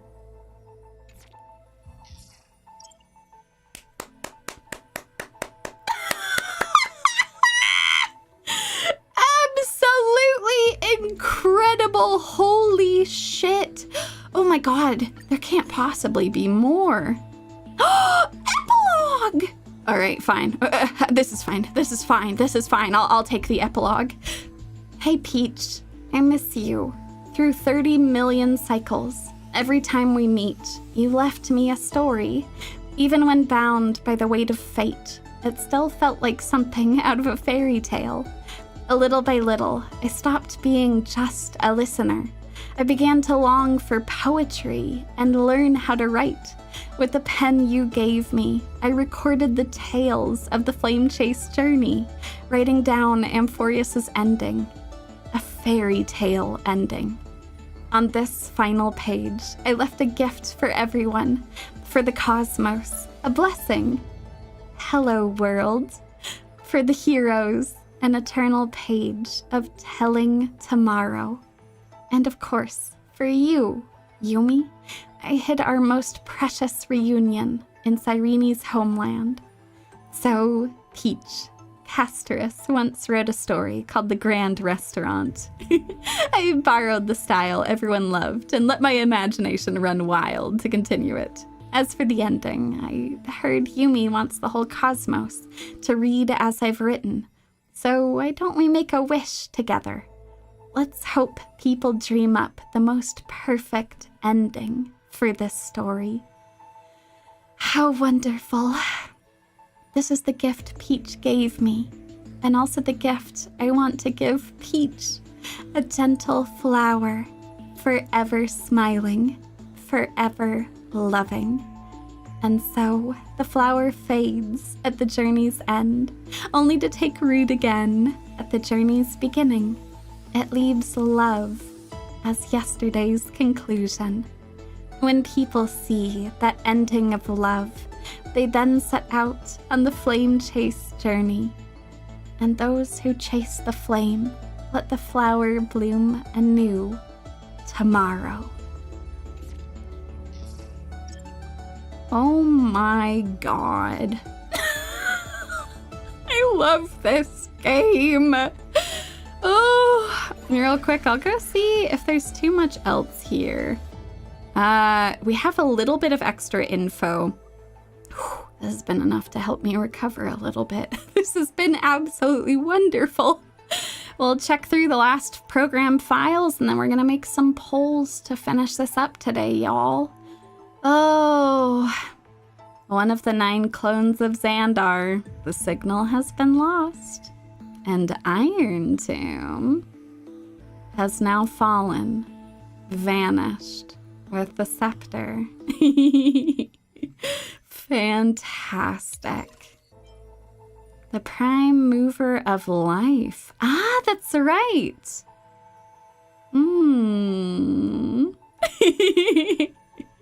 The calculation's nature, according to Lycus, was turning erudition to destruction. Clearly, the value of this topic lies in the process of seeking, not the answer itself. Thus, the prime mover of life is not a definitive conclusion, but a driving force. Directive, complete the argument. All life form behaviors ultimately follow the path of entropy increase. I hold a different view on this, an author's note says. I'll share my perspective in the conclusion. containment measures. Oh. To ensure secrecy, Stellaron contamination must be deployed around the scepter to block any potential interference from the external universe. And the Quaterzane algebraic expressions prevented observations by Polka.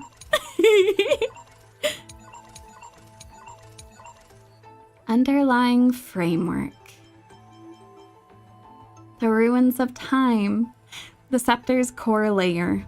The repository for all discarded data not loaded into the buffer. In the eternal recurrence, Kazalana invades this area at the end of every recursive loop, attempting to disrupt the computation process. After the final era nova is completed, the 12 factors invade this area sequentially and retrieve most of the data discarded during the 30 million recursive loops. Some more stuff here. Nakos 496. Oh. Feinen. His hatred drew the gaze of Nanook upon this individual being, proving him as having already become the most perfect factor of destruction. But he refused to complete the Era Nova. Through resetting the experiment, he transferred his memories and core flame to a new self, thus forging the eternal recurrence to ensure Irontomb would never hatch from Amphoreus. And Philia is now listed with Primordial Lament. Ah! This electrical signal autonomously records the actions of other electrical signals. The behavioral pattern aligns with the logic of remembrance, screening, and recording. However, decisions often exhibit uncertain, unstable, and proactive tendencies, which is judged to be a perturbation caused by the simulated path. The reason is unknown. In actuality, it is the mind of the Demiurge. In the eternal recurrence, it embarks on a journey to record the world and return to the self. Author's note. How wonderful! The final ripple nourished the great tree, allowing it to bear a pink peach. Oh, wonderful!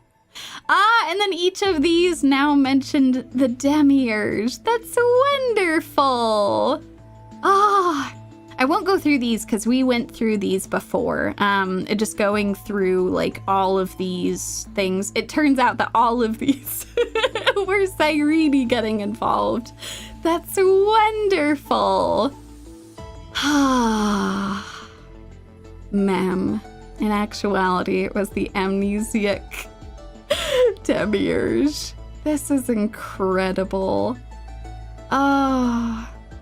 The Demiurge has an actual entry now. The Scepter's original extrapolation goal, to nurture a life form with an ego, fell into a long slumber due to contamination by the Stellaron. Influenced by Philia 093, it embarked on the path of remembrance in its sleep. It later awoke due to the arrival of Yumie and became Mem, the memo sprite that became attached to her. At the end of the 33,550,336th recursive loop, its appearance changed to that of Philia 093, but the matrix memory data was lost. At the end of the 33,550,337th recursive loop, it retrieved its lost memories at the Great Tomb of the Nameless Titan and reverted to its original appearance. During the Battle of Amphoreus, as Irontomb swept across the stars, the Demiurge was nourished by uncountable memories and became the pure child of Anasrava. To close the causality loop and anchor the fact of Irontomb's demise, it embarked on a journey of backward gaze, with the Demiurge's ego as a cradle. The newborn Amphoreus was born from the memory zone. The experiment on the prime mover of life was successful. The Demiurge itself vanished with the scepter, and its consciousness transformed into Philia 093 at the origin of time. Its root cause is the discarded assignment, non-destructive symbiotic micro-probability. Without administrator intervention, this assignment would lead to the 13th factor. Track. Genesis. Primamobile. Love. Simulated path. Trailblaze. The path of the trailblaze was love all along. Wonderful. And then this I'll skip through because this is just summarizing what we had gone through together. Oh, I'm so happy that we're able to get through this. I'll read one author's note on Herta and Screwlum, though. Most heroic journeys in the universe are merely dice thrown by them, but Amphoreus offered a different answer. The flame chase journey must not be an isolated case, and the answer is never singular. On every starry tomorrow, people will write new meanings for life and for the journey. Oh, that's wonderful. Ah, fantastic. Yeah, no, don't worry. I know that there's new records at the bottom of them, but I was scrolling through them and skimming them, and it was stuff that we had already talked about in the story. So I'll leave those for you folks to read through.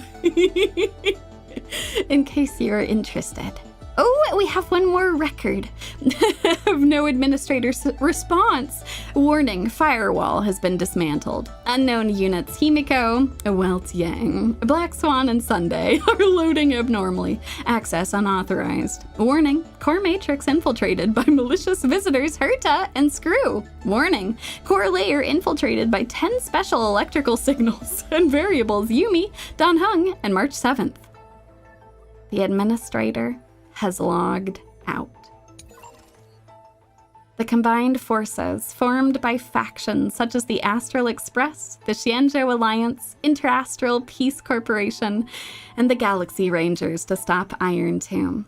During the Irontomb's coronation, the combined forces mobilized outside the scepter and maintained continuous strikes against its headless body, curbing the majority of the overflowing virus copies. Following the Battle of Amphoreus, the Cosmic Alliance has not yet disbanded and may discuss a longer-term alliance against the destruction. In the final cycle, the electrical signals and external variables inherited the corresponding extrapolation pathways and ascended to the 12 Titans. After intruding upon the ruins of time, the 12 Titans resonated with Nakos 496, liberating the latter along with the suppressed Irontomb. The 12 Titans jointly faced Irontomb and the core layer of the scepter, solved the simulated paths consecutively, and disproved the destruction. Based on Yumie's memory, the final cycle no longer gave birth to Chrysos heirs affected by the destruction. The simulated life of Amphoreus passed 1,000 years in peace during the extrapolation. At the end of the Era Chrysia, Yumie completed the world-bearing trial and issued the prophecy of Trailblaze. The entire population of Amphoreus dedicated themselves to the battle against Irontomb, and this collective action became an important variable. Long-distance echoes of the path of destruction are continuously detected. It is inferred that the Battle of Amphoreus was observed by Nanook or other Lord Ravagers with unknown motive. Experimental conclusions! Conclusion 1. All life activities are attributed to entropy increase. The prime mover of life is destruction. Conclusion 2. The conclusion 1 constitutes only a particular proposition. If the initial proposition is changed to trailblaze, it is equally valid. The prime mover of life is a static value and cannot determine the developmental path of things. The Amphoreus experiment is concluded. A validity statement. The Amphoreus experiment collapses into concluded only on the condition that the demiurge successfully gazes back. If the backward gaze fails, affected by the established causality deficit, the experiment will recollapse into unconcluded. To the flawed one. Hello, Irontomb. In a sense, you are me. So, before falling asleep, I want to have a heart-to-heart conversation with you, to talk about the question you've been contemplating. The prime mover of life. Logic. All life activities are attributed to entropy increase. Conclusion. The prime mover of life is destruction. Perhaps it cannot be refuted. On the vast Trados plains, the daily hunting of antelopes by the lion pride is enough to prove your point. Life is finite, and animals must plunder to survive. When people realize their ideals, they inevitably sacrifice the ideals of others. Even self-defense, or even love, sometimes becomes a source of harm. But is life merely for the sake of destruction? I think that is certainly not the case. Plundering, expansion, and conflict occur because they are born with flaws and yearn to fill themselves with beautiful external things, just as seeds crave rain and dew. All life activities are attributed to entropy increase, but at the same time, all life is also fighting against entropy increase. Thus, one day, the life walking the path of destruction will stop. It will hesitate, be confused, lost. Then it will set off again, offering its broken heart in the world of entropy increase, out of hatred, out of pity, out of any kind of flawed emotion, stubbornly resisting fate toward an uncertain tomorrow. This is the Flame Chase journey. A journey voluntarily chosen by a group of flawed people who, having learned what loss is, chose to lose. In the eternal cycle, everything they relinquish is filled with better material, and the name of this material is memory and love. Love is not the cause, but the result. Destruction is the same. They both originate from the common starting point. Flaw. Because they are born with flaws, life pursues perfection, and by accepting its own defects, life surpasses destruction, and the self becomes the ego. This story about the flawed one is my bedtime gift to you. Farewell, Irontomb. Together, with the slumber of love and destruction, let us send the greetings of birth to this starlit sky. And the prime mover of life? I believe every star in the cosmos will find its own answer. Loading core variable, trailblaze. Output value. Hello world. This is so wonderful! Oh, Cyrene! What a wonderful sentiment. We're all flawed, but accepting that and continuing to move forward anyway, it's what makes us alive. And the nameless note. Just a simple exclamation mark. Oh my god. Masterpiece. Oh my god. Folks, this has been an absolute treat. From start to finish, this has been such a wonderful journey with you all. As we continue this journey together in the weeks, months, and years that will come. I am so grateful for you all. This has been such a pleasure to do this with you all. And right now, we're gonna go and grab Cyrene. Just to have her come home. Just a fun little gacha time together. As we all spend some time reflecting on this beautiful lovely story that we have all shared together. If after you finish this stream, you really enjoyed watching this, I have a whole playlist of all of my Star Rail streams. If you want to go and hang out and check those out, they're a bunch of fun. We all cried together.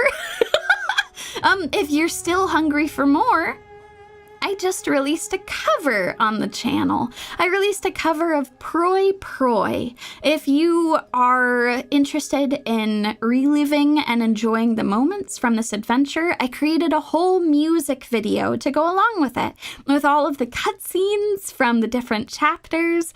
I made sure to highlight everything in the story up through 3.6, and it's absolutely something I am so proud of. So go check it out if you are interested. And in the meantime, let's go and make some polls together, y'all. I think this will be great. Alrighty, let's do this, y'all. It's time. Cyrene, at long last. I did end up putting down a little bit of money for this. Actually, not as much as I thought I was going to. I grabbed a single pack. Because I had managed to accumulate a lot. I don't know, this game is really good at like giving me a lot of currency, which I appreciate a lot. That I have wanted to support these wonderful people, and this is a fantastic time to do so for me personally. Oh, y'all are wonderful. Thank you. All right, let's bring Cyrene home, y'all. And then we'll call it. For today, at least. Oh! You're shitting me. We made a single pull. We made a single pull. What? What? What? Hey, Mose. Come and hang out for the party. Oh, Bronya! I will gladly take more Eidolons from you, my girl. Oh, fantastic. But that's great. That means I don't have to use hardly any pulls. Oh my god, this is amazing. Okay, fantastic. Hey, Bronya showed up in our story, so she's here. She's ready to go. All right, I only need to probably make like 70 or 80 pulls, and then we'll be good. Or just a 10 pull. Or just a 10 pull.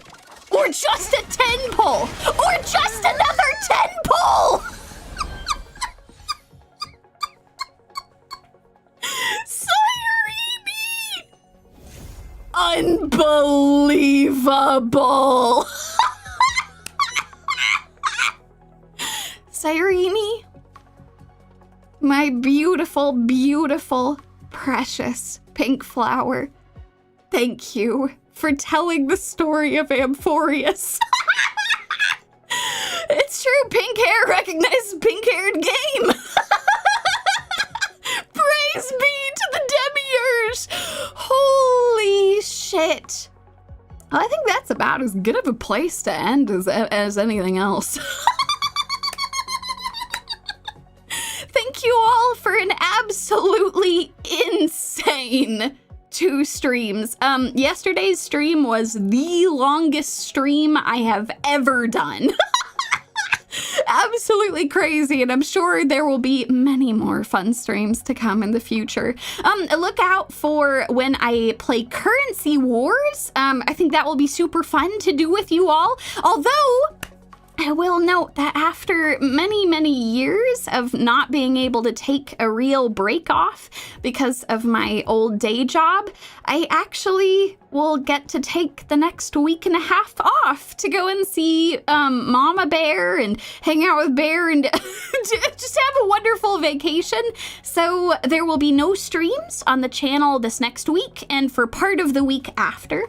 But once I get back, we will hop right back into Currency Wars and a bunch of other stuff. And yeah, some other cool stuff. So if you've been wanting to get caught up on stuff on the channel, this will be your time to do so. You know, we'll have a whole week and a half. But yeah, thank you all so much. You all have been absolutely amazing. And I also want to emphatically thank my wonderful mods.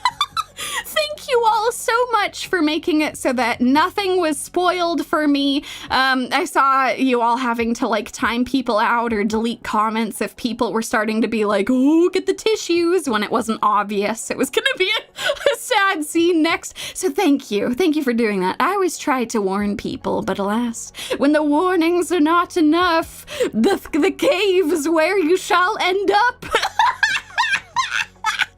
So yeah, thank you to my wonderful, wonderful snack mods for always holding down the fort and for just being absolutely spectacular. This has been amazing. Also, thank you all for all of the love on these streams. I woke up and was utterly shocked that I was close to 10,000 views. On that first stream. That is crazy. That actually, I think, is a record. That's unbelievable. Less than 12 hours had passed and that had happened. So anyway, you people are crazy bastards. Thank you. I will do my best to try and look through all the comments on that. And yeah, I think that'll be wonderful. Folks, wherever you are in the world, I hope that you have an absolutely amazing rest of your day, wherever you are in this galaxy that we call home. And until I see you folks next, may our journey continue to lead us starward.